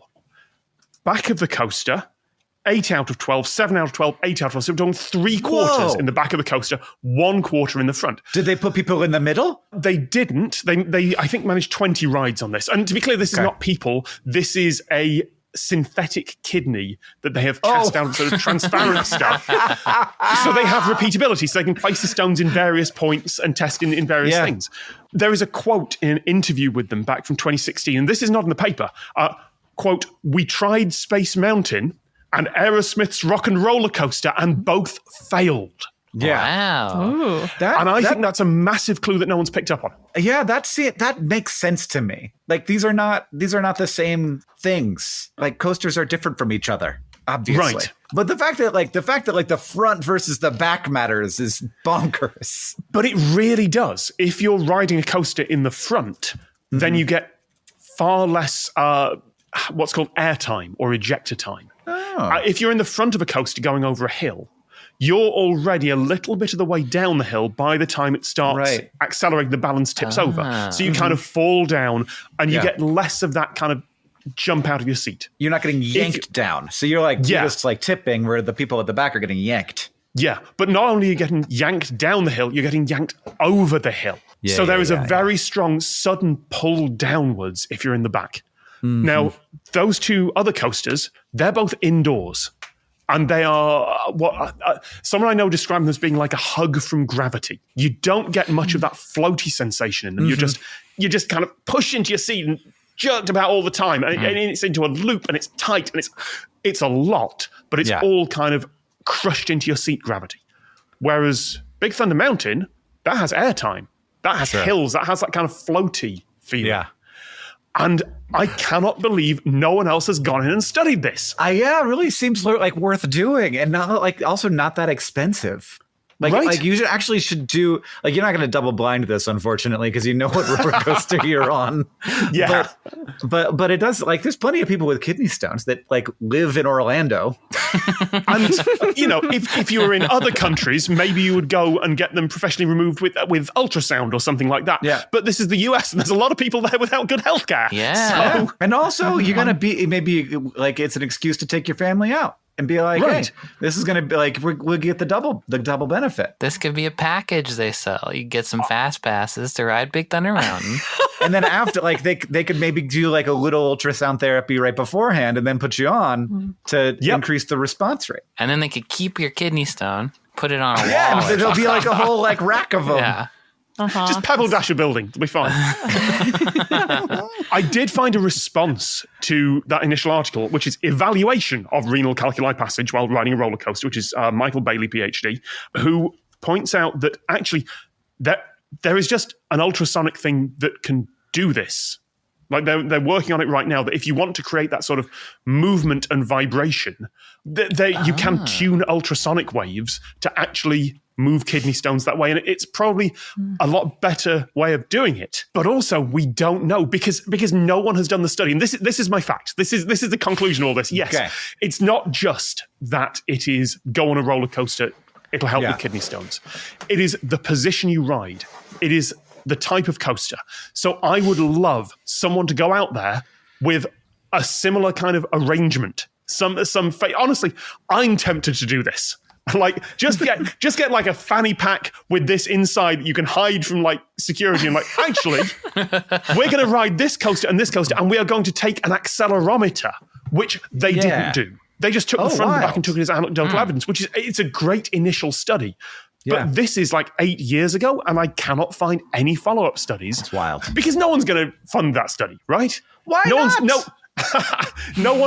No one with an ethics department in a university is going to go, actually, yes, we are going to pay this researcher to go to multiple theme parks over multiple days and do all the work required this, when actually what we should be funding is checking with ultrasound and like professional clinical equipment in a professional setting. I guess. But I would love someone to actually figure out, is there an optimal like G-force? I just love the idea of taking the ultrasound machine and like you use the ultrasound machine to give like the Big Thunder Mountain protocol, where it does to the kidney stone what Big Thunder Mountain does, but like so like the kidney stone gets to ride on a roller coaster, but like you can stay in Cleveland. Well, this is the other thing about different types of G's on roller coasters. I avoid roller coasters with rattle, and there's kind of a few different. You can have the big G-force stuff, the big swoopy stuff, and you can have the kind of medium level where actually it's designed to throw you about a bit and feel like you're going around tight corners like a wild mouse coaster. But then you also have the ones where the track's just really rattly and it's unpleasant. It feels like you're going over bumps in a car and you get a headache, and I hate those. But like, which of these is better? Yeah. Is it that you're... Because it's not about what Tom likes. It's about what Tom's kidney experience. Right. So I would love to do that study. My fact is not that roller coasters help with kidney stones, because that's not true. It is that some specific seats in Big Thunder Mountain help with kidney stones, and we should really figure out why. Well, you came into it in the lead, and... You've also been like tirelessly advocating for the quality of your fact. It was a real campaign. It felt like. I can't keep going on people's podcasts and acting like a dick, Hank. I really, you're setting me up as the bad guy here, and I have to apologize. No, much like Iron Chef, everyone is rooting for me to lose because I guess it's doing such like fantastic, wonderful thing. You found a research study within a paper. I presented a paper that exists, and I feel like there's a concrete difference between those two things. I was going to say the slightest bit of pressure on Sari could also get her to say, my fact sucked. So, not that it even did. She would just say that it did. So we've got Sari Riley better than Bobby Flay is what my show notes now say. and Tom Tireless fact quality advocate. The kidney fact is objectively, I think, more mind blowing. Just that that like a roller coaster could be a medical treatment, but maybe they are tied. And in any case, Tom comes out on top. Congratulations, Tom. And now it is time to ask the Science Couch, where we ask a question to our couch of finely... It used to be an actual couch, Tom. We used to record this in a building. Of finely honed scientific minds. Sam, what's our question? At the perfect bot Steve 4916 on YouTube asked, what is the roller coaster feeling you get in your stomach? Did it evolve specifically, or is it just a consequence of a different feeling that was only discovered when we started moving way faster than normal? We recently went over kind of like a pretty big like little hill in the car, and my son said, "I felt that on my balls." Okay, and he's right. Like, no one says that because it's really awkward. But yes, if you have the equipment for that, that's kind of where you feel it. I guess they're floating around down there, aren't they? Yeah. Well, here's the thing. I have a strong opinion on this because I was scared of that feeling specifically. That is a thing that, like, part of it was like the click of the lift hill, everything that goes with roller coasters. But the feeling I was specifically scared of was that drop, that going over a hump in a car feeling where the world drops out. And I hate to say this, but that feeling is fear. Is it just that fear? Feeling is not an inherent part of your body's response to falling. That feeling is fear. And I know that for a couple of reasons. One is that I don't get that anymore. I still get that feeling if I go over a bump and I'm surprised by falling. I still get that on an indoor coaster if I am surprised by a drop and I didn't know it was going to happen. And I can still get that on a coaster I haven't ridden before if it does something surprising. I can still get that. You feel it in your balls. But if I can see the bottom of the coaster and it's like something I've been on before, I don't feel that. And the counter argument to that is I once got that exact feeling while, indoor parachuting or indoor skydiving, where there's just a giant fan underneath. Yeah. I was in that and I could see the fan underneath. Because this was not one of those tubes in a wind tunnel. It was just a big old fan underneath you somewhere in New Zealand. And as that fan spun up, and I realized there was nothing between me and it but the net, I got a little bit of that feeling. I was like, why do I feel that? I'm not floating yet.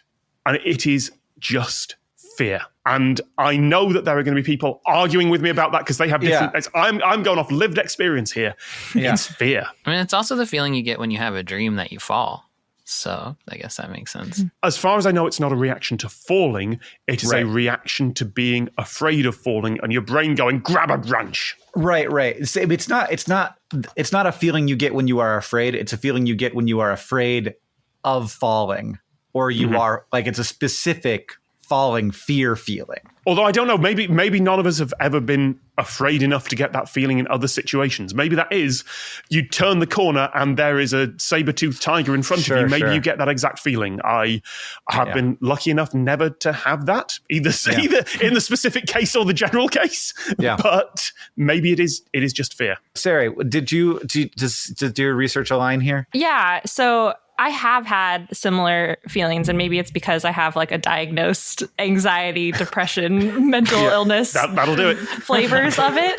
It is not the same quality as like roller coaster drop, but I've definitely had similar intensity of stomach drop feelings in situations that I'm dreading, or situations where I feel like I've made a humongous mistake, instead of like, I don't know, a normal level of this is bad. It's like, oh, I can like physically feel something is wrong, in the way that I like break out in hives and have very physical reactions to emotional responses. I think people's bodies do different things.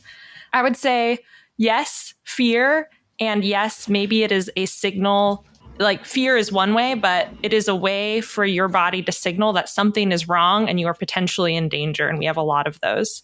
Yeah. So it could be somewhat influenced by physical things. So I think there are articles out there. There was like a 2012 article, an interview with a surgeon that said how your organs are suspended by different ligaments and are attached to the nervous system, especially the enteric nervous system, with different connections. And when you have airtime on a roller coaster, when you're in that free fall, your organs kind of like gloop around in you and are in positions that they're not normally in when they're sitting flat. And I don't think the sensation is you feeling your organs moving, because they're kind of sloshing around. You're just like a bag of blood and goop. It's not like astronauts get that feeling all the time or anything like it. But it's your body saying, this isn't normal. Like, I don't expect it to be this way, which is how you can condition yourself to it. Once you expect a drop, or once you're familiar with that feeling, you can tell your body like, oh, actually, I'm not in danger. Your body can, or your brain can process to some degree. I'm not in danger. I don't need this warning sign. And therefore, it's probably okay. But there's a lot we don't understand about the enteric nervous system and this gut-brain interaction. But we have a lot of sensations that are tied to emotions like fear or anxiety or whatnot in your stomach, like butterflies in your stomach, or I don't know, this stomach drop feeling. And there's a lot we don't understand, I think, about microbiomes and hormones and all the signaling that goes on, not only to constrict and relax your digestive system to make sure food can make its way through, but also the ways that that interacts with other things like stress poops, or stress constipation on the other thing. Everyone is a little bit different, I think. And that's all tied together with all these other feelings too. It's almost like evolution was like, where should we make these people feel this? And it was like, what the most vulnerable spot? Right. Like, or, there's also like that. It is often the case that evolution is like, let's just pick whatever is available, and that the sort of vagus nerve, like all of that stuff, is just sort of very like it's kind of a brute force nerves. Like the nervous innervations of the face are just tremendously complex and fine-tuned so that you can feel very delicately and also move very delicately so we can talk and emote and stuff. Whereas it's really kind of brute force in the abdomen. It's just like not a lot of nerves covering a lot of area, which is why a lot of things feel the same. Like diarrhea cramps can feel the same as getting kicked in the nuts. And so it's just sort of like all doing one job. And it feels a little bit like, oh, well, like we've got this here doing that. And so if we wanted to create a fear response, it would be sort of use the brute force area of the nervous system that's not being used for much else. And it's a really unhelpful bit of advice for people who want to go on a roller coaster and want to get over the fear. All you have to do is not be afraid and it'll feel fine. That's not helpful. Well, it seems to, I guess like do it over and over again. Exposure therapy. Also scream into it. Like genuinely helps. Genuinely. I don't think my wife would appreciate that on a car ride though. No, absolutely not. But it turns out that if I'm on a new coaster and it's big and I'm a little bit afraid, the difference between me going and me going, come on, let's have it, as we go down the hill, actually makes a difference. Wow. That makes me want to get a beer with you. Come on, I do go very British at moments like that. Yeah. Funny. And now, for our listeners on Patreon, we're answering a bonus Science Couch question. Sam, what do we got? At MaxRBMC on YouTube and at Lee Flitter on Twitter, that's fun to say, asked, why was I fine with them as a teen, them being roller coasters, but by my 30s got very sick on them? If you want to hear the answer to that question, as well as enjoy all new episodes totally ad-free, head over to our Patreon. That's patreon.com/SciShow Tangents. At our $8 a month tier, you get new episodes ad-free and extended shenanigans as we answer a bonus Science Couch question every episode. You'll also get a link to join our private Discord server and maybe also some more goodies in the future. Who knows? Also, all of our old goodies are there already for you to enjoy. Our patrons are the best, and we are very grateful for their support. If you want to ask the Science Couch your question, you can follow us on Twitter at SciShow Tangents, or check out our YouTube community tab, where we'll send out topics for upcoming episodes every week, or join the SciShow Tangents Patreon and ask us on our Discord. Thank you to Chris P. on Discord, at SavimS on Twitter, and everybody else who asked us questions for this episode. Tom, thank you so much. Tell us more about the Lateral book. Yep, the tie-in book to Lateral, which is the podcast that Hank has guested on and which I do every week, is coming out towards the end of this year. Lateralcast.com for the book pre-order. Also just search Lateral wherever you get your podcasts, and there are weekly episodes, including ones that Hank has been on. It's such a cool, weird, fun idea for a podcast. It feels very British. Yes, it does. Can I recommend never coming up with a podcast format that needs 3 different guests an episode and a load of research? Yeah. It also feels very Tom Scott in that way, where it was like more focused on like the goodness of the idea than the implementability of the idea. Which I think that's a compliment. I'm not sure. It's the meanest thing I've ever heard you say. It's not mean. It is about a man who is focused on quality. Tom, I really appreciate you coming on the podcast. Also, I appreciate every time we get to hang out. You're so much fun. If you like this show and you want to help us out, it's super easy to do that. First, you can go to patreon.com/SciShow Tangents to become a patron and get access to those new extended ad-free episodes and our Discord. Shout out to patron Les Aker for their support.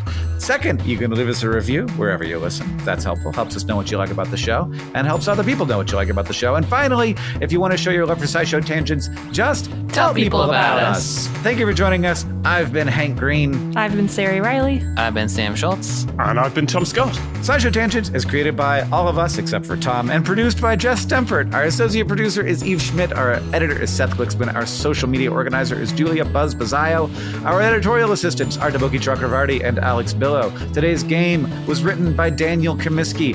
Our sound design is by Joseph Tuna Medish. Our executive producers are Nicole Sweeney and me, Hank Green. And of course, we could not make any of this without our patrons on Patreon. Thank you. And remember, the mind is not a vessel to be filled, but a fire to be lighted.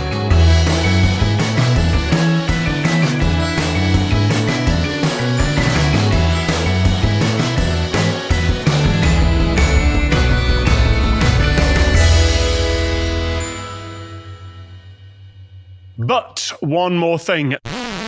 There's a Danish candy company called Bonbon with product names that translate to seagull droppings, ant piss, or dog farts. So naturally, they created a theme park called Bonbon Land with equally rude attractions. The oldest roller coaster in the park opened in 1993, and its translated name is the Farting Dog Switchback. It's not especially big or thrilling, as it reached a top speed of 30 kilometers an hour, 18 miles per hour, on a track that is 4.5 meters, 15 feet tall at most. But you do get to ride past a statue of a cartoon dog defecating while being serenaded with farts and barks playing through speakers. What are they doing over there? Why are they doing that? It was on my list of things to film, and for some reason I never got round to it. I just never got round to it.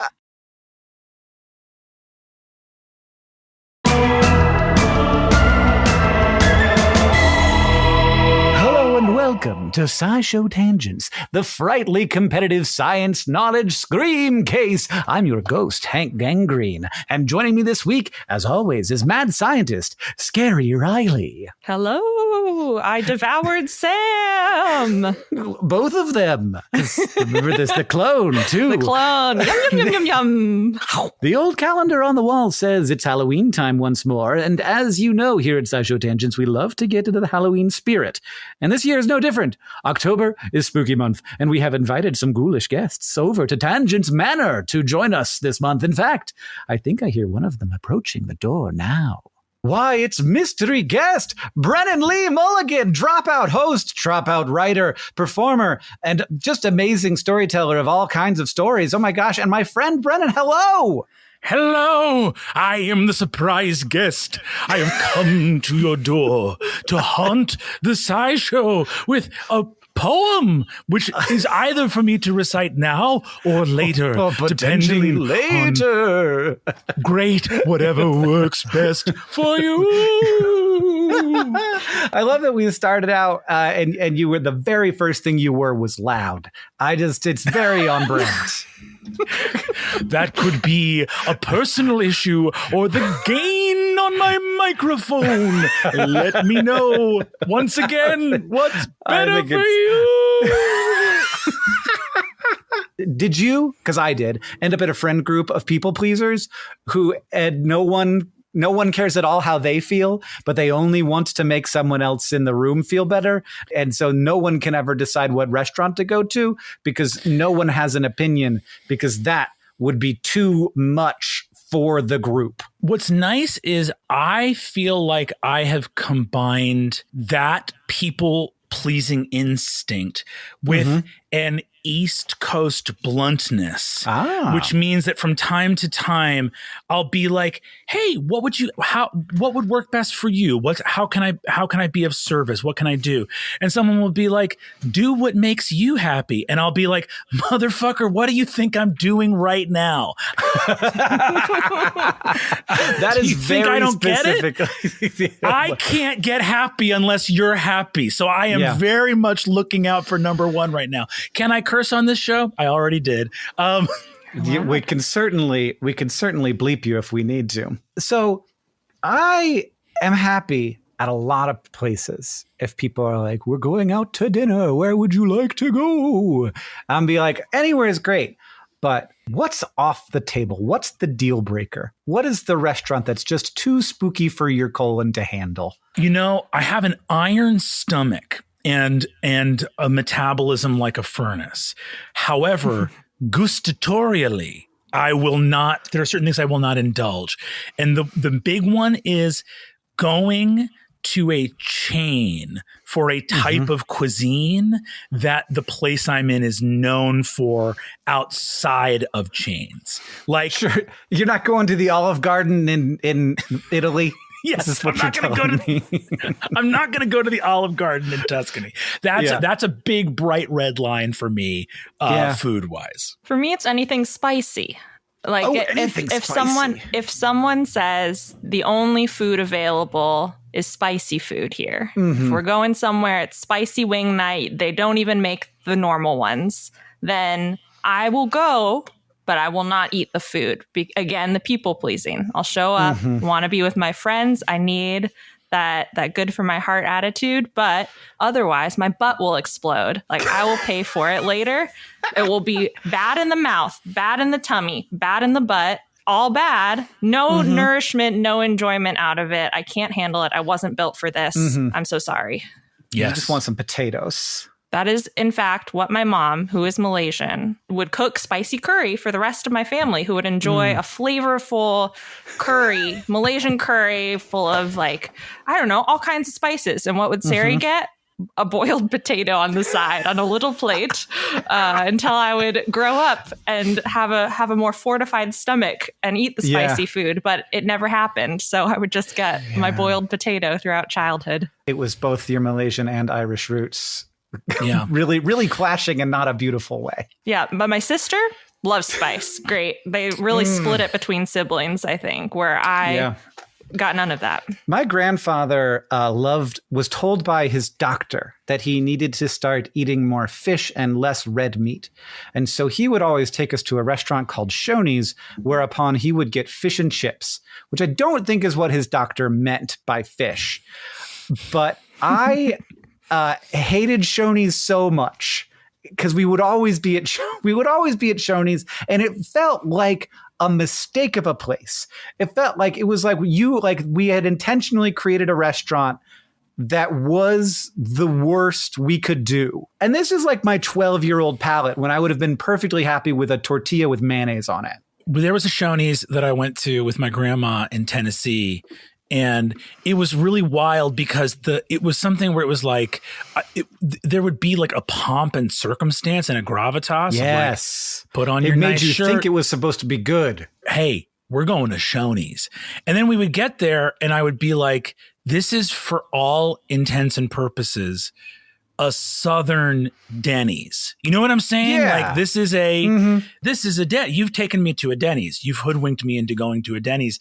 And it would be wild because it would be like it was like something reversed. It was like the fact that this is a chain makes it special, which is the opposite in like the Northeast where you'd go like, no, the chains are like, you want to go to the Greasy Spoon Diner that is not part of a chain. That's where magic lives. That's actually the special place. So what are we going to make a big deal out of going to Perkins? Give me a break.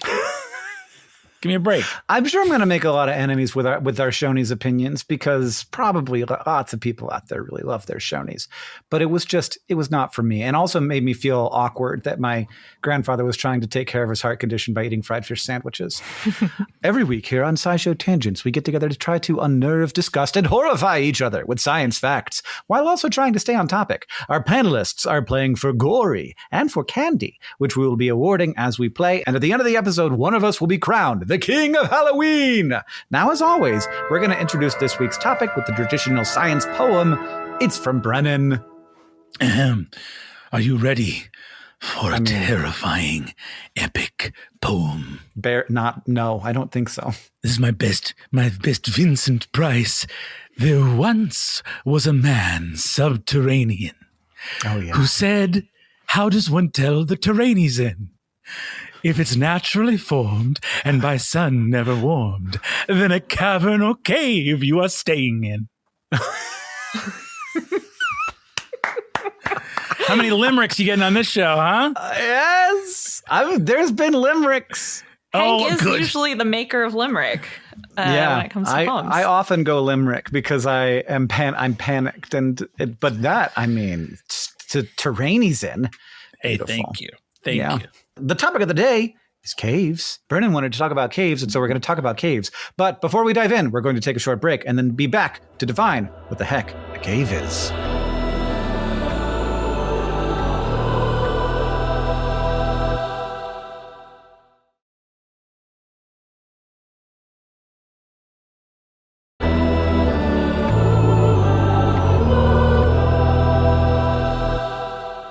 Welcome back, Sari. What's a cave? If you listen to that freaking limerick, you know. That's pretty much it. Opening in the ground. Yeah. You can go inside. There's a guy in there. You can go. You can go inside. Wait, what's the last one? There's always a man in there. No, there's always a man in there. Hank really zeroed in on the part that I was not worried about. You can go in them. And I'm like, I think Sarah said there's a man in there. There's a man in there. Well, I was referring to the man in the limerick who is in there. Yeah. Parentheses, there's a man in there sometimes. Just someone in an enormous like Howe caverns and being like, I don't think this is a cave. I don't see a man in here. Where's the caveman? You've heard of cavemen, haven't you? That's what That's him. That's him. I do. I like the idea that it's like spread in the Brandon Sanderson universe where there's a cave, and then as soon as there's a cave, a man manifests inside of it, and he is the caveman. And that is how caves work. And no one knows about this. It's a very important scientific fact that is well misunderstood. It's still a cave if I can't get in it, certainly. So this is where I think the geologists just simply don't care. I think they love when people love a rock. And so they're just like, call it what you want. Call it a cave, call it a cavern. As long as it's naturally formed, and there are lots of different processes by which an opening can form in a rock. But if a human makes it, then we have all kinds of names for that. You have a mine, you have a quarry, you have well, you just have straight up holes. But if it is an opening in a rock that you can't fit in, that you can just stick your hand in, probably just a hole, not a cave. But if you can walk inside, if you become a man in a cave, or a woman in a cave, or a non-binary person in a cave, then you're like, hey, this is a cave. Okay. But if I could fit in it, but no one can get in it, is it still a cave? Like you can't get to it. It's like sealed off.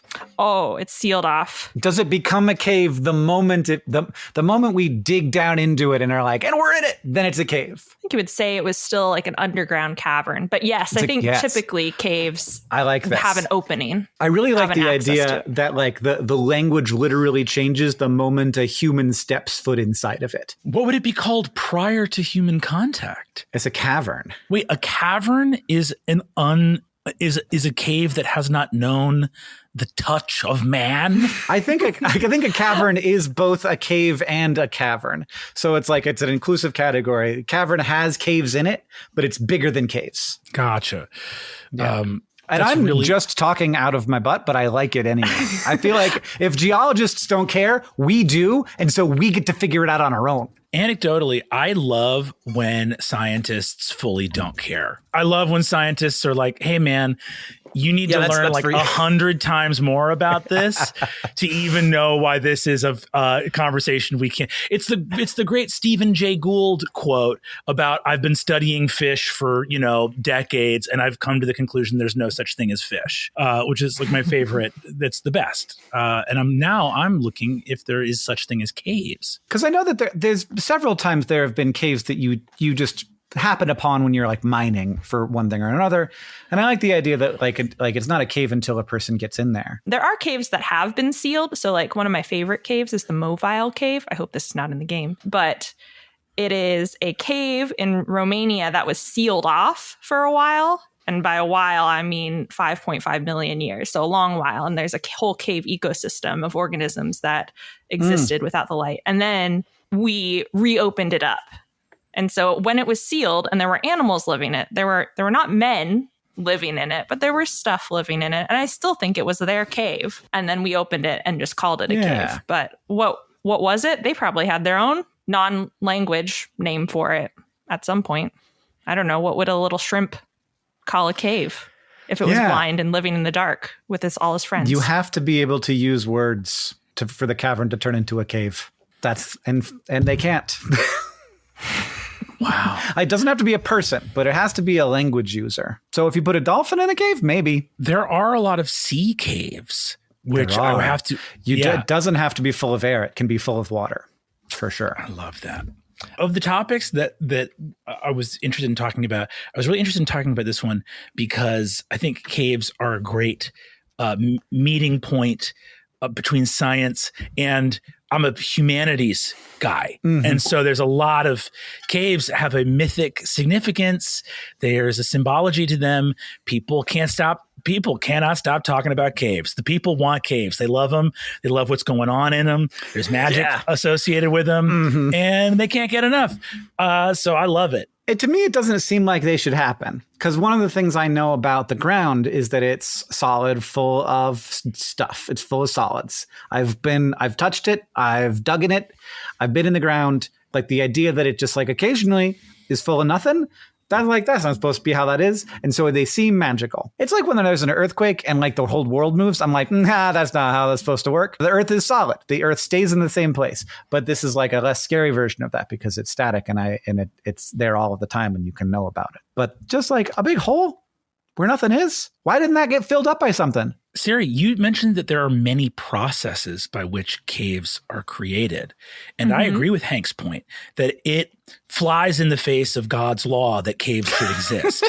And are there some processes that are like the most common? And are there some really weird edge cases of like, what's the strangest way a cave gets made? There's like one cave where you're like, yeah, that cave, your guess is as good as mine. That should not exist. Ooh, that I'm not sure. I think scientists are pretty good at least guessing. Yeah. Here's one.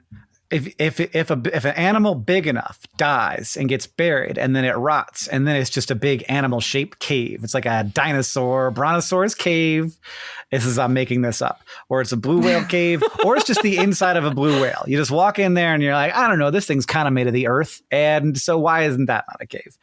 But no, that's all I've got. But what are the normal ways for caves to get made? Most of caves are solution caves, what they're called solution caves, which is when water dissolves rock in some way. There's a lot of rocks, limestone, gypsum, salts that are easily dissolvable by moving water, by flowing water, by water even sitting still and just eroding away at it slowly. And so those are most of the caves that we see. A lot of the labyrinthine caves that we see are made from water. The ones I see on TikTok where the guy is making a mistake? Yes. Yeah. Sea caves like this too. It's just ocean water instead of like groundwater, stuff underground. There are lava tube caves. Those are the fastest forming kind of caves where some lava flow cools and forms this outer shell, but then the inside is still molten and it drains out in a different way. And so then you get this whole tube of lava rock. There are tectonic caves. So we've got the tectonic plates shifting around. Sometimes they just shift away from each other and create an opening in the earth. That one feels like the most oops kind of cave where it wasn't there.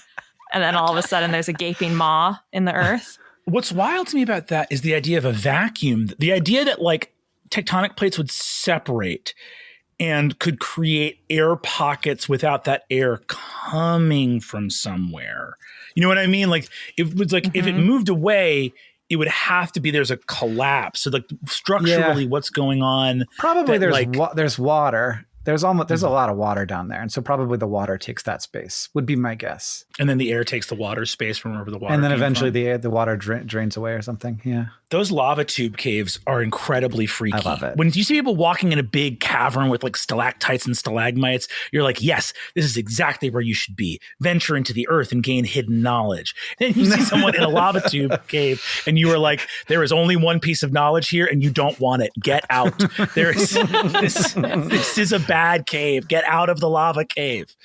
We have to figure out where the word cave comes from, but I did just get reminded of my favorite geological fact, which is that ice is a rock. And so would just a hole, like a big old hole in a glacier, would that be a kind of lava cave? Oh, I think it would be kind of a cave. There's lots of glacier caves. That's a glacier ice cave. Yeah. And then if the glacier was surrounded by rock and then the glacier melted, that would also be a cave. That's true. You could have a cave within a cave at that point. You could. But I assume all of these words are related. Cavity, cave. There's another one that I thought of that I forgot. But yes, they are all related. Very straightforward etymology this time. There's the Latin cavum, and that became the French cave, which means cellar. And then we borrowed that and we said, let's call it cave. Let's change the A sound and call it a cave instead. So we didn't have like a word for caves. We just had like a word for an empty space, just like a cavity in something. The word cav, that same root word,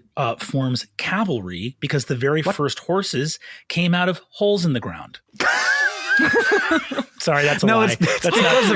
It's because of all the holes in a horse. Actually. Yeah, horses have a ton of holes in a mouth, but it's just that horses. Yeah, for sure. Yeah, you know the 7 secret holes in the horse. 7 secret horse holes. Yeah, I gotcha.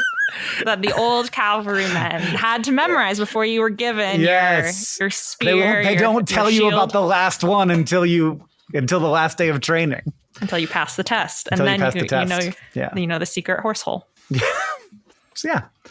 Well, I'm glad that we're passing on great knowledge to the people of the world. And now that I feel like I know what a cave is, maybe less than I did before, but anyway, that means it's time to move on to the quiz portion of our show. Our first sinister game is called Deep Trouble. Because caving involves such very safe activities as crawling on your stomach across jagged rocks and rappelling hundreds of meters into the darkness, it might surprise you to learn that caves can be dangerous, and some of them are more hazardous than others. The following holes in the ground have made a variety of most dangerous caves list.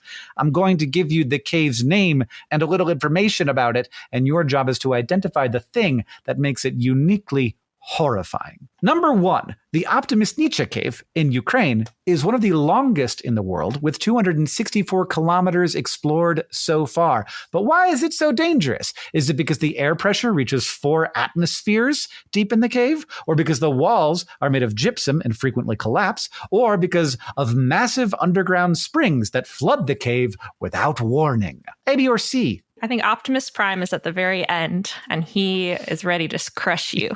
He turns into a bad guy when he's in the bottom. That's where he sleeps. The Allspark is back there. Yeah. I'm gonna say C. I think it's springs. I think springs. That is often springs. Yes, it's a dangerous cave thing. Optimistnicha. That sounds like it's gonna squish you. I'm gonna keep with squish. I'm gonna say A, air pressure. Air pressure. In fact, you are both incorrect. Although the name of the cave means optimistic, that's not how I'm left feeling about your chances if you go exploring down there. Most of the cave is gypsum, which is one of the softest minerals, measuring at just a 2 on the Mohs hardness scale. And I know that we are always all thinking about the Mohs hardness scale. That means big chunks of it can collapse with the slightest vibration, which it doesn't tend to experience because usually people leave it alone. But then we were like, no, I can't. Can I just say the thought that I cannot think of a more stereotypically Russophone thing than there's a cave that has a type of rock that kills you, and everyone in that region agrees that what kills you is optimism. You know what I'm saying? That is like, oh my God, he died because the rock fell on him. No, he died because he believed in himself. Like that is wild. That is a wild thing to name that cave. I mean, there's an awful lot, just in like human culture generally, there's an awful lot of death because you believed too hard.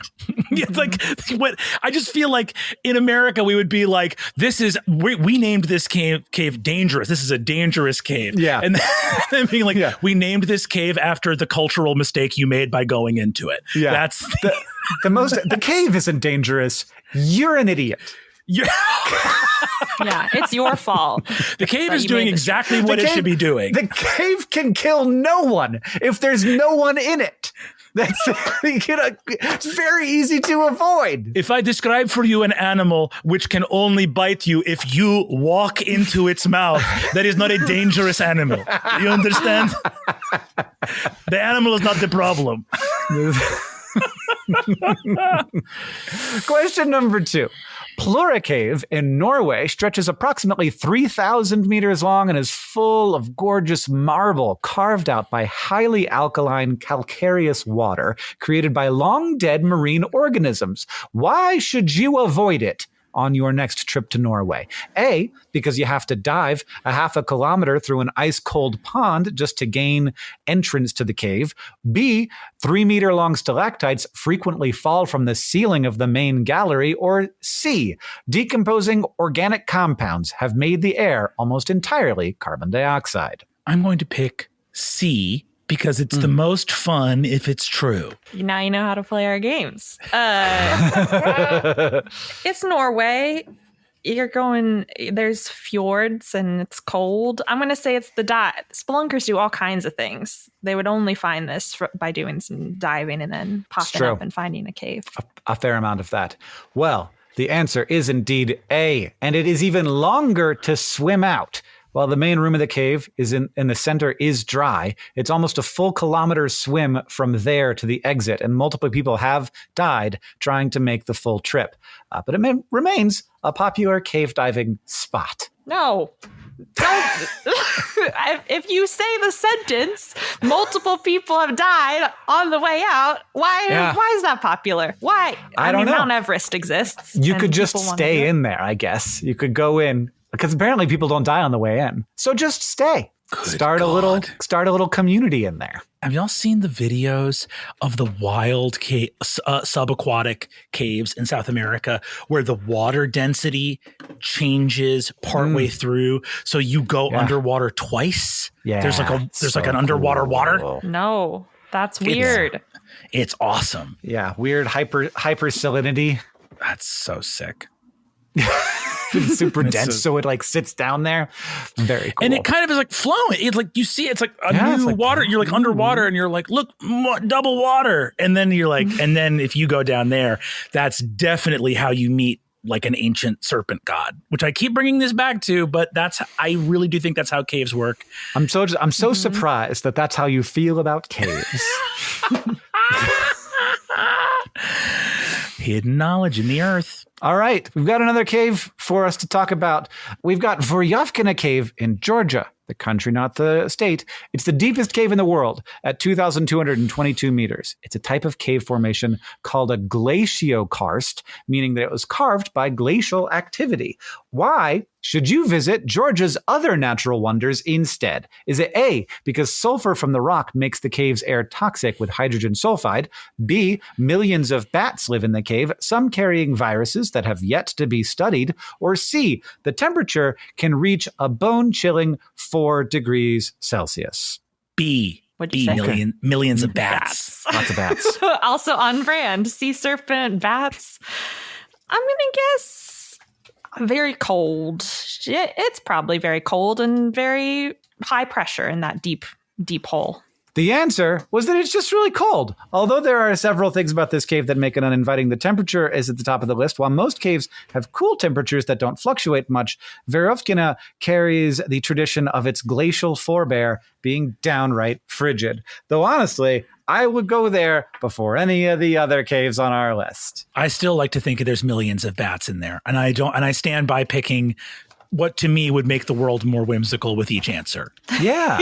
No, that is the whole point. You are not expected to know the answers. I'll tell you that. And who knows? There could be if it's the deepest cave in the world, dig deeper. Find those bats. Find those bats. Find those bats. Well, Sari, that means that you got 2 points to Brennan's none. But do I have whimsy? Who knows? You do. I've seen you have whimsy. Thanks, Hank. I appreciate that. Next up, we're going to take a short break, and then Sam, who is sadly not here, has made another devious game for us.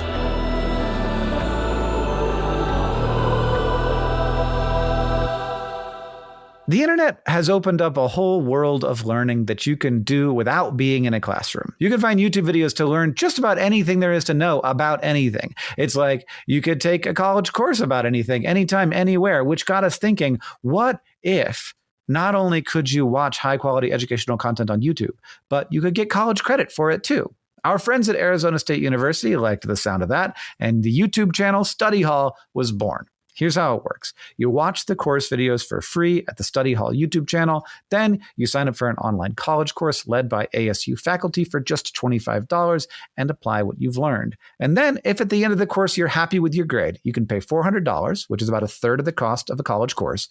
And just like that, you have 3 transferable college credits on your transcript from watching educational YouTube content, which you already do already. And there's other stuff on that Study Hall channel too, like our new College Journeys series, where I sit down with special guests and talk to them about their path through higher education. And in the first of those interviews, I sat down with my good friend, Brennan Lee Mulligan, who is also our guest for this show. You can go to gostudyhall.com to find my interview with Brennan and learn more about how you can earn college credit with Study Hall. That's gostudyhall.com.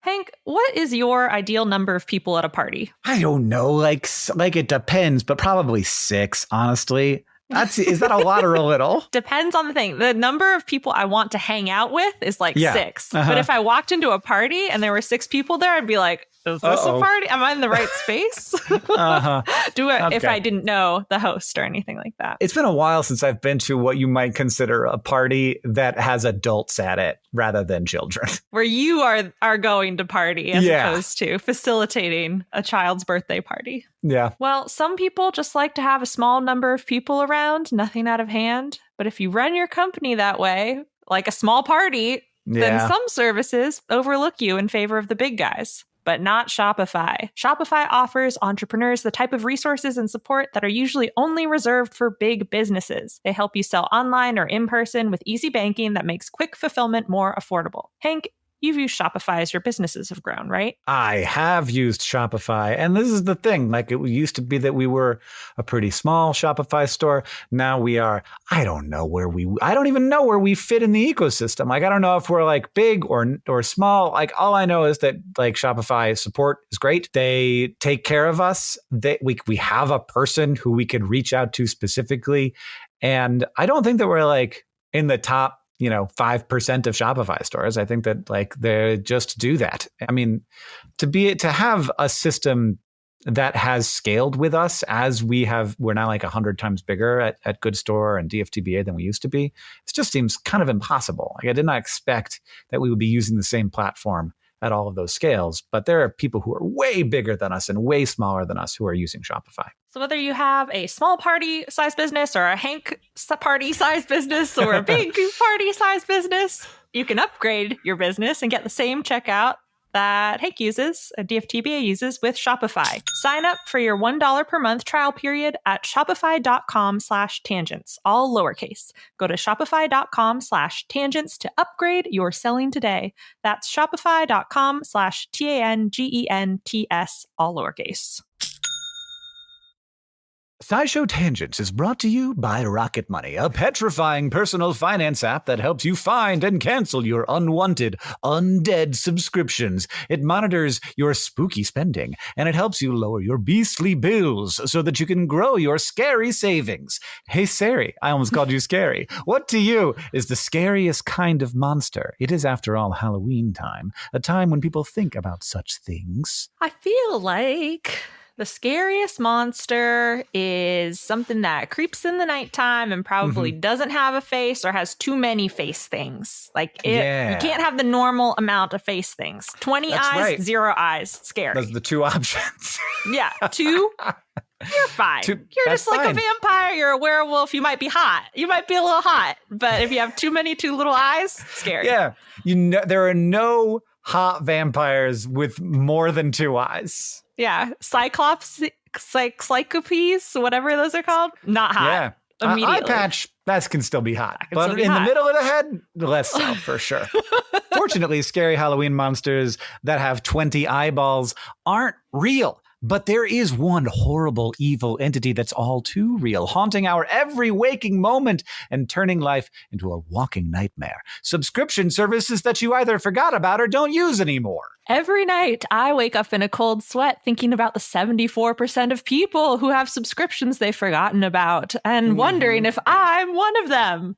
But then I remember that that's impossible because I use Rocket Money. And then I sleep like a little baby, dreaming of my hot Wolfman dreams. I actually did. This morning, this is true, woke up thinking about a notification I got from Rocket Money that I had a $500 charge and I wasn't sure it was from. And I was like, I need to check PayPal and see what that was because I don't know what I bought. So that very thing happened to me this morning, and it turned out it was a thing that I had intended to purchase. But it's very good to have that service. With Rocket Money, I can see all of my subscriptions in one place, identify those that I'm ready to exercise from my life, and then banish them to whatever hellish dimension canceled subscriptions go to. And then I can spend all of that extra money on Halloween candy. Plus, Rocket Money helps me create personalized budgets, track and categorize spending, set goals for myself, like paying off my credit card bill. Rocket Money saves members up to $740 a year when using all of the app's features, so join us! And the 5 million other Rocket Money users who've saved a combined total of $500 million in canceled subscriptions. Stop wasting money on things you don't use and stop being tormented by the specter of unused subscription services. Cancel your unwanted subscriptions and banish those nightmares by going to rocketmoney.com/tangents. rocketmoney.com/tangents. That's rocketmoney.com/tangents.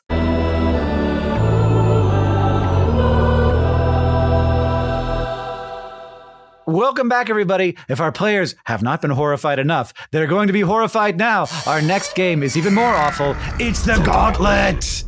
We're doing a gauntlet. Sam is making us do a gauntlet from the grave.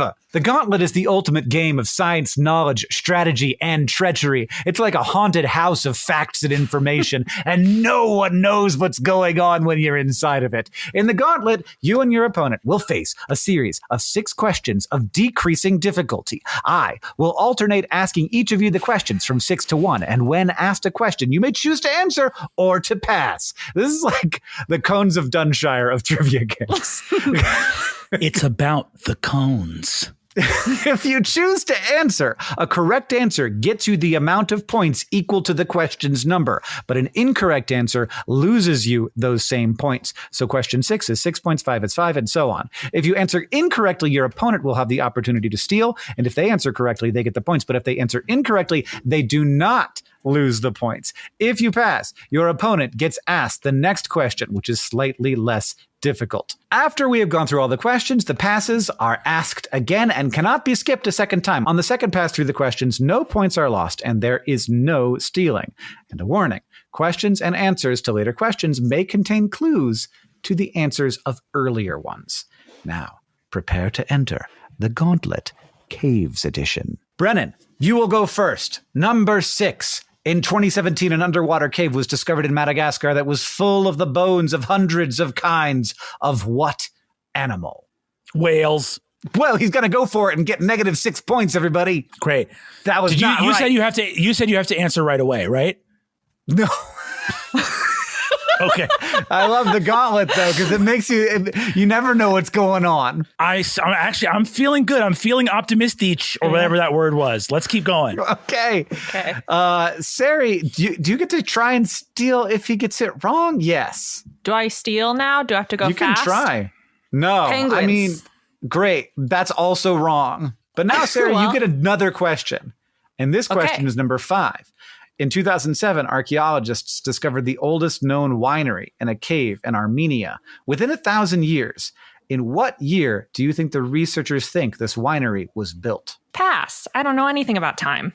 Brennan, question number 4. For some cave-dwelling creatures, there isn't really a lot to do, and nobody exemplifies this better than a particular cave-dwelling animal in Bosnia and Herzegovina that was observed sitting in the exact same spot for 7 years. What kind of animal was it? And here's a whale. Hint. Sorry. Hint? Yes, keep going. Sorry. I didn't know there was a hint. Give me the hint. Here's a hint. It's not a great hint, but it's a hint. You don't have to be Sherlock to figure it out. Whale. Okay. Brennan's stop. Wait. Hold on. You don't have to be Sherlock to figure it out. John Watson. That's good. That's a good guess. It's still incorrect. The caveman. It's the caveman. You said Bosnia Herzegovina, so immediately my head went to axolotl, but that's not where those live, so I don't know. No, but not a terrible vibe for a cave dwelling animal. There are plenty of amphibians in caves. Sari gets to try and steal now. What do you think it might have been? Yeah, you get to try and steal Brennan's. Sari should also get 4 guesses because I guessed whale twice and then John Watson and then axolotl kind of sneakily. Okay, so I'm guessing whale, Irene Adler, and a fish. Do I have to be more specific? A cave fish? I can tell you that it's not a fish. Well, then I got it wrong because that was my real guess. Yeah. No. Well, I blew my first 3 guesses. You really did. So far, we've guessed cave whale 4 times in total.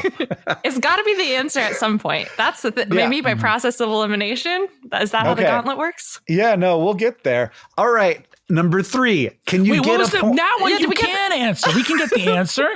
Do we learn either of those? We don't know what was in Madagascar I thought we go through again. We don't go through again if you both guess? We can go through again. Let's just do more guesses. We gotta get some more whales. I'm not coming on SciShow to leave with the same you'll eventually air of ignorance. I'm not coming here to walk stunned and dazed through a life of no answers to hard questions like I do every day of my life. For God's sake, tell me the still animal hiding in the cave in Bosnia. No, we'll get there. Okay. We'll get there. Sari, question number... Yes. We will run through the questions again, and the answers will be known.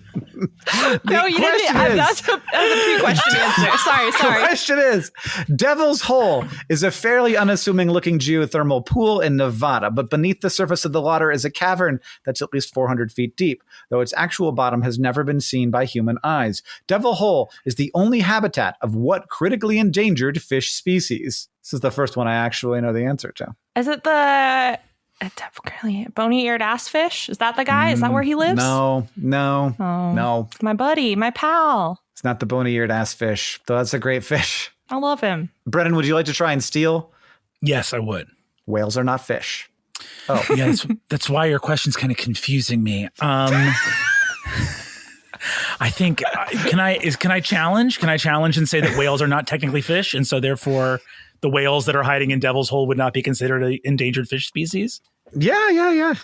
Okay, that's my challenge. All right, you're wrong. But Dang it. You do get a chance to answer number 2. Okay. And maybe there's a potential opportunity here. You might already know about the stockpiles of government-owned cheese, totaling about 300 million pounds, stored in converted limestone mines. But do you know in which state the majority of these stockpiles are in? That's not easy. It's a 1 in 50 chance, though, I guess. I think these are in the United Kingdom, right? Or you said 50 states? Name a U.S. state that might have a lot of cheese in a mine. All right, I'm going to say Wisconsin. Oh, that was a great guess, but no. Sarah, do you want to try and steal? Name another state. I think I know. Do you know? Because we have a friend that lives in this state. It's in the cave with the cheese. Yeah, she's the cheese. She's the cave woman, right? Like the platonic ideal of a cave woman. No, it's Missouri. Question. It is Missouri. We got points, everybody.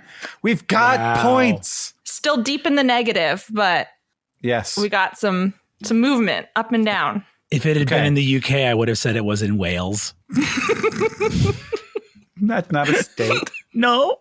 Okay. I mean, I guess it is a state in the larger geopolitical sense. Yes. All right, Brennan, I think Sarah gets this one too because she just stole. In 2000, miners in Mexico discovered a cave full of the giant version of this geological formation that you might be used to seeing in alternative healing stores. A crystal? That's right. Okay. Yes. I was like, giant are you going to make me name a rock? Quartzite? No. Suitable for cleansing the auras of giant lemurs, these crystals measure up to 36 feet in length and weigh up to 55 tons. Put that on your windowsill, get some good dreams. There you go. That's right. Yeah. All right. And now I'm going to add, going back through, and then we find out, because we're going through the second pass. So, Number 6, to Brennan. In 2017, an underwater cave was discovered in Madagascar full of the bones of what kind of animal? Fish? No, hint. I just said it. Oh, you just said lemurs. Lemurs. What kind of lemurs? Ring-tailed? No. The crystals were big, so the lemurs were... bigger. Yeah, they're big, giant lemurs. Enormous lemurs. Huge. Yeah, several different species of giant lemur were found in the cave, some as large as gorillas. How they got in that cave is a mystery. The bones don't show a lot of evidence that the animals were eaten, so it's just full of intact, dead giant lemurs. Maybe they fell in there. Maybe they just decided that was their burial ground. We don't know. Well done, Brennan. You got those 6 points back. Sari, in 2007, archaeologists discovered the oldest known winery in a cave in Armenia with 1,000 years. What do you think? When do you think that was built? There's no penalty anymore. There's no penalty anymore. I wasn't listening to the questions close enough. I'm going to say, make a fool of myself because I still didn't learn time. 800 Common Era. Incorrect. It was sometime between 4,100 and 4,000 BC. So these are old caves. They found a clay basin that they think the ancient vintners stopped grapes in, and a vat, possibly, that was used for fermentation. Also cups, grapevines, grape seeds. They also found the oldest known shoe in the same cave complex. Oldest shoe. I guess we had to have an oldest shoe. And there it is. It was a wine stomping shoe, probably. That is an old shoe. They don't make them like that anymore. No, I don't think my shoes are going to be here 6,000 years from now. Brennan, we are back to this weird cave animal in Bosnia and Herzegovina that was observed sitting in the same spot for 7 years. You don't have to be Sherlock to figure it out, but you kind of do. And is it this thing where some other question you gave a hint about what this was? No, there was supposed to be, but I missed it. If there was, you probably have never even heard of this kind of animal, which will make it harder. You need to be Sherlock to figure it out. Okay. And it's in a cave. Yeah. And it's not the fish from the Devil's Hole question. Is it a devil? No. It's the devil. The devil. Satan himself. You cracked it. He was very still. He doesn't have much to do these days because we're all such good people. In fact, it was an olm. Have you ever heard of an olm? I have not heard of an olm. What the hell is an olm? They are blind cave salamanders. They have no predators where they live, and they only mate every 12 years. So they don't have to do much but wait around and just wait for like a shrimp or snail to swim past them. And the 7-year olm is a bit of an outlier, but in that same cave, most of the olms only moved about 32 feet over the course of a decade. If you imagine an axolotl, an olm is like it's demonic because it's like the mirror image that you see when you're scared. Yeah. I mean, it looks so much like an axolotl. I feel like we should have given it to him, but I mean, I'll tell you what this dude looks like. It looked like a sperm with 4 little bitty legs. Yeah. I'm looking at pictures look very spermy. But everywhere where the axolotl is like cuddly and round, it's long. It's long and pointy and has naturally no demonic eyes. shape. Long, no eyes. Okay, back to Sari. Where do you know anything about this fish that lives in Devil's Hole? Okay. A rare fish in Devil's Hole. Is it a kind of salmon? That'd be weird. No. No. It would be weird. A migratory fish that lives in a single cave. Okay, well, if you phrase it like that, I sound a little bit dumb. But bunch of salmon down there being like, I tell you, we got turned around. This is maybe there's a little salty second water at the bottom, and that's how they just go up and down and up and down. They go up and down to between the two waters. That could be their migration. The Devil's Hole pupfish is a 1-inch long fish. It was one of the first species protected by the Endangered Species Act. In 2013, their population hit an all-time low of 35. They aren't doing much better these days because they have hit a 25-year population high of 191. Way to go, pupfish. Doing it in there. They're little cuties. Look at these guys. I want to go visit them. I've always wanted to go visit the Devil's Hole pupfish. They're like a beautiful blue. They're like a little gem-like blue fish, and they just hang out in a hole. And they're extremely sensitive. Like the water level of the cave goes up and down, and it's like they're about to go extinct. Like that's I mean, it's water. We don't even know how they got there. It's really wild, the Darwinian, the thing he said about, like the misunderstanding of survival of the fittest, which was the idea of like animals getting like jacked and scary when really what fittest means is to their environment. Yeah. And you look at like these little pupfish or an olm, it's like all these different strategies to survive. And it's like you have these powerful apex predators, and then you have a salamander being like, I'm going to go where nothing's happening and stop moving. And you're like, well, that is a really sad way to get ahead, but it's going to work. Congratulations on your 32 feet traveled per decade. Well, we've got our final episode count of Brennan has -6. Sari has 2. That's what the gauntlet will do to us. Sari got nothing out of all of that, and Brennan managed to get less than nothing. Congratulations. I'm the king of Halloween. I always feel bad when we beat our guests. Yeah, but it's Brennan. So I just met him. I'm a people pleaser and I just met a guy. Take the crown, take the crown. It's great. Honestly, I don't deserve it, and I had a ball, and that's what counts. And ultimately, the case. The important thing is I guessed whale as many times as I wanted. Yeah, and maybe you could have been right one of those times. But Now it's time for Ask the Science Couch, where we ask a question to our couch of razor-sharp, spooky-tific minds. Sari, what do we got? At MaxRBMC on YouTube asked, why are caves good environments to mature cheese in? Cava wine? Here's my guess. Very stable. That's it. I love it. Just like temperature, humidity, all the things stay the same. Yeah. I mean, it's basically that. It's temperature, humidity, light. Those are the three things that you want to control when it comes to maturing cheese, maturing wine. And a cave naturally controls all three of those things pretty well because it's sheltered from all the rest of the chaotic atmosphere, doing all the things, changing temperature, changing water content, changing light. So they're shielded. And I feel like we just found them at some point. Wine and cheese are some of the earlier foods that humans have crafted in our history. So I really love that like so many of our best foods were like, what if we let it spoil, but like in a really specific way? Like I like it when it gets gross, but not too gross. Fermentation, that's there's in a lot of places like that, like aged meat, so much of the flavor of meat comes from, you don't want it fresh exactly. You want you gotta get a little funky. Yeah, you need a couple chemical reactions, but you need the right ones. And it's just the cooler temperatures, the okay level of humidity, do the right ones. If you have too much light, I think those are usually when the chemical reactions start getting bad. You start splitting molecules that take a long time to form. I found a word called light strike. So if you expose your wine to too much light, like sunlight, UV radiation, you get light strike where there are off aromas. I once did that to a bottle of Diet Coke. I left it on my porch and it got light strike and it changed color. It was like tea color instead of Coke color.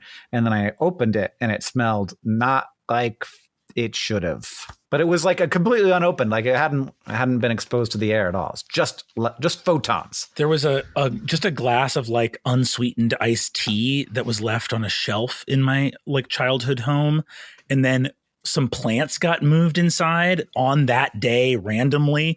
And for like a year, that tea was just in the sun, and the sort of like Seussian universe ecosystem that existed in that glass when that plant got moved was one of the most sort of gasp inducing. It was like the sun, and then you kind of realize to yourself like, oh, is this what's been happening on this planet? I guess this sort of rock is a glass that was left in the sun for a couple billion years. You maybe invented a new kind of kombucha. Yes, we didn't drink it. It looked probably completely solid. So so to drink it would have been a real task. That would be optimistic, they may say in Russia. Optimistic, yeah. And now for our listeners on Patreon, we're answering a bonus Science Couch question.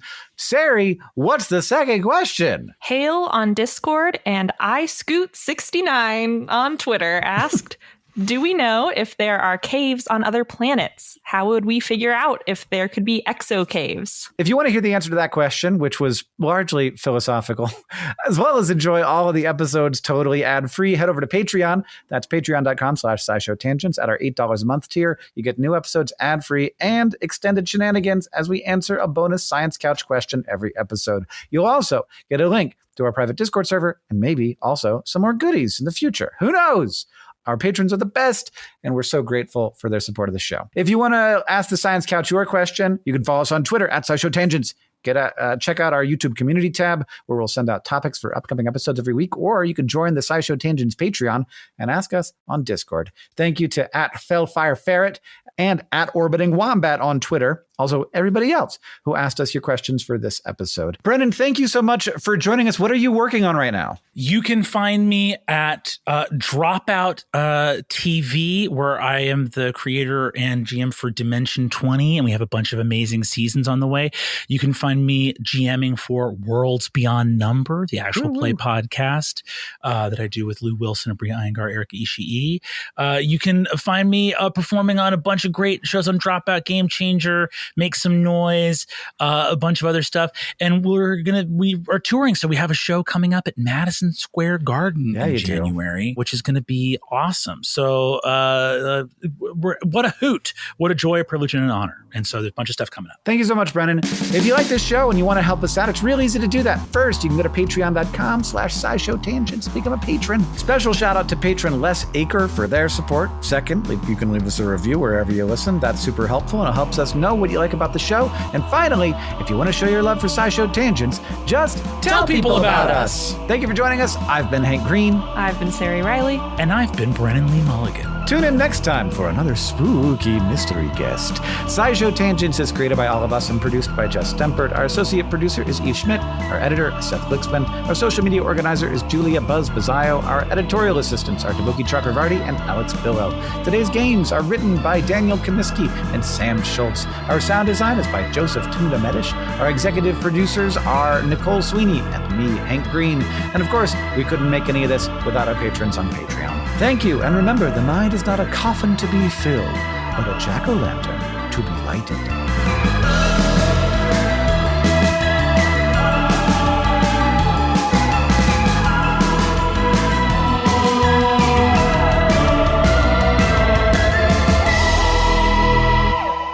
But one more thing. Different human cultures have created art inside caves all over the world, including the limestone caves on Mona Island, which is about halfway between Puerto Rico and the Dominican Republic. A 2017 research paper analyzed Mona Island cave art pieces that we think were created sometime between the 11th and 15th centuries by indigenous Caribbean peoples. Most of the art was actually subtractive carvings into the once gooey, creamy mineral precipitate called moon milk that seeps from certain limestone cave walls. But other art pieces were painted on using pigments made of charcoal, ochre, or bat guano mixed with plant compounds. That's a fact, baby. So the butt fact is just that there's poop in it. I thought they were going to draw more butts. They could have drawn butts with the poop. But Who knows? I would have drawn butts. If it was me, I would have drawn butts.